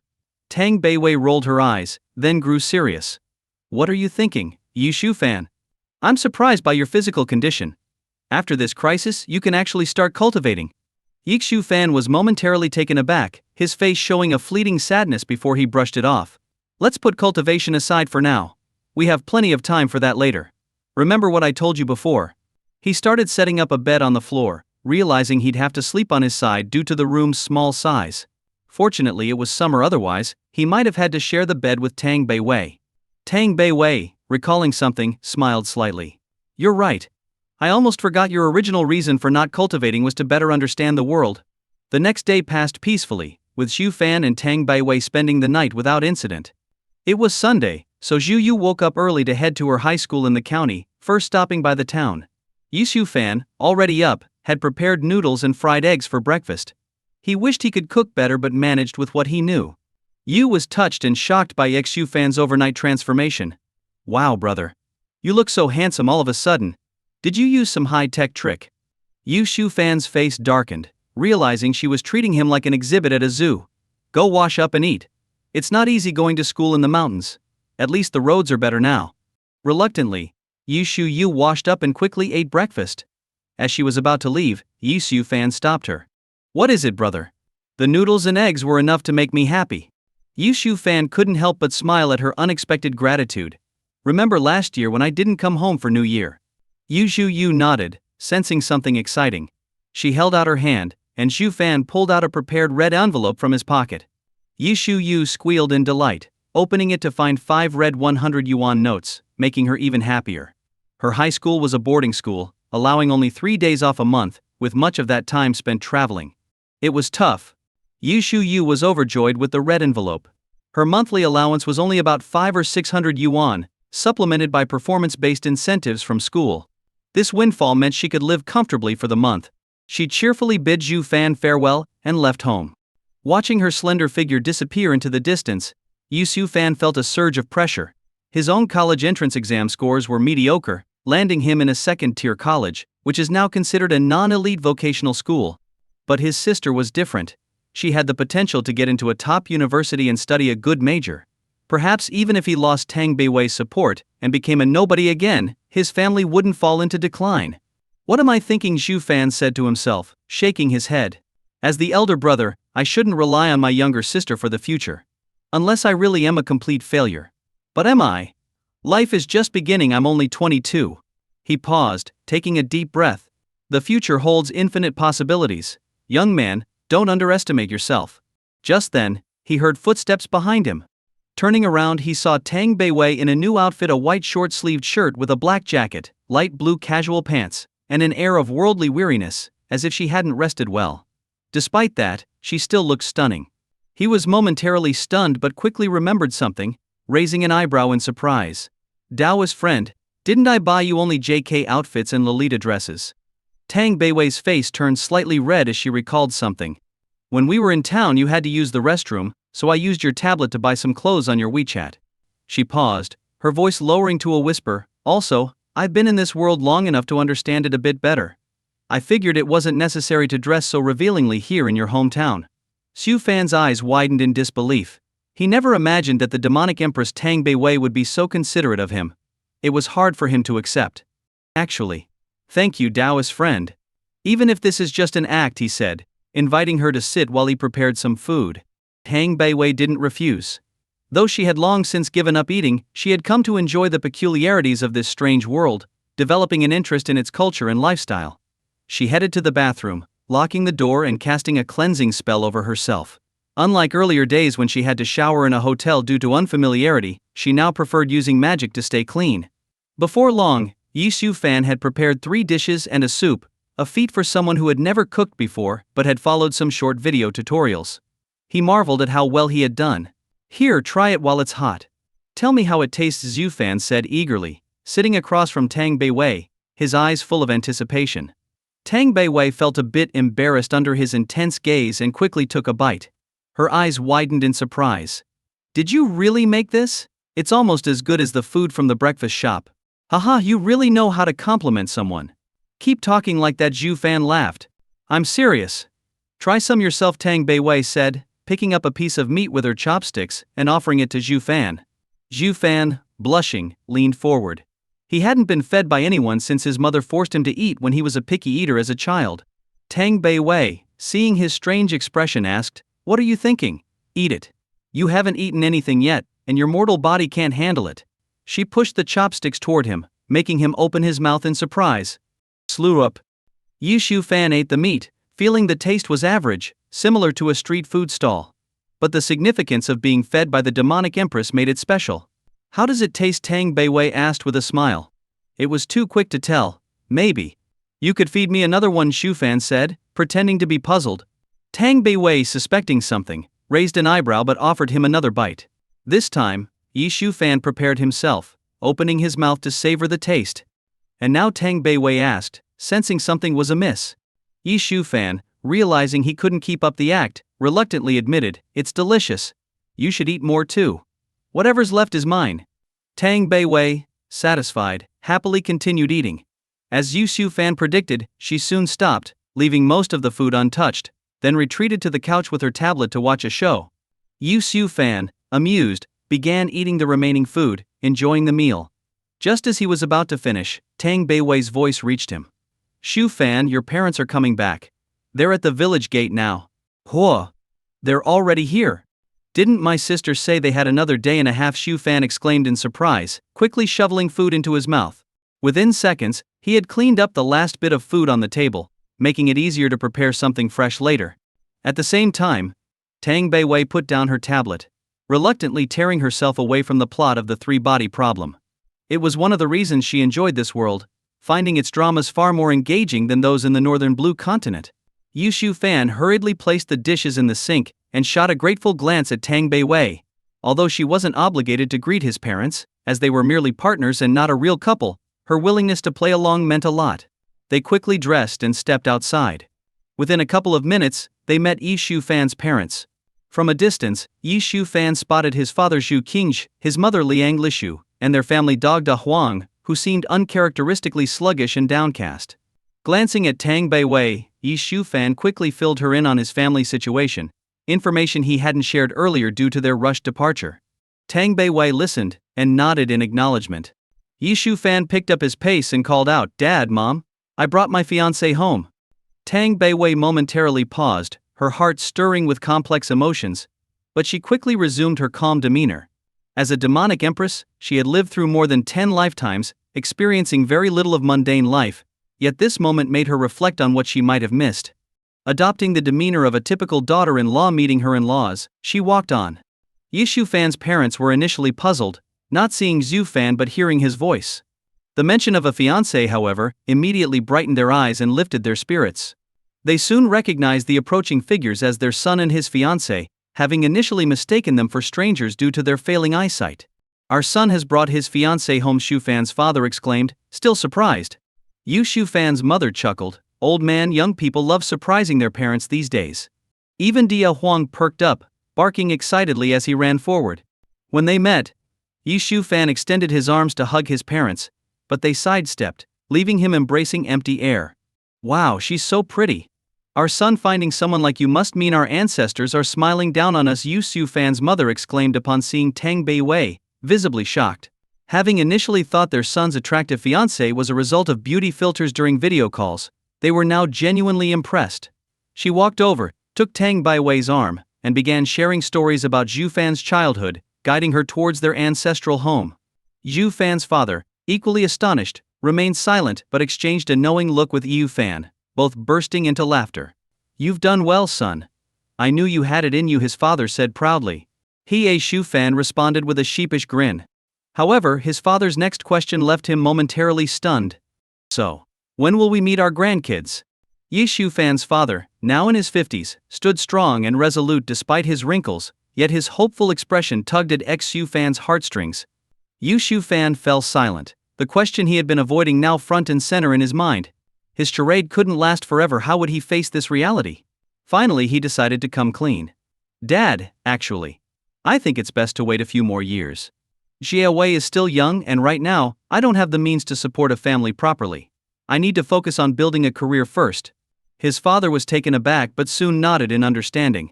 You're right. You're still young and it's our fault for pushing you. Times have changed. He then crouched to call Da Huang, who had been circling Shu Fan's legs. It's not like in my day. We just needed a place to call home, no matter how modest, he said, walking away with the dog towards their home. Shu Fan stood there, unsure whether to admire his father's understanding or lament his own inadequacies, finally letting out a long sigh. Suddenly his phone rang. He glanced at the caller ID and saw it was from the Labor Department, making his eyes gleam with newfound determination. Very quickly, Shu Fan hung up the phone from the Labor Department. The voice on the other end was straightforward and concise, without any unnecessary words. These days, what are bosses afraid of? It's none other than the authorities enforcing justice. In just a few minutes, a call came through from his former boss, Gao Qiqiang. Shu Fan didn't hesitate at all, and answered the call while turning on the recording feature, employing the survival tactics of ordinary people. Hello, boss. No, former boss. Why are you calling me? Shu Fan said bluntly. As expected, what followed was Gao Qiqiang's impotent rage. Shu Fan, you've done a great job. You dared to call the Labor Department. Aren't you afraid my friend Lao Missouri will come after you? Shu Fan, well aware of the popular TV dramas, was taken aback by his former boss's words. Good grief, he thought. Does Gao Qiqiang really intend to find someone to teach him a lesson? Is this the kind of clout a modern internet company should have? If it weren't for his clear mind, Shu Fan might have thought he had traveled back to the society of his parents' youth. When Gao Qiqiang didn't hear a response for a while, he assumed Shu Fan was scared by his threats and continued to press his advantage. You still have time to regret this. Withdraw your complaint to the Labor Department, or else, just wait and see. His voice even trembled slightly, hinting at some underlying pain. Shu Fan had been enduring months of withheld wages, but it was the immediate fines from the Labor Department that were the real concern. If Shu Fan withdrew his complaint, the fines would still be there but would be significantly reduced, far from the devastating blow they could be now. Are you hoping I'll eat dirt? You want me to withdraw the complaint? Do you realize I've recorded this call? Shu Fan's voice came out playfully, amused by his former boss's threats. In today's society governed by the rule of law, with rigorous oversight, even officials are cautious, let alone a small-time internet company manager. Upon hearing this, Gao Qiqiang fell silent. When he spoke again, his tone had softened. Shu Fan, there's no deep animosity between you and the company, so why don't we talk this out? How about this? I'll add an extra month's salary on top of your back pay. How does that sound? Shu Fan couldn't help but laugh out loud. Indeed, as the old revolutionary leader said, all reactionaries are paper tigers. Without needing to burn them, just a poke is enough to create a significant wound in this paper tiger. After some thought, Shu Fan considered it a fair deal. The Labor Department mentioned a fine of 6,000 yuan, and with the additional month's salary Gao Qiqiang offered, it totaled 9,000 yuan. To get nearly 10,000 yuan in one go, legally and quickly, was far better than working honestly for months just to save up for a bathroom in the city's inflated housing market. Let's go with your proposal. But rest assured, I do have some sense of fair play, Shu Fan said calmly, leaving out one crucial detail. That was, if he didn't accuse Gao Qiqiang of personal threats, Gao Qiqiang couldn't accuse him of extortion. Otherwise, it would be a lose-lose situation for both. Moreover, compared to him fearing Gao Qiqiang's accusations, it was more likely Gao Qiqiang feared the recording getting out, which would put him in a dire situation. After all, Gao Qiqiang was just a high-level employee working for the board, not someone irreplaceable. It was hard to believe that even a small company had a board of directors. It truly was a case of a small temple with a big demon. When Xu Fan learned that Gao Qiqiang had 3 directors overseeing him, he found it utterly bizarre. Okay, came Gao Qiqiang's gritted response before he hung up the phone. He had been overconfident, not expecting to get caught in such a straightforward situation. In hindsight, he should have spoken more subtly and cautiously. But fortunately, the extra money wasn't from his own pocket but the company's, which was why he agreed so readily. Listening to the dial tone, Yishu Fan's lips curved into a slight smile. So, Gao Qiqiang, you're not as tough as you thought. Zhu Fan said disdainfully, putting his phone back in his pocket and heading towards the ancestral home. Earlier, when Xu Fan and Tang Beiwei returned, they hired a van to drive straight to the front of the ancestral home, so few people noticed. Naturally, no one knew that when Xu Fan returned to his hometown, he brought a girlfriend along.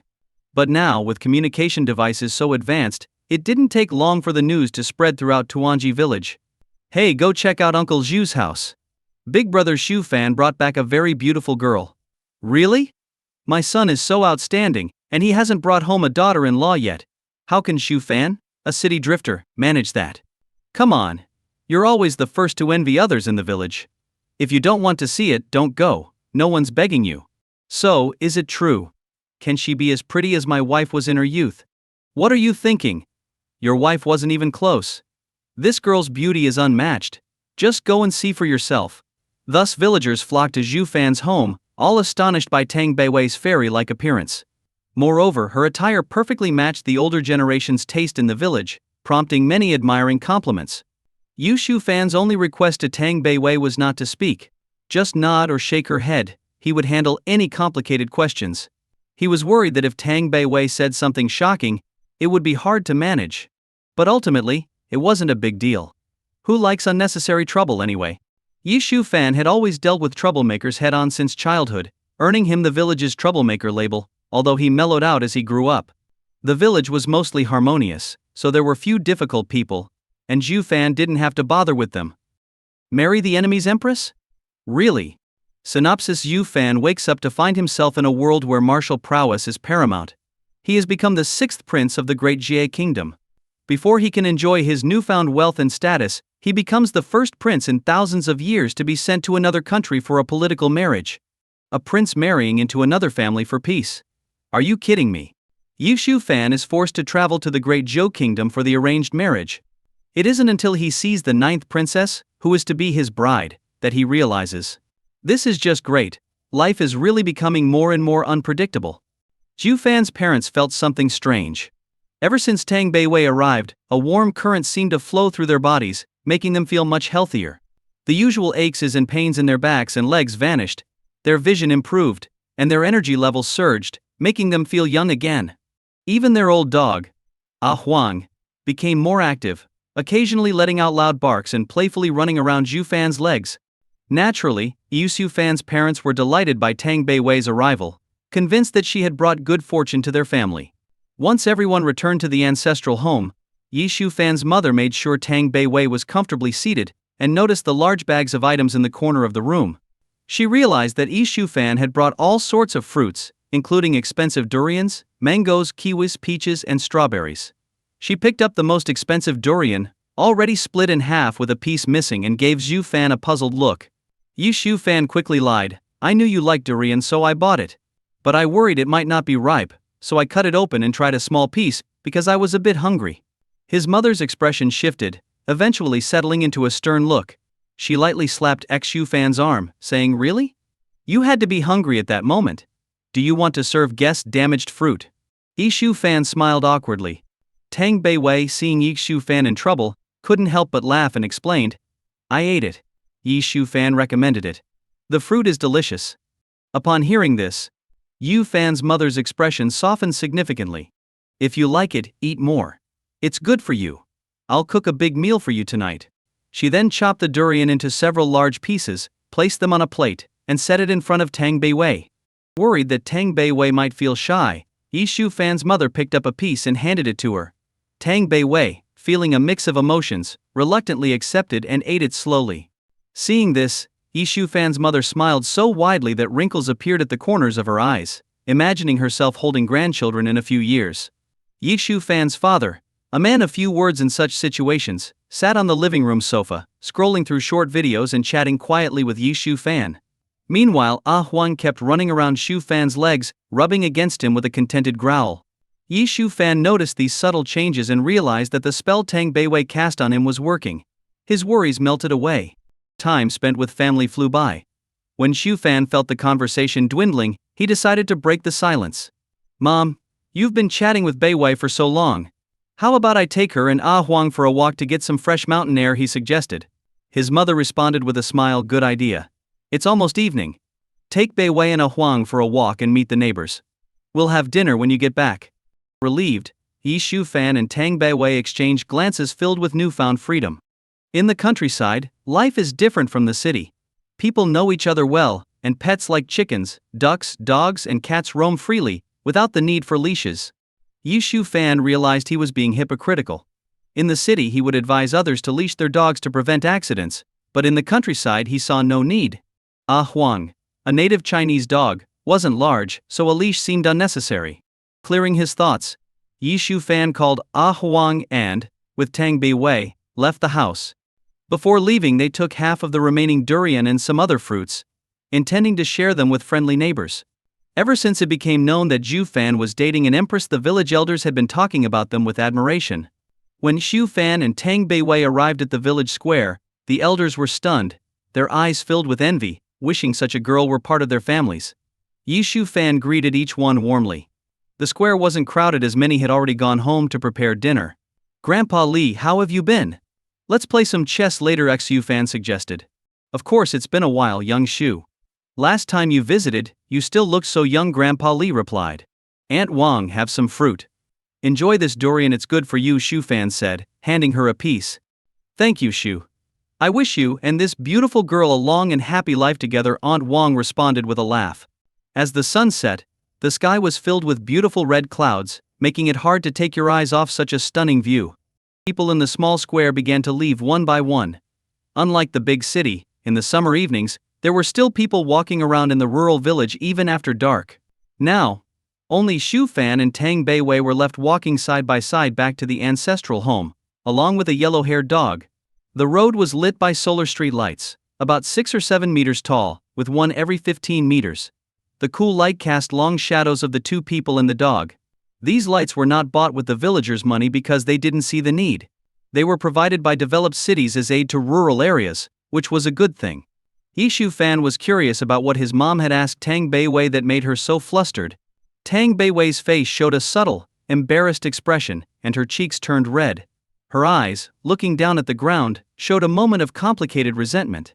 She asked when we're getting married, when we plan to have kids, and said young people should focus on making money later. Having kids early is more important. I didn't expect people here to be as obsessed with offspring as those in Bikang continent. Having said that, the esteemed Empress Tang Bei-wei turned her face away, clearly unwilling to discuss the matter further. Hearing this, Yi Shu-fan's expression mirrored his shock, wide-eyed and open-mouthed. Was this really what his mom asked? It was unbelievable and reckless to ask such things when it was the girl's first visit to their home. This could scare her away. After a while, Yi Shu-fan composed himself and said to Tang Bei-wei earnestly, "I'm sorry, thank you for enduring that for me. My parents are not very educated and have old-fashioned rural thoughts. I can't believe you had to tolerate such rude questions. Don't worry. We'll go back to Jianghai City in 3 days at most." Tang Bei-wei waved her delicate, white hand and pretended to be relaxed. "It's okay, it's not a big deal. Actually, I think your hometown is quite nice, especially the large wild areas in the back hills. There's a lot of spiritual energy in the earth veins there, which could help heal my internal injuries if extracted." Yi Shu-fan's eyes twitched uncontrollably. He couldn't decide if his mom was more reckless, or if the beautiful woman beside him was crazier. The untouched wild hills behind the village formed a large mountainous area with hundreds, if not thousands, of peaks. If Tang Bei-wei drained all the earth veins, the entire region might experience daily earthquakes for a long time. The very thought was terrifying. Moreover, the moderate earthquake yesterday had already prompted the government to announce the dispatch of geological survey teams. A few more earthquakes now, and those teams might not survive. Realizing the danger Tang Beiwei posed, Yu Xiufan felt an urgent need to take her back to Jianghai City. The city's bustling life would surely divert her attention from cultivation to more mundane pleasures. No, the internet in this world comes and goes quickly. When the time comes, no one will pay attention to you, Xiufan said. Tang Beiwei's eyes showed a hint of helplessness, not expecting to be restricted by mere mortals without any cultivation. Soon, they returned to Xiufan's home. His parents had already prepared a large table of delicious dishes, all made from free-range chickens and ducks, making the food taste even better. Smelling the aroma from afar, Tang Beiwei's eyes showed a hint of anticipation. Your mom is a great cook. I wish you could cook like this, Tang Beiwei remarked casually, striding forward. Ah Huang, the dog, barked and followed, drooling with excitement. From his agile movements, it was hard to believe he was over 10 years old. Yu Xiufan was left standing alone, smiling wryly. Tang Beiwei's casual comment lingered in his mind. Maybe he did have a knack for cooking. He managed to grasp the right cooking techniques just by watching a few videos this morning. Perhaps it was related to the detoxification his body underwent last night, improving his talents significantly. Thinking this, Yu Xiufan decided to practice cooking more after returning to Jianghai City. Entering the ancestral home, he saw his mom eagerly adding more dishes for Tang Beiwei while his dad sat nearby, smiling kindly. Seeing the harmonious scene, Yu Xiufan felt a warmth in his throat and shouted, "Dad, Mom, I'm back." His mom glanced at him indifferently and said, "We know. Whether you come back or not doesn't matter. As long as Yao Wei is back, it's fine. It's not safe outside at night." Then, in a slightly gentler tone, she added, "Wash your hands and get your own chopsticks and bowl to eat." Feigning disappointment, Yu Fan sighed dramatically. It's true, once you bring a daughter-in-law home, your status drops instantly. Stop your nonsense. Or you won't even get to eat, his mother scolded, glaring at him. Yu Xiufan smiled sheepishly, pretended to be afraid, and quickly went to wash his hands, got chopsticks and a bowl, and sat down to eat. Seeing Tang Beiwei overwhelmed by his mom's enthusiastic serving, Yu Fan laughed and said, "My parents are very easygoing. Just relax and enjoy the meal. It won't be fresh tomorrow." Tang Beiwei nodded slightly, holding her chopsticks but not eating, her eyes filled with a complex, nostalgic emotion as if recalling similar scenes from a long time ago, probably over 1,000 years ago, in her childhood. Tang Beiwei's eyes were filled with complex emotions, and she held her chopsticks in the air for a long time, deep in thought, as if recalling distant memories. Such family harmony, as she experienced now, only happened twice in her long life, and both times were during her childhood. A touch of sorrow appeared in her once stern gaze as she remembered her broken family. One winter, during the new year, she finally got a new coat that wasn't a hand-me-down from her older brother. Another memory was from her grandfather's funeral, where the family and relatives gathered, eating and laughing for 3 days before the coffin was buried amid tears. She didn't feel like crying for her patriarchal grandfather but had to cover her face to hide her secret smile. These memories had faded over time, but the warmth she felt now brought them back, reopening old wounds. She envied Xiufan for having such loving parents and admired this era for its relative civility compared to the harsh realities of Bikang continent. Tang Beiwei came from a small village where she was the 6th child with 4 older sisters and 1 older brother. In those feudal times, boys were valued for their ability to produce wealth and fight, while girls were often overlooked and heavily restricted. Society believed only a boy could support a family, ignoring the significant contributions of women in managing households and weaving. In times of famine, daughters were the first to be sacrificed. A common saying was that 2 daughters weren't as useful as 1 son, and losing a daughter saved food, and selling her to a wealthy family was seen as a good deed. At 5, Tang Beiwei started working on the farm. Her 4 older sisters were kind to her, and even her brother protected her, often bringing her little gifts from the village. The event that marked her deeply was when bandits attacked the village. The men, who were supposed to be protectors, fled, leaving the women, children, and elderly to fend for themselves. Despite the odds, Tang Beiwei ran into the wild, surviving by sheer luck. In the dangerous mountains, she encountered a wounded woman in a black robe, who effortlessly destroyed mountains with her power. A fleeting glance between them forged an inexplicable bond, leading Tang Beiwei to become the woman's disciple, a fortuitous twist of fate that saved her life. "Eat more, dear. You're too thin, it's not healthy," Xiufan's mother said with a warm smile. Though Tang Beiwei had a graceful and balanced figure, parents always worry their children are too thin. Her thoughts snapped back to the present, and she forced a laugh before starting to eat. The delicious food brought a satisfied smile to her face. Yu Shufan's mom continued chatting and serving Tang Beiwei, and an hour passed quickly. Most of the food was eaten, with Zhu Fan eating the most. Tang Beiwei and Zhu Fan's parents ate very little and soon stopped, wondering what to do with the leftovers. Yu Shufan, however, kept eating, prompting his parents and Tang Beiwei to encourage him to eat more. Feeling slightly embarrassed but hungry, Yu Shufan continued eating until he was full. After a hearty belch, Yu Shufan leaned back, feeling sleepy and unself-consciously relaxed. Despite his high good looks making him appear charming even in repose, the atmosphere at the table grew awkward as his parents and Tang Beiwei looked at him with strange smiles. "Why are you all looking at me like that? Please stop, it makes me nervous," Shufan said, feeling uneasy. "Are you expecting Tang Beiwei to wash the dishes or your elderly parents to do it?" his father asked with a slight smile. Realizing his mistake, Yu Shufan quickly got up and cleared the table, washing the dishes in no time. When it was time to sleep, Yu Shufan and Tang Beiwei naturally went into the same room, surprising his parents. They exchanged knowing glances, then shared a warm, understanding smile. In the room, Yu Shufan, as usual, lay on his floor mat, playing on his phone. However, when he woke up in the morning, he had to hide the mat and blanket to avoid disappointing his parents. As for grandkids, his parents would have to wait a few more years. Meanwhile, Tang Beiwei sat cross-legged on the bed, intently watching the TV series The Three-Body Problem on a tablet. With her photographic memory, she sped through the series at triple speed, yet her face still showed expressions of joy and surprise.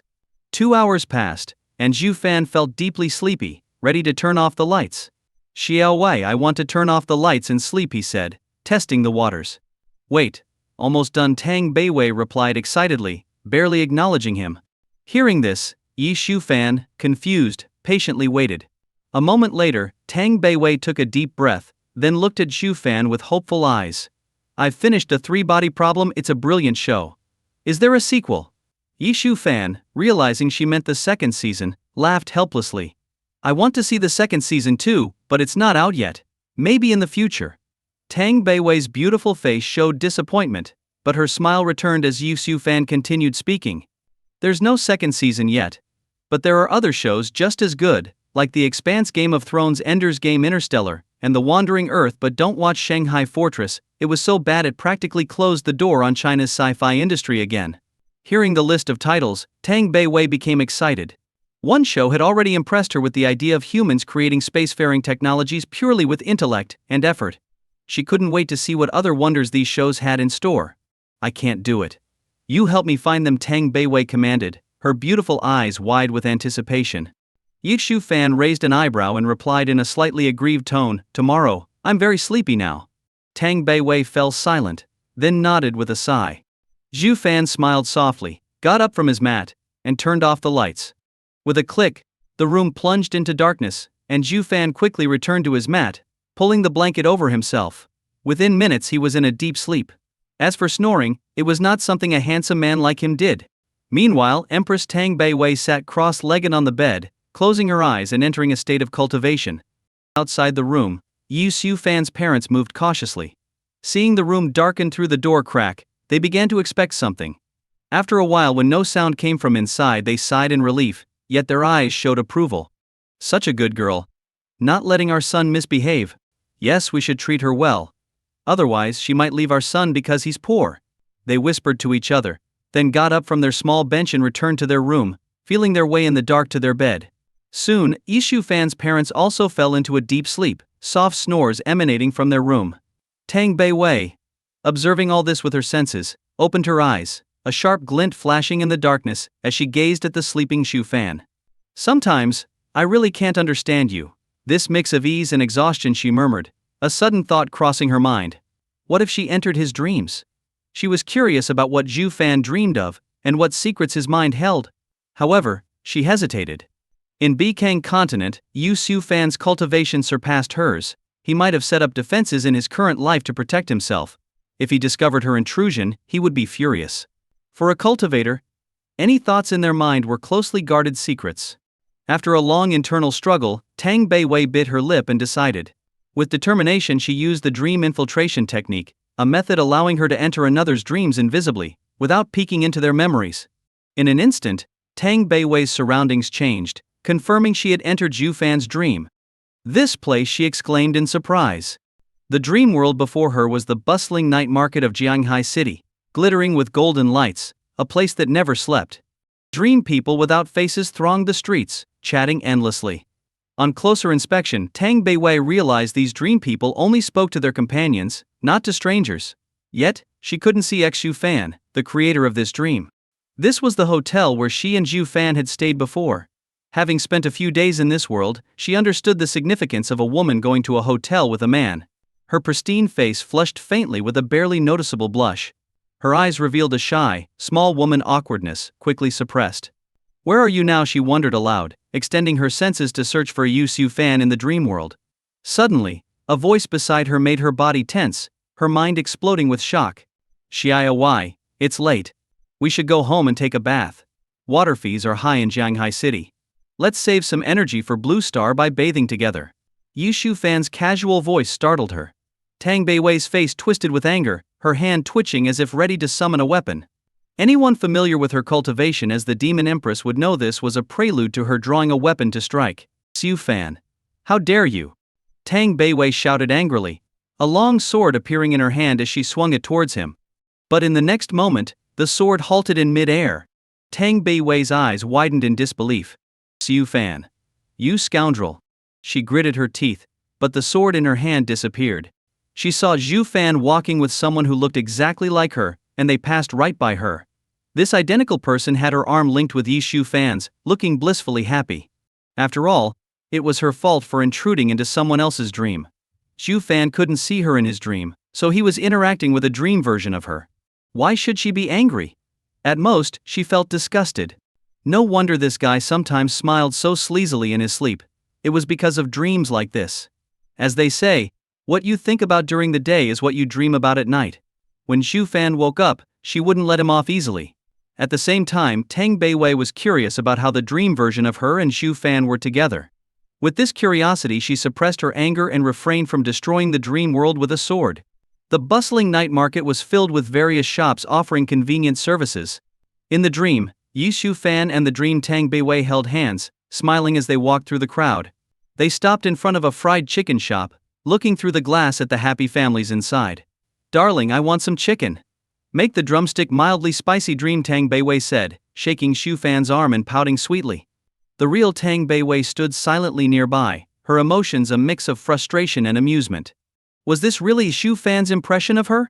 How could he think she was so gentle? She considered giving him a good scolding when they returned to reality.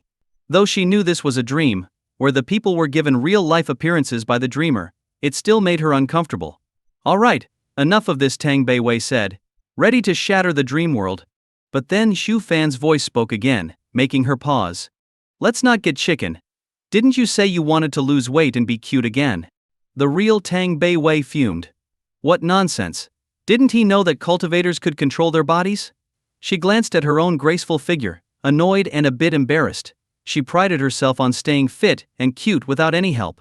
Xu Fan was talking nonsense, making her want to rip his mouth apart when they returned to reality. Are you out of money? Never mind, if I gain weight, will you stop loving me? Dream Tang Beiwei pouted. Yes, if you get fat, I won't like you anymore, Xu Fan teased. He quickly walked into the chicken shop, leaving the dream Tang Beiwei fuming. A moment later he emerged with a big bag of fried chicken, the spicy aroma making it even more appetizing. Want one? Xu Fan asked, holding a drumstick near her mouth. Dream Tang Beiwei, still angry, turned away, hoping Xu Fan would coax her. The real Tang Beiwei, watching from a distance, nodded in approval. That's more like me. No way Xu Fan gets off easy. Oh, you can't handle spicy food? Fine, I'll eat it all, Xu Fan joked, pretending to take a bite. You dare. You dare! Both the real and dream Tang Beiwei said at the same time. Dream Tang Beiwei quickly leaned over, taking a big bite of the chicken leg, her anger evident. Xu Fan felt a chill, suddenly afraid of the girl in front of him. Take it easy, Xiaowai. There's plenty of protein, he said weakly. Both versions of Tang Beiwei looked confused. I'm eating chicken, not protein, dream Tang Beiwei said innocently. Protein is the main component of the chicken meat, Xu Fan explained patiently. It's like silk from a silkworm is used to make clothes. Oh, I see. Then I'll eat more protein, Dream Tang Beiwei said, quickly finishing the chicken. Yi Shu Fan's legs trembled, though he didn't know why. Maybe I've been indulging too much lately, he thought, his hands suddenly empty. He saw Tang Beiwei had taken all the chicken, eating it happily. Yi Shu Fan could only smile, not minding. After all, she was his treasure. By the way, Shu Fan, didn't you say there was a surprise tonight? It's already late, Dream Tang Beiwei said after finishing the chicken, her face flushed, possibly from the spices, looking like a ripe apple. Hearing this, the real Tang Beiwei, standing a distance away, was taken aback and listened closely. She realized that what came next would reveal the true reason behind their encounter tonight. Ahem. Well, come with me to the beach. At night, there's often something special and fun to see at the beach in Jianghai City, Shu Fan said enticingly, taking the plastic waste from Tang Beiwei's hands and tossing it into a nearby trash bin. He then linked arms with her and led her towards the beach. The distance wasn't far, just 2 streets over, making it a pleasant post-dinner walk. The real Tang Beiwei, feeling like an extra, followed closely behind, curious to see what surprise Yi Shu Fan had in store. At the beach, the summer night breeze was refreshing, and many young people were relaxing, enjoying drinks and the rare leisure. The Dream Tang Beiwei frowned slightly at the familiar sight, not understanding what Shu Fan's surprise could be. Dear, where's the surprise, she asked. Shu Fan smiled, showing her the time on his phone, and said softly, it's 12:40 a.m. now. Please, my dear, wait patiently for 20 more minutes. We can chat about our health or future plans in the meantime. Both the real and Dream Tang Beiwei were momentarily silent, then blushed and glared at Shu Fan. H&Pish. Stop talking nonsense. The Dream Tang Beiwei huffed, pinching Shu Fan's waist hard. Shu Fan laughed, feigning pain, and quickly said, ouch. My empress, that hurts. Don't forget I'm just an ordinary person now. Hearing this, Dream Tang Beiwei's face showed alarm, and she quickly released him, her expression worried. Dear, are you okay? It hurts, it really does. A sweet treat would help, Shu Fan said, pretending to be in pain while secretly checking the time on his phone. The real Tang Beiwei, observing this, felt her anger boiling. When had she ever been so gullible? She vowed to make Shu Fan pay when they returned to reality. With this resolve, she transformed into a beam of light and quickly merged into the dream version of herself, ready to give Shu Fan a solid slap. Boom.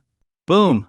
Suddenly, deep chimes resonated, making everyone stop and look towards the sea, where a prominent lighthouse stood. Even in the era of radar, the lighthouse remained as a cultural relic and a local attraction. At midnight, the lighthouse would light up, and large wind chimes on the beach would ring, creating a melodious sound. Bang! A loud explosion in the sky revealed a series of fireworks, filling the dark canvas with brilliant colors. The final outline formed a beautiful girl, making everyone on the beach gaze in awe. As the fireworks faded, another series of explosions created a large heart surrounded by smaller hearts, a symbol of love capturing everyone's attention. The real Tang Beiwei, now in the dream body, recognized the beautiful outline as herself. She stood in stunned silence, replaying the beautiful moment. But before she could think further, Yi Shu Fan's handsome face filled her vision, and a sweet taste touched her lips. She was stunned. Her beautiful eyes wavered between confusion and clarity. Unlike their life and death kiss back on Bikang continent, her body now responded willingly, despite her mind's protests. Held by Shu Fan, she felt a gentle electric current coursing through her, making her body soft and unresisting. However, when Shu Fan's tongue tried to part her lips further, she snapped back to reality, her eyes widening in clarity. She pushed him away angrily. Yig Shu Fan, you scoundrel, die, she shouted, releasing a powerful psychic force that transformed into a sharp spear, tearing through the dream world. With a loud crash, the night sky split open, and the entire dream world shattered like a fragile bubble. The next moment, Tang Beiwei found herself back in reality, Yi Shu Fan sleeping on his mat with a silly grin. Outside, dawn was breaking. I need to go to the bathroom. Shu Fan suddenly woke up, shouting. He jumped up, put on his slippers, and dashed out of the room. Tang Beiwei watched this, unsure what to say, her face still flushed. She bit her lip, recalling the faint sweet taste that lingered as if it had been real. Time flies, and in the blink of an eye, a week had passed. Yi Shu Fan originally planned to stay in his hometown for just 3 days before returning. However, his parents' enthusiasm for Tang Beiwei made her request to stay a few more days. Meanwhile, on Jianghai City's local short video platform, the video of Tang Beiwei showcasing her extraordinary martial prowess had lost its hype and was no longer in the public eye. In this fast-paced information age, this was quite normal. Some people gain national attention by defeating 5 opponents in a school fight, then make millions from live streaming for a few days. Others, overwhelmed by the public gaze, choose to disappear voluntarily. Tang Beiwei hadn't experienced familial affection for a long time. Despite her immense power, she occasionally felt inexplicably empty. However, after meeting Xu Fan, things began to change. She started to feel genuine joy when she was with Xu Fan and his parents. That was enough for her. As for matters on the Beikang continent, a massive demon clan wouldn't collapse just because she, the empress, was absent for a while. She decided to take this as an excuse to retreat and enjoy 100 years of rest in the human world. At the village entrance, Yu Xiufan's parents watched reluctantly as Yu Xiufan and Tang Beiwei left. They then turned their attention to Xu Fan. "Son, take good care of yourself in the big city. Your dad and I don't have much to worry about here," Xu Fan's mother said warmly. Yi Xiufan's father remained silent, but gently held his wife's hand, as if silently saying, "We're old now, let's not burden the child anymore." Yi Xiufan, carrying several bags of local specialties, smiled at his parents, shouted a farewell, and left with Tang Beiwei. They boarded a minivan they had booked. "Don't worry, I'll be fine. Next time I come back, I'll make a name for myself," Xu Fan said, as he transferred 20,000 yuan to his parents via WeChat, a farewell gift for the time being. As they settled in, the familiar voice of the driver rang out. "Hey young man, what have you been eating? You look so much more handsome now." "Haha. I was always this handsome," Xu Fan replied playfully. "Maybe I didn't put in my eye drops last time." "Are we heading to the town first or directly to the county?" the driver, Tang Sen, who was from the town and specialized in running a minivan business, asked. "To Taimu City Airport, we have a flight at 5. Money isn't an issue, just drive fast and steady," Xu Fan instructed calmly, then leaned back tiredly, dark circles under his eyes from a restless night. He initially didn't plan to take a flight, preferring to use a concealment spell and fly with Tang Beiwei. However, Tang Beiwei, after watching numerous movies, was curious about the experience of flying on a plane. "All right boss, 8 years of driving experience, I'll make sure you have a unique experience," Tang Sen said with a smile. The van started moving, creating a steady pushback sensation. 3 hours later, they arrived at Taimu City Airport. Yi Xiufan quickly paid the remaining fare, picked up his bags, and left with Tang Beiwei. In a secluded corner, Yi Xiufan pointed to the bags on the ground and said, "Little Beiwei, could you help with this?" "No problem," Tang Beiwei replied, storing the bags in her space with a wave of her hand. They walked towards the airport's entertainment facilities, planning to pass the 3 or 4 hours before their flight. Feeling hungry, Yi Xiufan suggested they eat something, which Tang Beiwei agreed to. They had a simple meal at the airport restaurant. However, upon leaving, their expressions were vastly different. Tang Beiwei frowned in displeasure, muttering, "Isn't making food like that a waste?" Yi Xiufan, looking aggrieved, thought the food was not only expensive but also terrible. They wandered around the airport mall. Passing by an arcade, Tang Beiwei was attracted by a poster featuring a ferocious monster. Yu Xiufan stopped and asked, "Do you want to try this 3D shooting game?" Tang Beiwei, intrigued, asked, "What's a 3D game?" "It's a game where you wear glasses and experience scenes from a movie character's perspective, making it more immersive," Xiufan explained. Tang Beiwei eagerly urged Xiufan to take her inside. She had become quite a movie enthusiast and was keen to explore related activities. The ticket seller, upon seeing Tang Beiwei's stunning face, was speechless and thought to himself, "If I had a girlfriend like that, I'd be willing to lose 10 years of my life," but he kept these thoughts to himself. Upon seeing Xiufan next to Tang Beiwei, the resentment in the man's heart quickly faded. Yu Xiufan was not only handsome but also tall and imposing. The aura he exuded was one of effortless and powerful confidence. This transformation was thanks to Tang Beiwei, who had invested significant effort into changing Xiufan. However, this also meant that Xiufan would experience a prolonged craving for energy due to his body's extreme deficiency. Naturally, outsiders couldn't know this. Feeling a bit uneasy, Yi Xiufan looked at the male ticket seller behind the counter, who happened to be looking at him at the same moment. For an instant, their gazes met. The other man quickly lowered his head and said with a forced smile, "Welcome. What tickets would you like to purchase?" Yi Xiufan and Tang Beiwei approached the counter, where a price list was clearly displayed. It detailed the names and pictures of various game options, along with their prices, durations, and star ratings. Most games started at a few hundred yuan, with some even reaching into the thousands. Yu-Fan silently gasped at the exorbitant prices. Despite the world's dazzling allure, some people still struggled to enjoy a better life. However, Glancing at the demonic empress Tang Beiwei beside him, his expression became subtly complex. Sensing something off, Tang Beiwei warily asked, "Why are you looking at me like that?" Xu Fan laughed awkwardly and waved it off, saying, "It's nothing. I just feel really lucky to have you around." Both Tang Beiwei and the ticket seller were stunned, as if struck by lightning. "Xu Fan, stop talking nonsense," Tang Beiwei said, looking away and biting her lip, but there was no anger in her voice. The ticket seller, snapping back to reality, seemed pitiful, as if silently lamenting why he had to witness this public display of affection while at work. Unaware of Xu Fan's inner joy, Tang Beiwei remained puzzled. Xu Fan, knowing how difficult it was for an ordinary person to seize an opportunity that could change their life, felt a profound sense of fortune. "What type of game do you like?" "We have horror, apocalypse, ancient battlefield," Xu Fan asked seriously. Tang Beiwei's knowledge of the world mostly came through Xu Fan, so she no longer had the urge to destroy it impulsively. Xu Fan guessed she would likely choose a horror game. Even though she was terrified of ghost movies, she loved them, in a way. "Let's go with horror. This time I won't be so scared." "After all this time, my resistance to fear should have increased," Tang Beiwei said firmly. Xu Fan chuckled, knowing this was what he had anticipated. "I wonder who was so scared last night watching a ghost movie that they insisted I stay with them," he thought. He quickly chose a game called The Graveyard Behind the School. The ticket seller's mouth twitched imperceptibly. This was one of the cheaper options, at 136 yuan per person, but he said nothing and handed them a ticket. Xu Fan paid via WeChat and followed the ticket seller's instructions to a glass room with a drawn curtain. The room was closed, and the noise from inside suggested it was currently occupied. There were benches outside, so Xu Fan and Tang Beiwei sat down. Xu Fan noticed that the large shop had about 10 similar rooms, some of which were busier than others. "Seems like the game I chose isn't too unpopular. It shouldn't be too scary," Xu Fan muttered. He wasn't concerned about the cost but about Tang Beiwei's low tolerance for horror. It was strange how someone as powerful as Tang Beiwei, a demonic genius who ruled over various sects, could be afraid of such trivial things. Xu Fan turned to ask her about it but saw Tang Beiwei deep in thought. "Little Beiwei," he called. She didn't respond, making the situation feel oddly tense.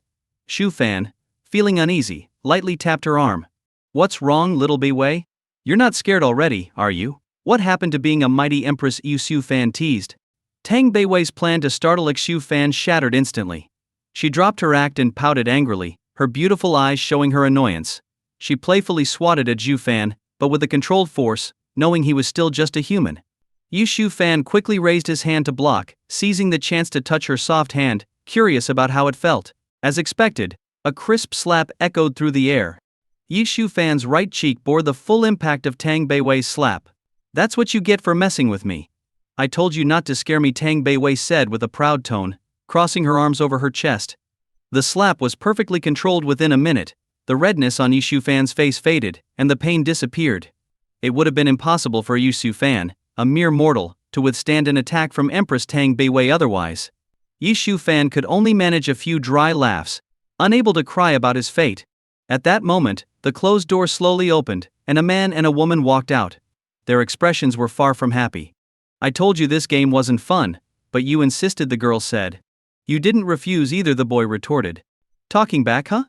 You're asking for it," the girl said, swiftly pinching the soft flesh at the boy's waist. He quickly cried out for mercy, his face showing a mix of regret and satisfaction. The girl huffed and released him, and he immediately plastered a smile on his face. As the couple walked away, Xu Fan nervously swallowed and said, "Maybe we shouldn't play this game." Honestly, he wasn't a masochist and didn't enjoy being pinched, even if it was just playful banter between couples. "No, I'm actually quite interested now," Tang Beiwei said, frowning in curiosity. She grabbed Xu Fan's hand and led him inside.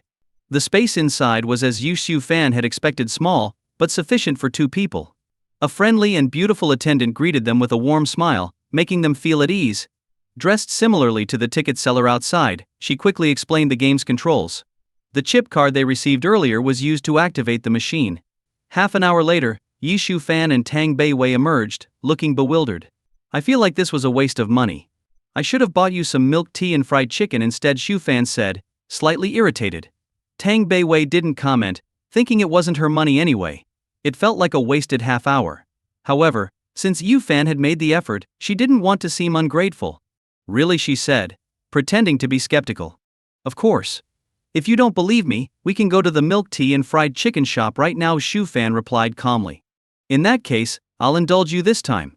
Let's go, Tang Beiwei said, her tone slightly cheerful, almost slipping into old habits from her past life.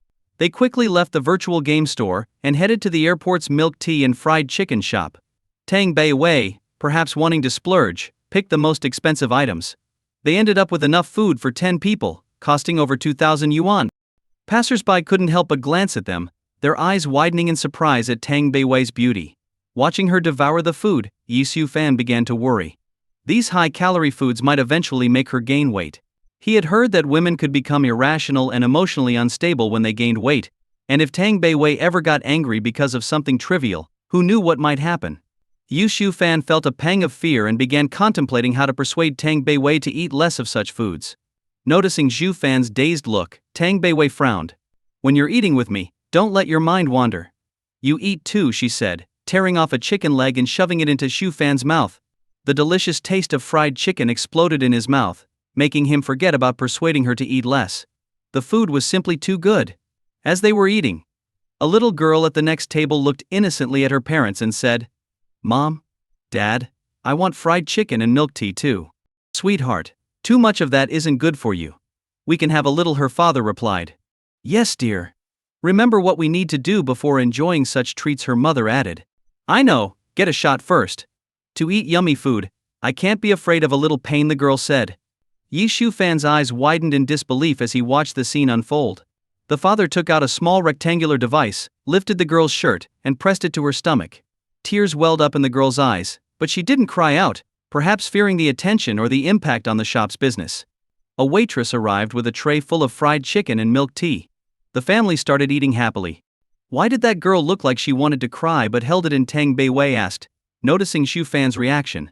Yi Xiu Fan's face darkened, and he said in a guiding tone, "Do you like eating these things?" Tang Beiwei, caught off guard by the question, replied weakly, "Yes, Yi Xiu Fan, why?" Yi Xiu Fan pretended to sigh in relief before gravely saying, "It's a disease. Eating too much of this delicious food can be fatal." Tang Beiwei's eyes widened in disbelief. "No way. Eating good food can make you sick." Yes, Xiu Fan sighed again. "But there's a way to save that little girl. Would you like to change her fate?" Tang Beiwei, understanding his intention, couldn't help but laugh. "No problem, consider it done." A flash of light, invisible to ordinary people, flew from Tang Beiwei to the little girl. Half an hour before boarding, Yi Xiu Fan went through security. He had booked a first-class suite on his phone. Unlike usual, there was a blue butterfly on his right wrist, which Tang Beiwei liked. After quickly passing through security, Yi Xiu Fan arrived at a waiting area similar to the public one, with many people sitting on iron chairs. After waiting for about 10 minutes, a guide appeared and led the passengers to the shuttle bus that would take them to the plane. In no time, Yi Xiu Fan was settled in his first-class suite. The space was quite spacious, with about 2 to 3 square meters of private space. If he wanted privacy, he could slide the door shut. The leather sofa seats were soft and comfortable, enough to fit 2 or 3 people snugly. Yi Xiu Fan immediately closed the sliding door. "All right, little Beiwei, no one can see us now. Remember to use your invisibility spell to avoid any trouble," he whispered. The next moment, a flash of light emerged from his right wrist, and the blue butterfly disappeared. In its place appeared a stunningly beautiful woman with fair skin and an elegant figure. Her beauty and figure could rival that of any top actress, causing any normal man's heart to skip a beat. However, there was one major flaw: she was completely illiterate. Tang Beiwei sat on the leather sofa, feeling its extraordinary softness, and looked around the suite with curiosity. "Wow. So this is your plane? It seems more comfortable and beautiful than the flying ships on Bikang continent." Yi Xiu Fan looked down and saw Tang Beiwei's shadow had vanished, confirming she had successfully used the invisibility spell, visible only to him. He sighed in relief, having worried she might not have mastered the technique. He smacked his lips and spoke with a proud tone, "Of course. In terms of living standards, the human race in this world has developed to a 0.8 civilization. In another 100 to 200 years, we will become a level 1 civilization, capable of leaving Earth and colonizing other star systems. The world will become even more wonderful, but..." His tone shifted to one of melancholy. "But I won't live to see that. I wonder what China will be like then. Will we have colonized the moon, landed on Mars, and interacted with other planetary civilizations? Will nuclear energy, elements and weather be controlled by human will? Tang Beiwei fell silent, feeling a sudden surge of excitement. This feeling was intangible but gave her a firm resolve to move forward. Why does that sound so familiar, she muttered. Atomic heart. Hearing her random thoughts, Yu Xiufan regretted speaking and wished he could slap himself. He had once again filled Tang Beiwei's head with unnecessary ideas. Stop thinking about that stuff. You'll just get hungry, he said. Tang Beiwei quickly forgot their previous conversation and eagerly asked, food. Is the airplane food any good? It should be decent. Considering it's first-class, Xiufan replied uncertainly, and pressed the call button. Soon rhythmic footsteps approached, and a softly spoken flight attendant slid the door open. Hello, sir. What can I get for you? 2 airplane meals, please. I'm quite hungry, Xiufan said with a smile. The flight attendant hesitated, then asked, Are you sure you want 2? The portions are quite generous, and there's only one of you here. Yu Xiufan nodded, thinking, 2 portions? She could eat enough for 10 people. Her digestion is amazing. If she ever wanted to cook a whale for soup, I wouldn't worry about her finishing it. With his confirmation, the flight attendant stopped questioning and asked about drinks. Yu Xiufan hesitated, trying to decide, when he felt a nudge on his right side and instinctively turned to look. He forgot the flight attendant was still there. What, he asked? Realizing his mistake, Yu Xiufan quickly turned back to the flight attendant, stammering, Sorry, I. Seeing Xiufan's flustered state, the flight attendant looked at him with pity, clearly thinking he was a bit unhinged. I want a cola, Tang Beiwei whispered in his ear. All right. Stop talking, Xiufan whispered back, feeling increasingly embarrassed. 2 large Pepsis, please. I prefer sweeter drinks. Coca-Cola makes my throat feel scratchy, he said, trying to hide his discomfort. The flight attendant, maintaining a professional demeanor, nodded. Certainly, sir. 2 large Pepsis coming right up. Yu Xiufan, feeling like a fool, watched her leave. He could swear he heard her mutter something as she walked away. Such a shame. He's so handsome and rich. Yu Xiufan's eyes filled with bitterness as he tried to come to terms with the strange events. Whoosh! As the plane glided smoothly down to land, Yu Xiufan peered out the window and knew he was back in Jianghai City. A smile of anticipation spread across his face. Little Beiwei, do you think we should move to a new place? After all, we've got some money now, Xiufan said to Tang Beiwei, who was lying next to him, engrossed in her phone. In the first-class suite, there was dedicated internet access, unlike in economy class where you couldn't use your phone, or in business class where flight mode was mandatory. Tang Beiwei raised an eyebrow and nodded. You decide. The money is with you anyway, so why bother asking me? Yu Xiufan chuckled awkwardly. Cough, cough. We're partners, so I think it's necessary to discuss financial matters with you? Oh, Tang Beiwei responded indifferently. Having lived for 1,000 years on Bikang continent, Tang Beiwei had seen all kinds of houses. From humble mud huts that leaked when it rained to grand palaces, she wasn't particular about living conditions. Seeing her lack of interest in financial decisions, Yu Xiufan began to worry about what kind of place to rent. Ideally, he wanted to live in Ziyu Community, one of the best areas in the city, where each house was a standalone villa. Even the cheapest house there cost millions, with some selling for tens of millions. The residents were either wealthy or held high positions, ensuring a harmonious neighborhood. The security and privacy were also top-notch, which Yu Xiufan valued. However, the rent in such a place was steep, likely over 10,000 yuan a month. Xiufan set his budget at a maximum of 15,000 per month. Although it wasn't a small amount, he had enough to cover 3 to 4 months. If Tang Beiwei couldn't maintain their lifestyle in that time, it would be absurd. The plane landed smoothly. Xiufan waited until most of the first-class passengers had disembarked before leaving with Tang Beiwei, who had deactivated her invisibility spell. Although people noticed the sudden appearance of Tang Beiwei, they were more captivated by her stunning looks than anything else, gazing in admiration. Yu Xiufan was relieved that the commotion remained manageable. The online world was chaotic enough he didn't need extra trouble. At the airport entrance, the car Xiufan had booked was waiting. Driver to Lishui Community, Xiufan said, as he sat in the front passenger seat. The driver casually suggested, should we use the meter? Might be cheaper. As he glanced in the rearview mirror, the driver's eyes were drawn to Tang Beiwei's breathtaking beauty. He couldn't help but steal a few more glances. Use the meter, Xiufan said firmly, giving the driver a knowing smile. She's my wife. Beautiful, isn't she? The driver, stunned, held back tears and replied, yes, you're very lucky. Please buckle up, I'll drive quickly and smoothly. Tang Beiwei turned away, her initial embarrassment and shock gone. She whispered to Xiufan, Don't forget we're back in Jianghai City. This isn't like being with your parents. Yi Shufan shook his head with a smile, dismissing her concern. He understood the nuances of language and knew that sometimes, people didn't mean what they said directly. Soon, they felt the acceleration as the car sped away. Yi Shufan gazed out the window, lost in thoughts about making money. His relationship with Tang Beiwei was a partnership with some inexplicable emotions. He aimed to keep her content and avoid any violent outbursts or unnecessary bloodshed. He also hoped to earn enough money to support his parents and sister comfortably. As for Tang Beiwei, she wanted to experience life in the mortal world to aid her in achieving true immortality. She needed a native guide, and Zhu Fan fit the bill perfectly. Plus, she was easier to deal with due to her lack of cultural knowledge. In the back seat, Tang Beiwei, lost in thought, glanced at her tablet, feeling hungry. Once we move into our new place, Yu Su Fan better treat me to a nice meal, she murmured, smacking her lips.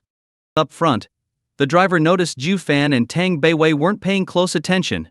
With a sly grin, he discreetly adjusted the meter, causing the fare to rise abnormally. The car soon arrived at Lishui community. We're here. That'll be 275 yuan, the driver said, raising an eyebrow. Yi Shufan looked surprised. He had checked, and the fare should be around 80 to 90 yuan. How did it get to nearly 300? Tang Beiwei, noticing Xu Fan's hesitation, frowned. Hurry up and pay, Xu Fan. What's taking so long? Relieved, the driver thought, looks like they're rich and not too sharp about these things. But Xu Fan's response made the driver's heart sink. How can the fare be 300 yuan? We're not on a highway or at a toll station. Do you think I've lived in this city for years and don't know anything? Should I call the police? I know you're running a scam by tampering with the meter. If I call them, you'll face a fine of 1,000 yuan and additional penalties from the transport authorities. Xu Fan's voice was stern as he unbuckled his seatbelt. The driver broke into a cold sweat, never expecting that this handsome young man knew local police and had noticed his tampering. The situation suddenly became very tricky for him. Meanwhile, Tang Beiwei, realizing what was happening, still didn't fully understand the issue. It's just 300 yuan. We often spend hundreds or thousands on a meal, she said, pouting. Then, curiously, she asked, Yi Xu Fan, what does tampering with the meter mean? The driver, initially hopeful that Tang Beiwei might side with him, was dumbfounded. She seemed naive and clueless, and without Zhu Fan she would have been an easy target. Yu Fan, too, was speechless at her ignorance. How could she not know about scammy taxi drivers after living in this world for so long? Well, since you're my partner, I'll explain. Taxi drivers use meters to calculate the fare based on the distance. Tampering with the meter means the driver is faking the fare to charge more. Even after his explanation, Tang Beiwei still looked confused. Zhu Fan felt like he was talking to a brick wall. Forget it. Just know that this guy was trying to scam us. Got it, Zhu Fan said, exasperated. Upon hearing this, Tang Beiwei's face instantly turned angry. She instinctively wanted to use her powers to eliminate the deceitful driver. But she remembered Zhu Fan's teachings about the importance of controlling her temper. The path to immortality is not simple. If it were easy, I would have reached it long ago, she recalled him saying. With great effort, she calmed herself, realizing that mastering her emotions was crucial for her cultivation. With a sigh, she lowered her hand and got out of the car, saying, Yi Xu Fan, you deal with this. I need some fresh air. She slammed the car door shut, her anger barely contained. Yi Xu Fan, feeling helpless, knew he had to resolve the situation. The driver, hearing the commotion, felt a deep sense of regret. Do you want to settle this privately or officially? Zhu Fan asked, pausing before adding, why do people keep trying to give me money? Right, driver? I recorded everything. I bet you don't want my police friends to see this. He showed the driver a video on his phone, capturing the driver's outrageous fare demand. The driver, resigned to his fate, said, fine, you got me. Today is just not my day. I'll take 900 yuan. Otherwise, it's 1,000 yuan fine from the transport authority. Your choice, Yu Shufan said, his tone relaxed. A moment later, Yi Shufan had 900 yuan in hand and left the taxi, feeling triumphant. The driver, on the other hand, sat crying in the front seat, already thinking about how to improve his meter tampering skills to make more money. In the dusty apartment, Yu Shufan stretched and exclaimed, finally done with all this stuff. Wearing a thick blue mask, he surveyed the pile of random items before him, mostly books on logic and economics. He felt foolish for buying them, having been swayed by promotional videos. Seeing Tang Beiwei lounging on the sofa with a cat, he said, Little Beiwei, can you help store all this in your independent space? Tang Bei-wei, lounging on the sofa while petting a cat, glanced over with a proud look but made no move to get up. The dust in the room couldn't get within 2 meters of her. As the dust approached, it hit an invisible barrier and bounced back. So, the only clean spot in the entire room was where Tang Bei was. Yi Shufan felt envious. But he knew that cultivating was hard work. It was much easier to rely on Tang Bei-wei.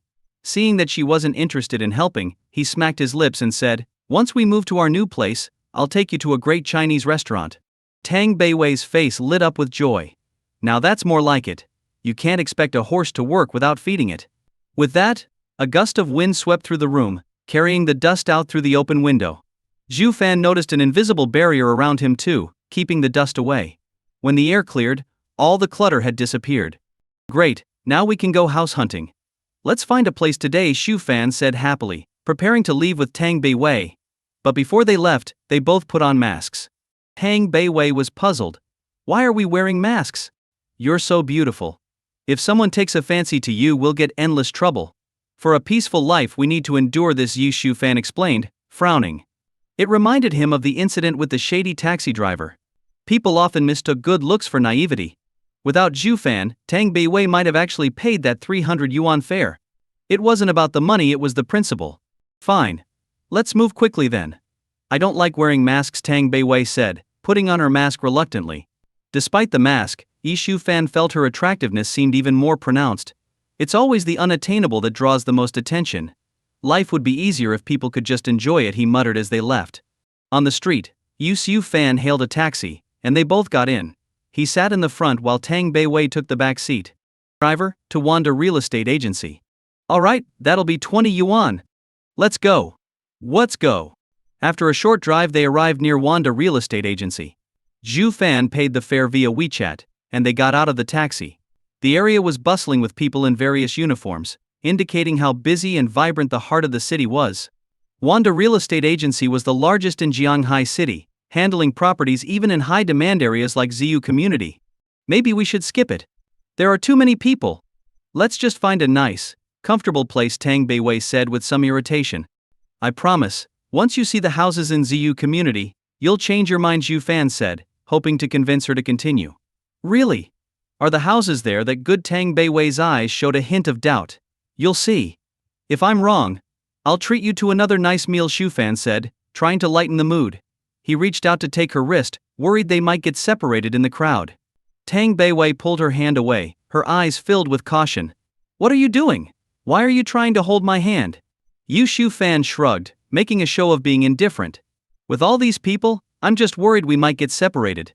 It would be hard to find you again in an emergency. And don't think too highly of yourself, I've seen a lot in life." With that, he reached out again, feeling nervous but determined. "This time I'll finally get to hold the Empress's hand," he thought, his heart racing. Tang Bei-wei paused, her eyes suddenly welling up. Yi Shufan felt a chill run down his spine, sensing he might have made a big mistake. "If you don't want to, that's fine. I respect your decision," he said hurriedly, withdrawing his hand and starting to walk away.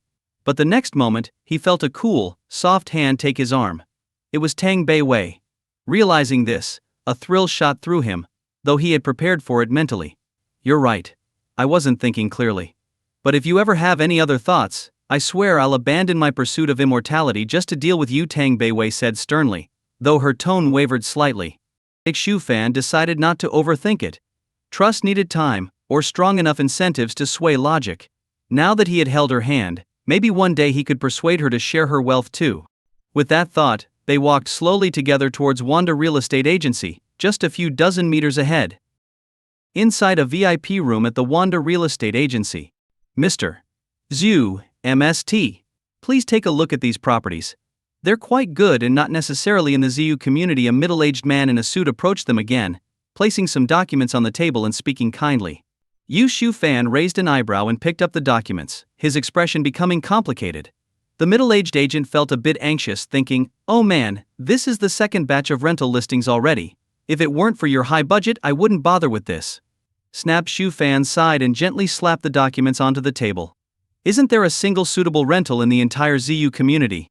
The agent felt like a bomb had dropped, making him want to laugh and cry at the same time. "Mr. Zhu, unless the communities are vastly different, The differences between neighborhoods are usually minimal. He looked hopefully at Tang Bei Wei, his tone slightly humble. Miss, why don't you take a look at these? You might find something you like. Direct appeals had failed, so the agent tried appealing to the lady, hoping her influence might sway Xu Fan. Xu Fan also turned his gaze to Tang Bei Wei. If she made a decision, it would be as good as his own. He had hoped for a new home in Ziyu community, but the current options were far from that level, more like second or third tier properties. Lishui community, where he used to live, was fourth tier, suitable for single people with low incomes. The fifth tier, the lowest, included poor conditions like village in the city or shared apartments. Tang Beiwei shook her head and waved her hand nonchalantly. He decides. I don't mind. Yishu Fan smiled with joy, while the agent's face showed disappointment. Since there's no suitable rental in Ziyu community for now, let's forget it. Contact me if you find one, Yishu Fan said, standing up from the sofa. The agent was reluctant to lose such a lucrative deal. A monthly budget of 15,000 yuan was 3 times a regular salary. After exchanging contact information, Yishu Fan and Tang Beiwei left the agency. Well, this was a waste of time. Let's go explore the city instead, Xu Fan suggested to Tang Beiwei. Her mood lifted at the idea of having fun. Let's go. I found a highly rated restaurant on my tablet. Yishu Fan saw it was a newly opened Cantonese restaurant. Feeling hungry as it was around lunchtime, he nodded. Sure, let's eat there first. We can visit the other restaurant tonight. Okay. They left the agency together. In a villa in Ziyu community. Thump, thump, whoosh, whoosh. A fit young woman in yoga clothes was sweating profusely on a treadmill, panting heavily. After a while, the treadmill slowed down. Gulp, she grabbed a water bottle and took several big gulps before wiping her sweat with a towel and heading to the bathroom. After a while, she emerged wearing luxurious silk pajamas, yawning and checking her phone. Why hasn't Tang responded to my messages yet, she muttered, lying on the sofa. Her WeChat was full of green messages sent to Tang Beiwei, with few short voice replies from Tang Beiwei. As she stared at the screen, her phone rang. Hello, cousin. What's up, she answered cheerfully. Are you in Jianghai City? Do you know the girl involved in that recent viral no-leash incident? A refined middle-aged woman's voice asked urgently. The young woman froze, understanding her cousin's intentions immediately. Yes, I know her. Why do you ask? Perfect. I'm flying from Shanghai to Jianghai tonight. I want to sign her as a new artist. With her martial skills and looks, plus the recent hype, she can be the next big thing. The background noise indicated her cousin was already getting ready to leave. The young woman wasn't surprised but still sighed inwardly. Cousin, you really don't see me as an outsider. By the way, are you close to her? Do you know what she likes? Her cousin asked after a pause. The young woman's mind instantly conjured an image of Xu Fan. She reconsidered and replied, yes, she likes a guy who's short on money. There was a moment of silence on the other end of the line. Early the next morning, Xu Fan woke up on the sofa, his eyes bleary as he stared at the ceiling, looking quite despondent. Damn it. I visited 3 lottery shops last night, and all I got were small prizes worth a few hundred yuan. I didn't even bother buying them, he mumbled after a while. Last night, after a big meal at the Cantonese restaurant with Tang Beiwei, they strolled along the stone railings by the river, chatting idly about old movie gossip. For Tang Beiwei, who was hearing these stories for the first time, it was all very entertaining. On their way home, they passed by 3 lottery shops. Xu Fan, unable to resist the temptation, asked Tang Beiwei to use her clairvoyance to check the tickets. However, it only confirmed what he just mentioned. With a sigh, Xu Fan got up and headed to the bathroom, muttering, it seems that relying on the lottery isn't a sustainable way to make money. Once or twice might be fine, but too often, and the authorities might start investigating. What a headache. Should I go to Yunnan province and gamble on jade stones? He stopped abruptly, remembering the horrors he had heard about in the northern regions of Myanmar, and shuddered. Better not.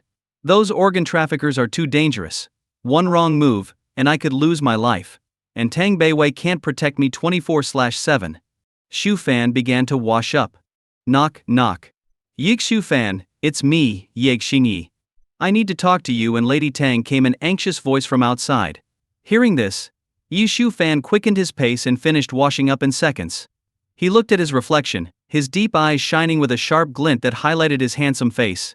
A moment later, his expression softened to a rare but ordinary level of handsomeness. He stepped out of the bathroom and saw Tang Beiwei already sitting upright on the sofa. A lazy cat lay on her smooth, jade-like legs.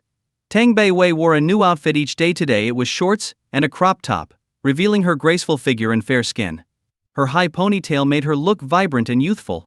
Yu Shufan couldn't help but take a deep breath, feeling a sudden rush of happiness at this morning's sight. Noticing Zhu Fan's gaze, Tang Beiwei turned her head and met his eyes with a dangerous look. "Have you seen enough? Is it good?" Over time, Yi Shufan had learned how to deal with her, so he replied half-jokingly, "Ahem, yes, it's good. I'd give your outfit 9 out of 10 today. Not a full 10 because I don't want you to get too proud." He turned away nonchalantly and walked towards the door. As he moved out of sight, Tang Beiwei's expression softened into a slight smile before returning to calmness. Click. "Ah, Officer Yi, what brings you here to see me and Beiwei so early?" Shufan said, yawning. But as soon as he opened the door, he was captivated by the beauty behind Ye Xinyi. His eyes lingered on her for a long time. Ye Xinyi was dressed casually in a red-hued long dress with short hair, looking lively and cute. But her cousin standing behind her was even more stunning. With long legs wrapped in black stockings, a curvy figure highlighted by a pencil skirt, and fair skin, she exuded both an elegant, commanding presence and a gentle, sweet demeanor. Yi Shufan gulped, feeling a chill on his neck as if a blade was hovering there. He quickly regained his composure and asked, "Ah, Officer Yi, what brings you here?" "Actually, it's my cousin who needs to see Lady Tang," Yi Xinyi said, introducing her cousin with a gesture. "Hello, Mr. Shu. I'm Zhao Xiaoxi, a producer at Tangren Entertainment in the domestic film industry, and Ye Xinyi's cousin Zhao Xiaoxi said with a bright smile. Extending her hand for a handshake, Yi Shufan shook her hand lightly and then invited them in. "Please come in. It's not suitable to talk at the door." As they entered, Yi Shufan hastily cleared the sofa, pushing the blanket aside to make space. He sat down beside Tang Beiwei. Ye Xinyi quickly followed, sitting down on Tang Beiwei's left and pleading, "Lady Tang, it's been so long. I really want to learn some martial arts from you. Please, accept me as your disciple." Tang Beiwei frowned, unsure how to respond. She couldn't possibly explain that her skills came from cultivating dark arts. Sensing her discomfort, Yi Shufan stepped in. "Officer Yi, let's discuss the main issue first. What brings your cousin here?" Ye Xinyi realized she had been too forward and apologized to Tang Beiwei, who relaxed and said softly, "It's fine. Just talk to Shufan, I listened to him." The other three were stunned. Yu Shufan was taken aback. He hadn't expected that in such a personal matter, Tang Beiwei would hand over the decision to him. Somehow, he had become Tang Beiwei's shield against the world. But strangely, he felt a bit of hidden delight in his heart. Yi Shufan's face briefly showed a fleeting smile before returning to calm. Yi Xinyi widened her eyes in disbelief as she looked at Shufan, unable to calm her mind. She remembered that during their last meeting, the relationship between Tang Beiwei and Shufan wasn't this close. As her face regained its usual calm expression, she realized the key to learning true martial arts from Tang Beiwei lay in managing her relationship with Yu Shufan. Her gaze toward Shufan became notably friendlier. Zhao Xiaoxi was also surprised but quickly composed herself. She hadn't expected someone like Shufan, who was poor, to be with someone as beautiful as Tang Beiwei.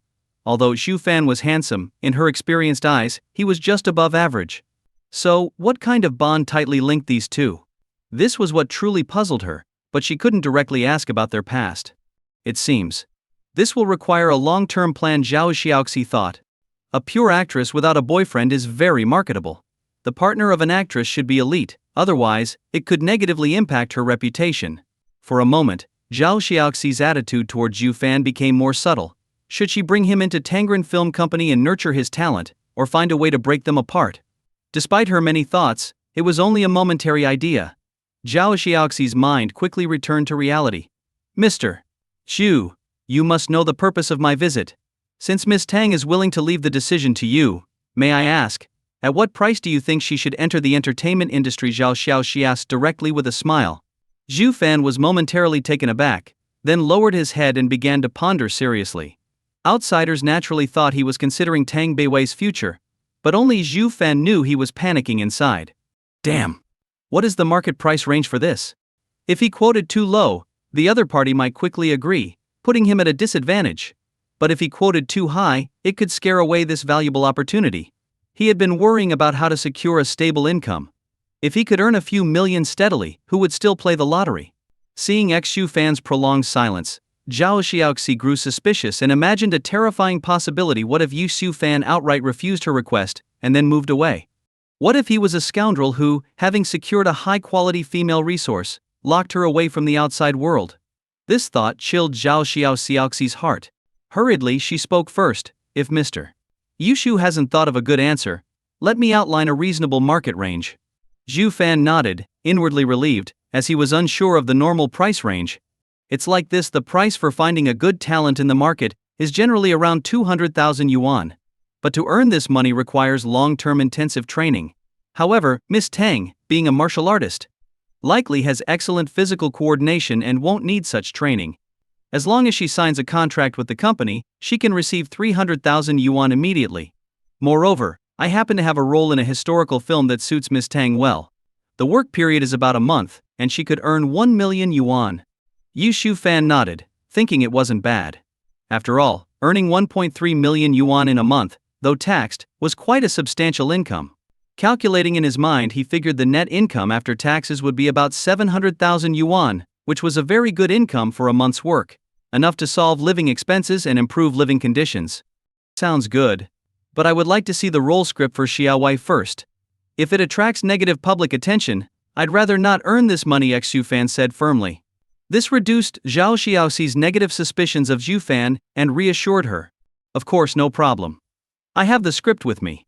You can review it for your girlfriend, Zhao Xiaoxi said, taking out a thin document from her briefcase and handing it to Zhu Fan. Yushu Fan took the script and read the title on the first page. Ming Dao 4 The Towers Fall. Yushu Fan exclaimed involuntarily. Yek Xingyi was also surprised by the script her cousin had produced. The Ming Dao trilogy was famous in the domestic market. And now the fourth was being planned. Ye Xingyi shot a resentful look at her cousin Zhao Xiaoxi, seemingly saying, "Why didn't you tell me about such a martial arts film being shot?" Ye Xingyi, who loved martial arts, had gone to police school and become a police officer, instead of following her family's plan to study law at one of the top universities and pursue a political career. What's wrong? Is there a problem? Tang Beiwei asked Zhu Fan, puzzled by the confusion. Yushu Fan turned his head to look at Tang Beiwei, simultaneously showing his profile to Yi Xingyi and Zhao Xiaoxi. You don't need to understand. It's enough that I do. I'll explain everything to you later. Okay, Yexu Fan said gently. This softened Ye Xingyi and Zhao Xiaoxi's suspicions. They understood why such a beautiful woman like Tang Beiwei would stick by Yexu Fan's side. He was not only handsome but also kind-hearted. They both now viewed Tang Beiwei as gentle and content. Hearing this, Tang Beiwei nodded without hesitation. She didn't need to think much from their conversation. She had a general idea. It seemed they wanted her to act in some drama. If it had been before she was exposed to acting, she would have scoffed at the idea of performing in public.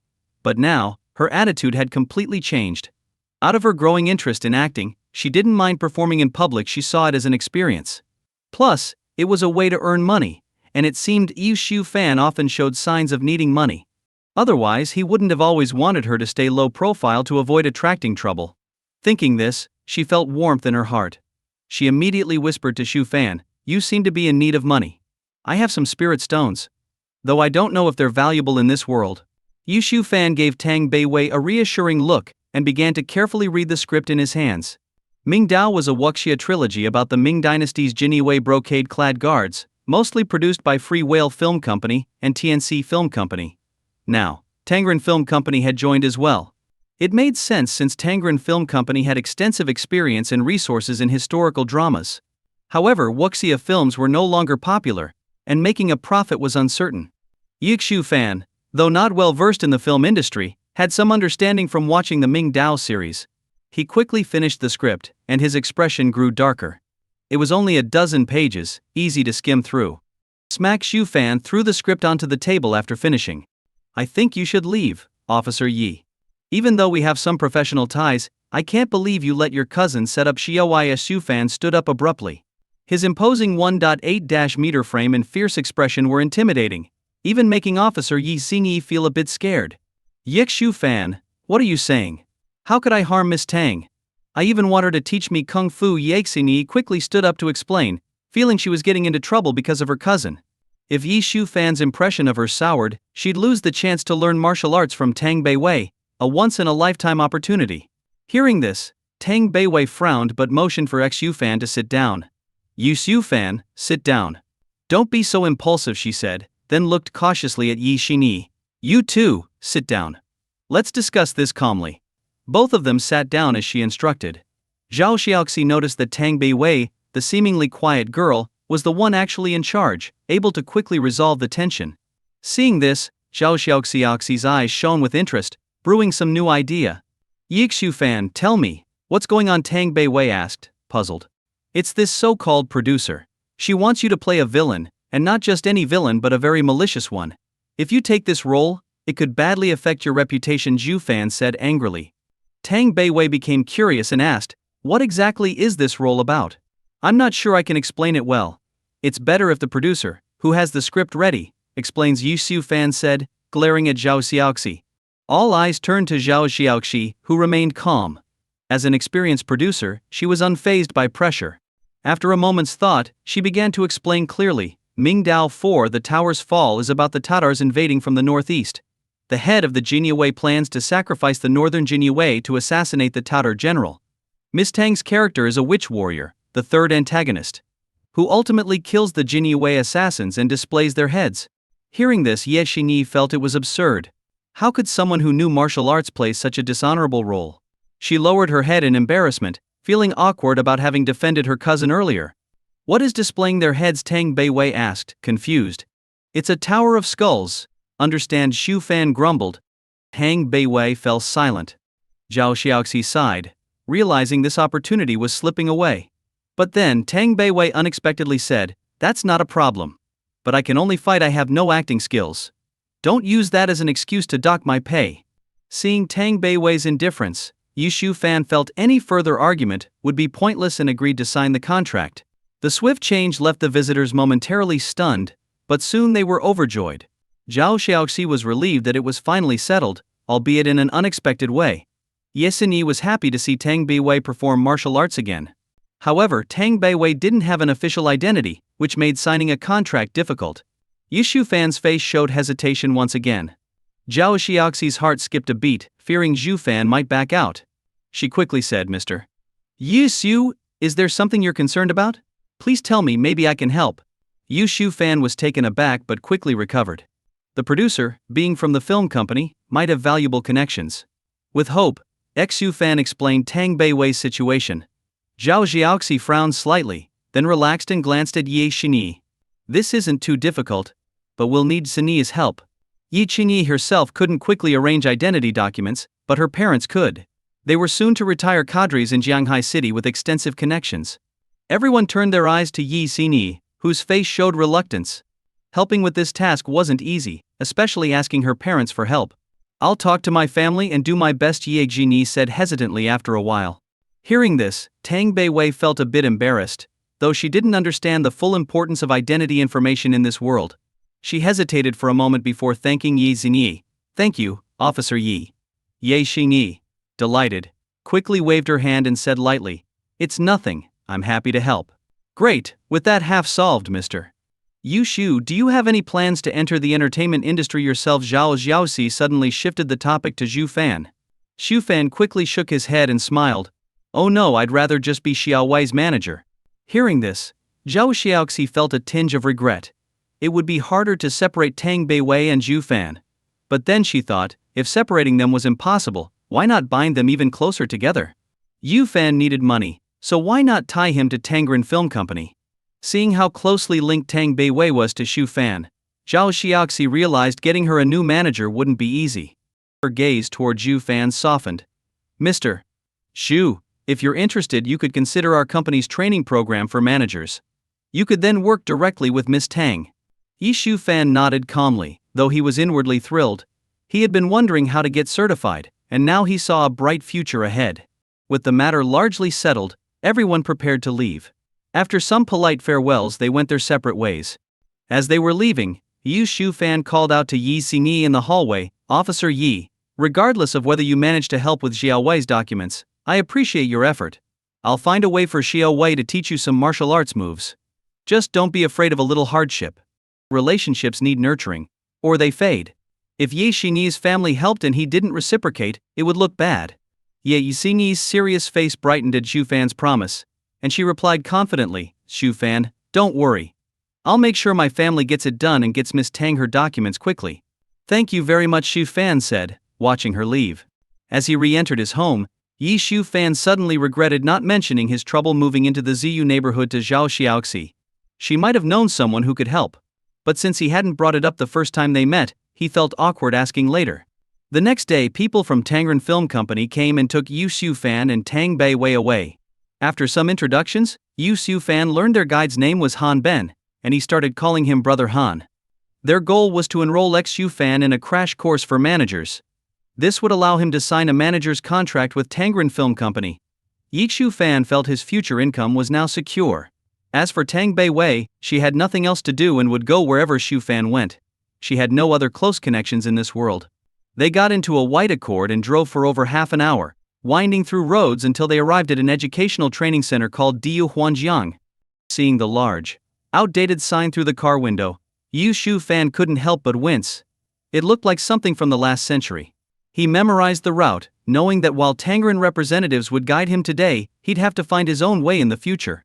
After Zhao Xiaoxi left the previous day, she had added him on WeChat. Yu Fan quickly learned that Diyu Huanjiang was a subsidiary of Tangren Film Company. Yi Shu Fan realized he would spend a lot of time here learning. Having just graduated a few months ago, the thought of more studying, especially in a new field, made him uneasy. Well, the end of the world is endless learning, Zhu Fan murmured with a bitter smile.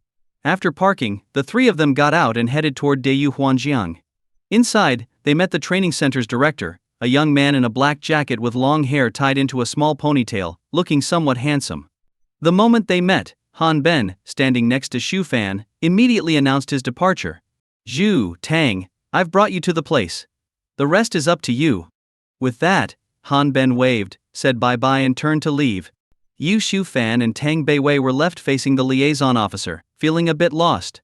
The liaison officer, Fang Yu, first glanced at Zhu Fan and paused, taken aback. Wow. This guy is really handsome. Such a pity he turned down Sister Zhao's offer to become an artist and chose the exhausting job of a manager. What was he thinking? Then, as he looked at the woman standing next to Zhu Fan, Fang Yu was stunned again, taking a couple of seconds to recover. Ah, I see. This guy wants to be her protector. With such looks, it's a shame he's not going to be an artist. Thinking this, Fang Yu turned to Zhu Fan with a knowing smile. Hello, I'm Fang Yu, the head of Diyu Huanjiang Training Institute. I seem to be older than you, so you can call me Brother Fang or Old Fang. Sister Zhao has already briefed me, so you'll be joining the manager training class as a transfer student. With that, he extended his pale, slender hand.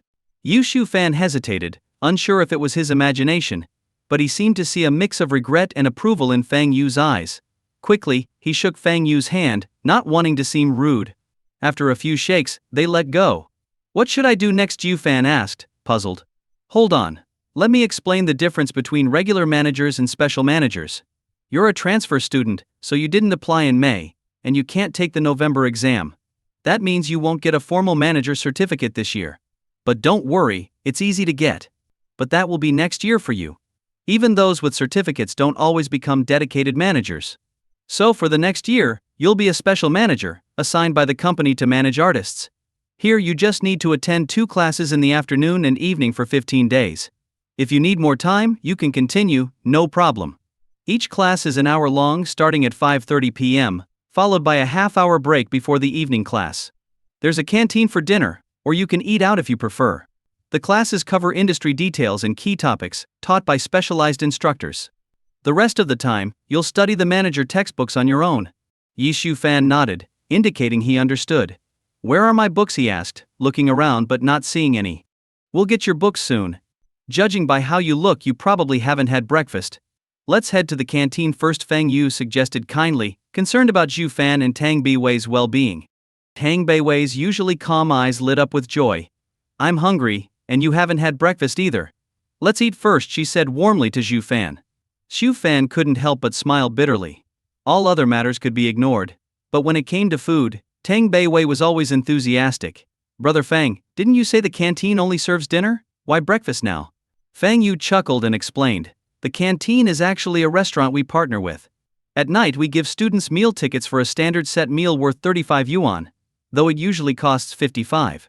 Understanding dawned on Zhu Fan, but Tang Bei Wei looked disheartened. She knew 55 yuan wouldn't buy her much satisfaction.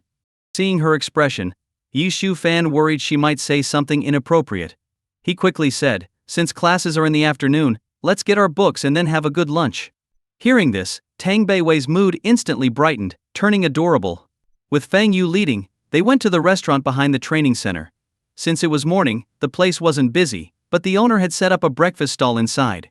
The tables, both inside and outside, were filled with people enjoying hot breakfast.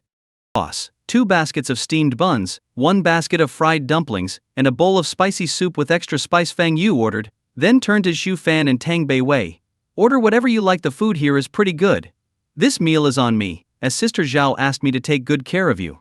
Xu Fan and Tang Beiwei thanked him and looked at the menu. Fang Yu went inside to find a table since the restaurant was crowded. Xu Fan quickly decided on his order, matching Fang Yu's price range. Tang Beiwei then ordered, I'll have 10 baskets of steamed buns, 10 baskets of fried dumplings, 10 bowls of spicy soup, 10. Xu Fan felt his scalp tingle. Boss, don't listen to her nonsense, Xu Fan quickly said to the restaurant owner. Don't order so much. I'm not the one paying, so we can't spend recklessly. Xu Fan frowned and gave Tang Beiwei a stern look, speaking in a firm tone. Tang Beiwei was taken aback, not used to much social interaction, and didn't immediately grasp why he was upset. But seeing Xu Fan dare to glare at her, she felt a sudden surge of anger. What are you doing? Glaring at me like this?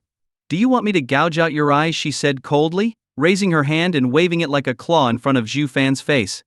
Xu Fan felt helpless.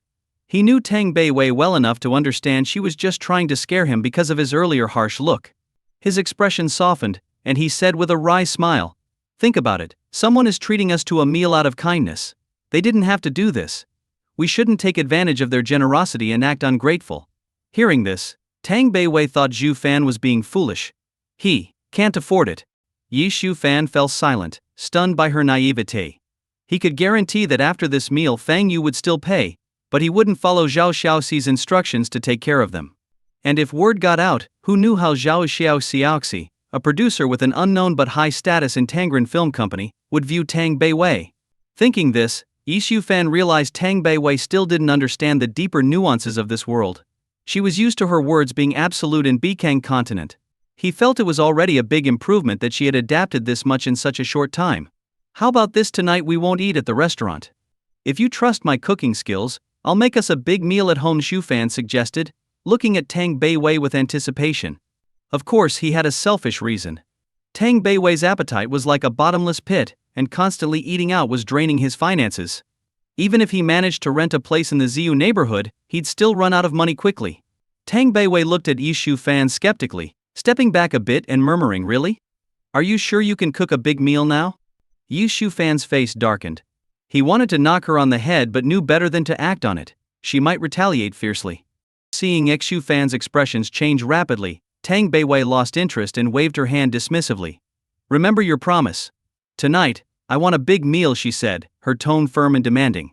She then turned to the restaurant owner and said, I'll have the same as him with that. She walked toward Fang Yu's table.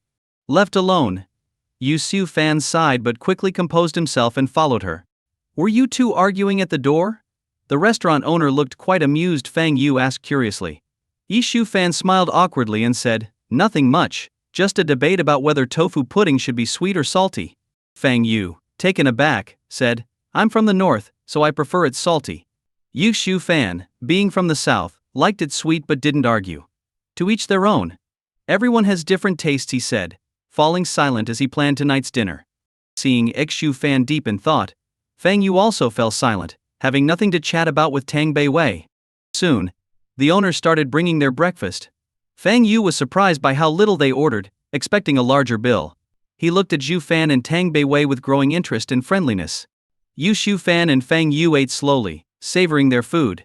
Tang Beiwei, however, ate quickly, seemingly unaffected by the heat, surprising everyone around her. She finished her meal and hungrily eyed Xu Fan's remaining food. Xu Fan sighed and handed it to her. Eat more, so my parents don't think I'm starving you. Tang Beiwei rolled her eyes at him. Fang Yu, feeling awkward witnessing their interaction, found his food less appetizing. He was surprised by how close Xu Fan and Tang Beiwei seemed, realizing they had even met each other's parents. After breakfast, Fang Yu paid the bill and waved for them to follow him back to his office at the training institute. Once inside, Fang Yu retrieved a large stack of books from a cabinet. Yu Fan quickly estimated there were at least 20 to 30 books of varying thickness. These are the books you'll need to study to become a manager. Take them home and read them thoroughly.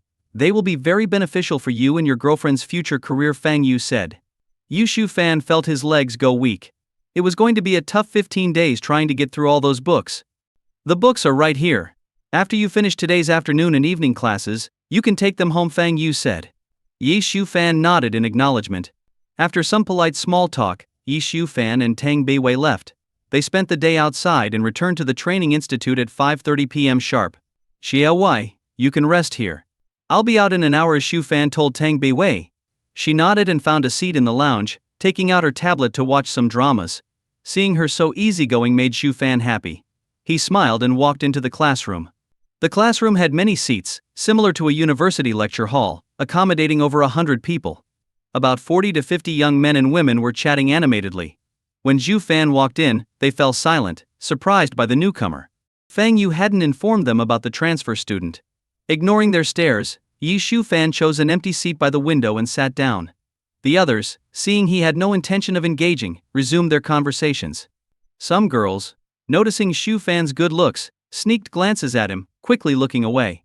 Yi Fan noticed but didn't care. He knew he was handsome, and it was natural for some women to be interested. But compared to the loyal Tang Bei waiting outside, these girls were nothing special to him. He continued reading on his phone, absorbing as much information as possible about being a manager. For some reason, perhaps due to Tang Beiwei's cleansing ritual back home, Yi Fan's comprehension and memory had significantly improved. He could now read and retain information much faster than before. Clud. Heavy footsteps echoed in the hallway, and the classroom fell silent again. Everyone turned to the door, anticipating the arrival of someone important. A man in his 50s with gold-rimmed glasses walked in. He wore a gray short-sleeve shirt, a Milan-colored jacket, black casual pants, and white Nike sneakers. His presence was commanding, exuding confidence and competence. "Hello everyone, it's been a day. Did you miss me?" he asked humorously. The classroom buzzed with excitement. "Of course we did, Mr. Chen. No, we were waiting for MS. Lu, guess if we missed you." Mr. Chen smiled, a look of nostalgia crossing his face. "Youth is wonderful," he murmured, scanning the room. His eyes landed on Yu Fan, the new face by the window. "What?" Yu Fan, engrossed in his phone, looked up at the sudden commotion and met Mr. Chen's gaze. After a brief pause, Yi Fan smiled confidently. "I don't think I've seen you before. Would you introduce yourself, Mr. Chen asked. All eyes turned to Shu Fan. Feeling a bit nervous but quickly regaining his composure, Yi Fan stood up and said calmly, "I'm Shu Fan, a transfer student. Brother Feng might have forgotten to inform you." "Oh, I see. Have you received your textbooks, Mr. Chen asked. "Not yet. I'll get them after the evening class before heading home," Shu Fan replied. Mr. Chen nodded and gestured for Xu Fan to sit. "All right, class, let's continue with yesterday's topic on managing commercial operations for artists." He plugged a USB drive into the computer, and the large screen behind him lit up. The hour-long class began. Yu Fan, now seated, put away his phone and listened attentively. Mr. Chen's lecture was engaging, and the hour flew by. After class, Mr. Chen waved and left. Yi Fan felt the lecture was quite insightful. As class ended, students stood up, eager for their half-hour break. Some stayed behind, chatting with friends. Yi Fan didn't want to linger. He left the classroom, spotting Tang Beiwei waiting on a bench outside. He quickened his pace, smiling. "Sitting for an hour is exhausting," he exclaimed. Then suggested, "Let's walk by the river." Tang Beiwei agreed, feeling bored after watching dramas for an hour. The girls who had noticed Yu Fan earlier now watched with broken hearts as he left with Tang Beiwei. As Shu Fan and Tang Beiwei walked along the riverside path, the sky above was filled with flocks of unknown birds. They chatted casually as they strolled side by side. The cool evening breeze of a midsummer sunset blew gently, carrying the fragrance of light pink glass begonia flowers from the nearby greenery. They looked like a young couple enjoying their youth, attracting envious glances from parents hurrying home to cook dinner for their children. "So, why did you accept that role? It might not be good for your reputation in this world," Zhu Fan asked, puzzled. Tang Beiwei frowned, not quite understanding his concern. "What's the big deal? Back on Bikang Continent, I often did similar things. Though I didn't go as far as displaying skull towers." Yi Fan was momentarily stunned but quickly recovered, thinking for a moment before responding. So, it's essentially typecasting for you. Yes, Tang Beiwei replied nonchalantly, a faint smile crossing her face, making her look exceptionally beautiful at that moment. Besides, you need money, right? And there's no quick way to get rich. Earning about 700,000 yuan in a month seems pretty good for you, she added. Yu Fan felt a warmth in his heart, his eyes moistening. Having such a friend made him feel less alone. Thanks. Too bad you're not a guy otherwise. I'd give you a big hug, he said. Tang Beiwei rolled her eyes and took a step back. Who wants your hug? If I wanted, I could find plenty of better guys in the Hewan sect. Yu Fan's eyes widened, and he replied with mock disdain, I can't believe you think that way. I'm a pure soul in this life. Am I less attractive than those frivolous men in the Hewan sect? Tang Beiwei fell silent, then muttered, It's not like I'm not a pure soul either. Sleeping with you would be a big loss. Hearing her muttering, Yi Fan felt frustrated but knew he couldn't win an argument with her, so he stayed silent. As the sky grew darker, an alarm rang on Xu Fan's phone, making him startle. He quickly took it out and turned off the alarm, realizing they had 5 minutes before the last class of the evening. We need to head back, Xu Fan said. They turned and walked quickly back to the training institute. In the small lobby of the classroom building, Yu Fan turned to Tang Beiwei. You can rest here. I'll be out in an hour, and then we can go home. Tang Beiwei nodded and sat down. Just as Yu Fan was about to leave, she suddenly called out, Wait a moment, Yu Fan. Yu Fan paused, turning halfway back and asked, What's up, Xia Wei? Seeing Xu Fan's handsome profile, Tang Beiwei lowered her gaze slightly. She had harbored a small crush when she cleansed his body back then, and now his appearance perfectly matched her taste. I want braised rabbit heads for dinner tonight, she said. Ever since trying it at a street restaurant, she had become addicted to the spicy dish. Yu Fan thought of a classic line, and couldn't resist teasing, Rabbits are so cute, why do you want to eat them?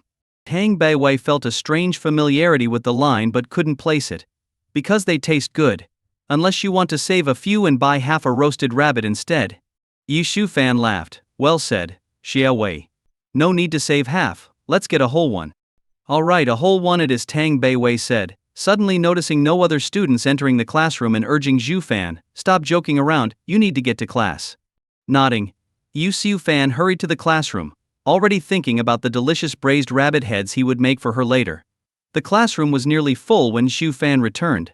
He didn't pay much attention to the other students and quickly returned to his seat by the window. Just as he was about to browse videos on making braised rabbit heads, someone interrupted him. A young man in the row in front of him turned around with a friendly smile. Hi, I noticed a girl waiting for you outside. What's your relationship with her? Yu Fan looked up, his eyes wary. She's my older sister. Why? Are you interested in her? He replied with a mischievous grin. The young man wasn't bad looking but was only slightly above average. From his attire and demeanor, Yu Fan guessed he was just a regular person. Feel free to pursue her if you like. But I doubt you have the ability. Her standards are pretty high, at least higher than mine, Yu Fan added, not missing a beat. Surprisingly, the young man's face lit up with confidence. Yu Fan could see the greedy look in his eyes. I might just try, the young man said, his confidence catching Xu Fan off guard. Then, let me formally introduce myself once again. As he spoke, Lin Huai took out his phone, showing the WeChat balance screen discreetly to Xu Fan. Hello, brother-in-law. I'm Lin Huai, the fourth son of the local Lin group. Lin Huai whispered, fearing others might hear and start pestering him with false pretenses. Yi Shu Fan was taken aback, silently swallowing his surprise at encountering a real rich second generation. He quickly composed himself. The WeChat balance displayed an 8-figure sum. After Shu Fan saw the amount, Lin Hui quickly put his phone away. Despite his ordinary and low-key attire, there was no mistaking his wealth. Rich people seem to like being low-key. Strange, isn't flaunting wealth supposed to be their thing? Shu Fan thought, unsure how to deal with Lin Hui. The Lin Group was a major second-tier enterprise in Jianghai City, specializing in maritime transport, with a market value of 90 billion yuan and employing 3% of the city's workforce, around 90,000 people. Seeing Shu Fan's silence, Lin Hui felt confident he had won him over. He smiled knowingly just as a clear and pleasant voice rang out. Good evening, everyone. All eyes, including Xu Fan's, turned to see a petite girl with a round face, long flowing hair tied in a bun, and large black framed glasses. She was about 1.6 meters tall and wore flat shoes, showing she didn't care about her height. She had on a blue-pink jacket and a knee-length skirt. carrying a thick book that gave her a serene, girl-next-door vibe. Despite her youthful appearance, she was their instructor. "Good evening, Teacher Lu. You look beautiful tonight." "Yeah, what new knowledge will you teach us about being managers?" Yi Shu-fan realized she must be Lu Xian. Despite her young and tender look, he was puzzled about how she could be their teacher. Noticing Zhu Fan's confusion, Lin Hewai chuckled softly and explained, "Lu Xian is not as simple as she looks, brother-in-law. Don't be fooled by her appearance. She's a second-tier manager at Tangren Film Company. Here because the small celebrity she managed didn't renew their contract. She's as knowledgeable as Teacher Chen from the afternoon class." Hearing this, Yi Shu-fan's confusion turned to respect. Achieving such a position at a young age was no small feat. Curious about Chen's background, he asked, "What about Teacher Chen's background?" Lin Hewai smiled. "He's also from Tangren Film Company. He used to be a top-tier manager for historical dramas about a decade ago, but has since retired to a more relaxed role." Zhu Fan nodded, surprised at the high caliber of instructors at this seemingly modest training institution. Lu Xian cleared her throat, and the room quieted down. She noticed the unfamiliar face of Zhu Fan. "And who is this new student?" she asked, frowning slightly. Before Zhu Fan could respond, a girl from the front row spoke up and introduced him. "I see. Well, I hope you all get along and study well," Lu Xian said kindly, then began the lesson. Time passed, and the class of over 50 students listened intently, occasionally standing to answer questions. Zhu Fan, meanwhile, divided his attention between chatting with Lin Huai and listening to Lu Xian's lecture. He was eager to learn everything about being a manager, knowing it was crucial for maintaining his connection with Tang Beiwei and warding off any potential rivals. Lin Huai was mostly interested in Tang Beiwei, but Zhu Fan gave him false information, such as her supposed dislike for blue when in fact, it was her favorite color. Eventually, Lu Xian concluded her lecture, waved goodbye, and left. The students, relieved to be free from the hour-long session, began to leave. Yu Fan followed but was stopped by Lin Hui, whose face was flushed with excitement. "Wait, brother-in-law," Lin Hui called out. Yixu Fan turned, pretending to be puzzled. "What is it, Lin Hui?" Lin Hui, blushing, said shyly, "Could you give me your sister's contact information?" Yishu Fan struggled to contain his laughter but managed to maintain a straight face. "Hinch, he." Sensing something, Lin Hui said earnestly, "I understand. How about 5,000 yuan as a meeting gift for my future brother-in-law?" During their hour-long chat, they had exchanged WeChat contacts. Feeling uneasy, Yishu Fan quickly waved his hand. "There's no rush. Get to know her better through me first," he said, then walked away, deciding not to take the money. After leaving the classroom, Yishu Fan quickly walked over to Tang Beiwei.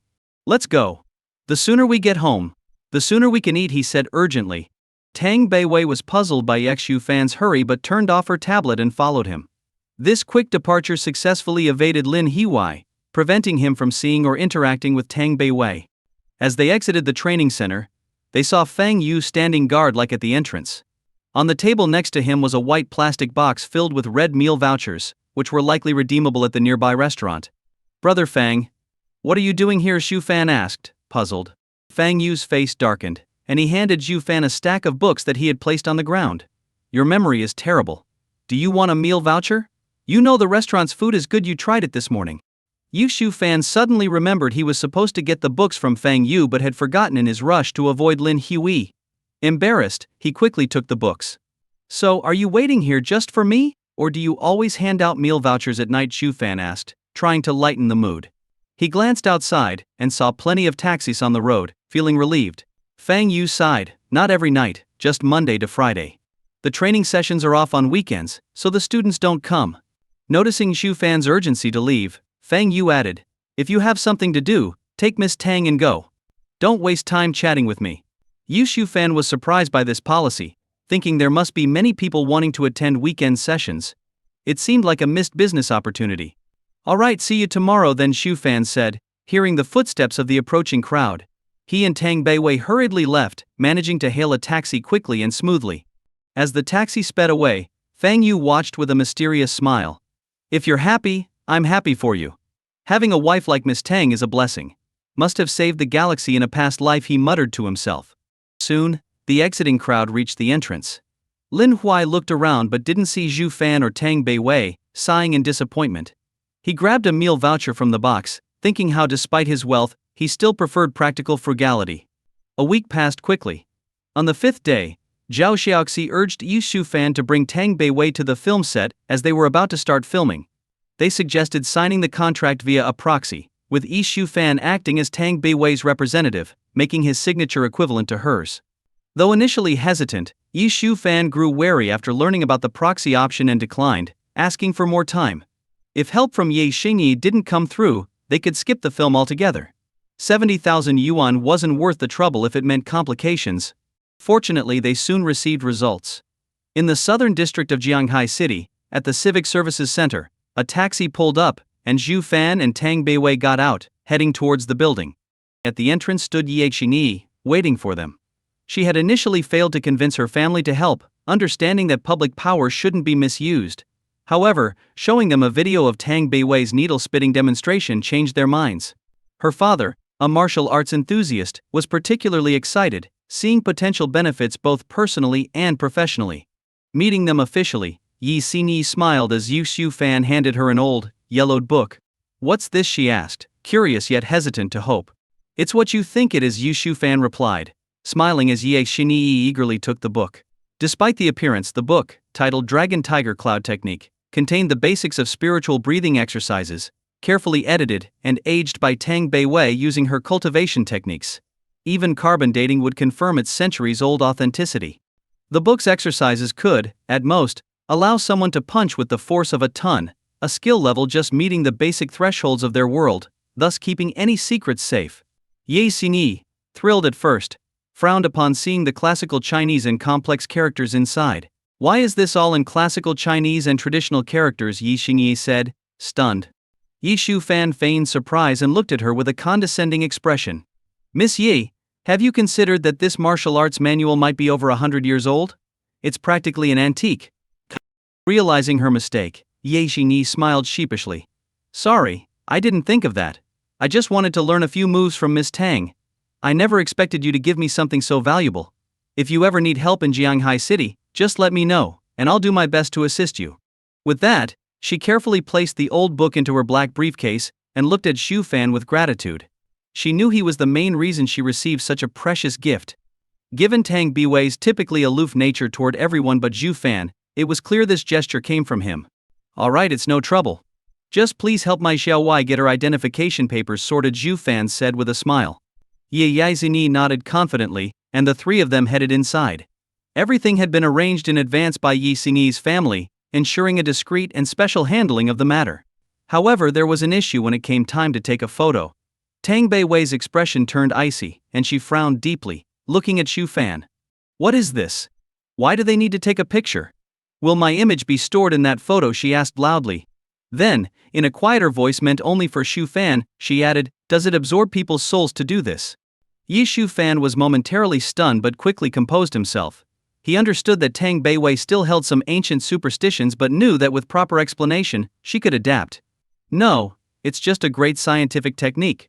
Think of it like how they take pictures in the dramas you watch," Yi Shufan said softly, stepping closer to Tang Beiwei. Ye Xingyi and the staff were taken aback. They never expected someone as stunning as Tang Beiwei to hold such superstitious beliefs. They looked at her with pity, thinking she must have come from an extremely remote area. Noticing their looks, Tang Beiwei felt a surge of anger. It wasn't Shufan's proximity that bothered her, but rather the pitying gazes from others. She was used to being above all others, not being pitied by anyone. Sensing her rising anger, Yu Shufan quickly turned to the staff with a cold, nervous tone. "Don't look at my girlfriend like that, she doesn't like it." He was trying to save them from Tang Beiwei's wrath, knowing she could easily curse them if provoked. The staff quickly averted their eyes, not wanting to offend her. Yi Shufan then turned back to Tang Beiwei and whispered urgently, "Xiaowai, we need to stay calm. Remember, using harmful techniques casually is dangerous. Don't forget about the mighty immortal Ji Yin, who opened the immortal aperture in just 2.5 years." Tang Beiwei couldn't help but laugh at Shufan's usual warning. "Fine, let him come. One day, I'll make him regret it." Yu Shufan remained silent, feeling a sense of dread. The fact that his usual deterrent wasn't working anymore was worrisome. "But I don't want you to risk your life for nothing. I don't want to be alone," Shufan said, pretending to be deeply concerned. After he spoke, Yu Shufan walked back to where they had come from, leaving Tang Beiwei momentarily speechless. Her anger faded away. "All right, miss. Please smile for the photo. It'll help with the editing later, though with your beautiful face, there's hardly any need, the staff said, lifting the camera. Though she didn't fully understand, Tang Beiwei complied for Xu Fan's sake, giving a perfect smile that stunned everyone. The staff member, although entranced by her beauty, quickly took the photo. Special cases like this take 3 days to process. Please come back then to pick up the new ID. Watching the process, Xu Fan smiled contentedly. However, he felt a sudden connection with Tang Beiwei as their eyes met briefly before she looked away. Is this shyness from a girl who's been alive for 1,000 years? Xu Fan thought. The idea that Tang Beiwei might have feelings for him was something he found hard to believe. He shook off the thought and regained his usual calm demeanor. Alright, we're done here. Let's go to that northeastern restaurant you mentioned. Tang Beiwei's eyes lit up with excitement. Great. I want the northeastern stew and some frozen pears. Xu Fan laughed. Sure, whatever you like. Let's eat to our heart's content. In the blink of an eye, 3 days passed. Lishui Community, a rental apartment. Knock, knock. Knock, knock. The heavy, intense sound of knocking echoed. Old Zhu. It's done. Do you want Tang Nuxia's ID and household registration book? Ye Jini's cheerful voice rang out. After a favor from that book, Ye Jini had subtly changed her way of addressing Xu Fan to Old Zhu. Their chats on WeChat had also gradually increased. However, most of these conversations were to ask Xu Fan to consult Tang Beiwei about translating the book's contents. As for the book, after bringing it home, her father took it to have it translated by an expert in ancient texts. A moment later, the door opened, and Xu Fan, holding an ice pop, appeared. This weather is killing me. Sister Yi, have an ice pop to cool off and quench your thirst.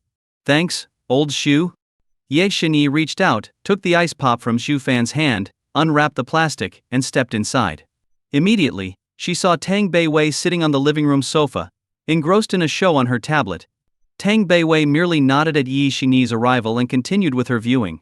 Ye Xinyi wasn't bothered by Tang Beiwei's lukewarm attitude, knowing that she was like this with everyone, except Xu Fan. Perhaps because of the heat, Tang Beiwei was dressed quite lightly. She wore oversized black shorts that reached past her knees, revealing her fair, delicate feet in elegant Milan-colored women's slippers. She swung her legs nonchalantly, looking very relaxed. Her top was a white, 5-sleeved short blouse, with light blue butterflies printed on the edges. This outfit subtly accentuated her graceful figure. Her hair was tied up in a high ponytail, exposing her finely chiseled neck, sparking endless imagination. Old Xu, you're not taking Tang Nuxia out more often. Are you hiding her away like a precious treasure? Ye Xinyi turned to Xu Fan, teasing, as she handed over a small gift box she had been holding. Xu Fan frowned, puzzled, but accepted it. As he opened the gift box, he asked, "What's this for? Why give me a gift out of the blue? By the way, where are Miss Wei's ID and household registration?" As he spoke, he opened the gift box to reveal Tang Beiwei's ID card and a red household registration book. A smile spread across Xu Fan's face. "Thanks, Sister Yi. I'll visit your parents someday to thank them. They helped a lot. There's no need. It's nothing major. It's better to keep this matter quiet to avoid unnecessary trouble. And don't tell anyone about this." After giving her instructions, Ye Xinyi prepared to leave. Xu Fan nodded repeatedly and saw her to the door, watching until she was out of sight before gently closing the door. "Ah, little Wei. This makes things much easier for us," Xu Fan said, taking out the items from the gift box. "Really? I feel. Whether we have them or not doesn't really affect me." Tang Beiwei replied nonchalantly, her eyes still glued to her tablet. It seemed. She didn't care about this at all. Seeing Tang Beiwei's reaction, Xu Fan shrugged, unfazed. After all, this didn't significantly impact her, unlike suddenly obtaining a true immortal's fruit and having to face a celestial tribulation. He looked at Tang Beiwei's ID with satisfaction.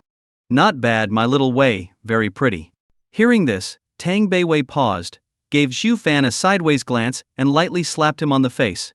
Her expression turned serious as she quickly retrieved her ID card. "Xu Fan, stop being so glib. It's disgusting." Xu Fan felt the sting and redness on his face, grimacing in pain. "I just looked at your ID. Was it necessary to hit me so hard? Personal privacy. Isn't that what you taught me?" Tang Beiwei replied, looking at her ID. After a moment of reflection, she stored it away in a private space. Who would have thought, IDs come with photos, just like the road passes in the mortal kingdoms of Bikang continent. Fan smirked, thinking, what are road passes compared to the advanced chip technology in IDs? But he didn't dare say it aloud, fearing another slap from Tang Bei-wei. He reached for the household registration book, and, to his surprise, found bean paste mooncakes underneath it. Could this household registration book also have a photo? Tang Bei-wei asked hesitantly, but quickly snatched the book from Xu Fan's hand. Xu Fan didn't mind and focused on the hidden bean paste mooncakes in the gift box. He reached in and pushed aside the mooncakes, revealing 5 bundles of red bills, totaling 50,000 yuan. Didn't expect Sister Yi's father to be so generous, helping out and even sending money. Xu Fan thought, his eyes showing a mix of emotions as he pondered. Seeing no photos in the household registration book, Tang Bei-wei casually placed it back on the table. She picked up her tablet and resumed watching her show. Regaining his composure, Xu Fan closed the gift box and hid it in a private spot. He returned to the sofa, picked up the household registration book, and opened it to the first page.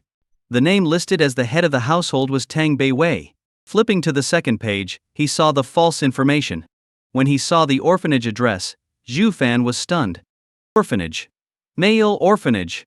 The address listed was an unknown orphanage in their province and city. Xu Fan, unsure if it was his years of reading web novels, felt a chill down his spine. Swallowing nervously, he shakily took out his phone. Once he started typing on the screen, he calmed down. So what if it's an orphanage? Could Tang Bei-wei be the heroine of a web novel? The next moment, basic information about the orphanage appeared on his phone screen. Xu Fan was shocked to see that the orphanage had closed down over a decade ago. He fell silent for a while before his face returned to normal. Whatever, this is good. It prevents anyone from tracing Tang Bei-wei's past. Hi guys, your opinion means a lot to me. I'm working on improving the stories to make them more interesting for you. Please leave a comment and let me know what you liked about this story. Your feedback helps me get better and create content that you'll enjoy. Your feedback is very important to me. Thank you for your support and attention. If you enjoyed this story, I can't wait to share its continuation with you.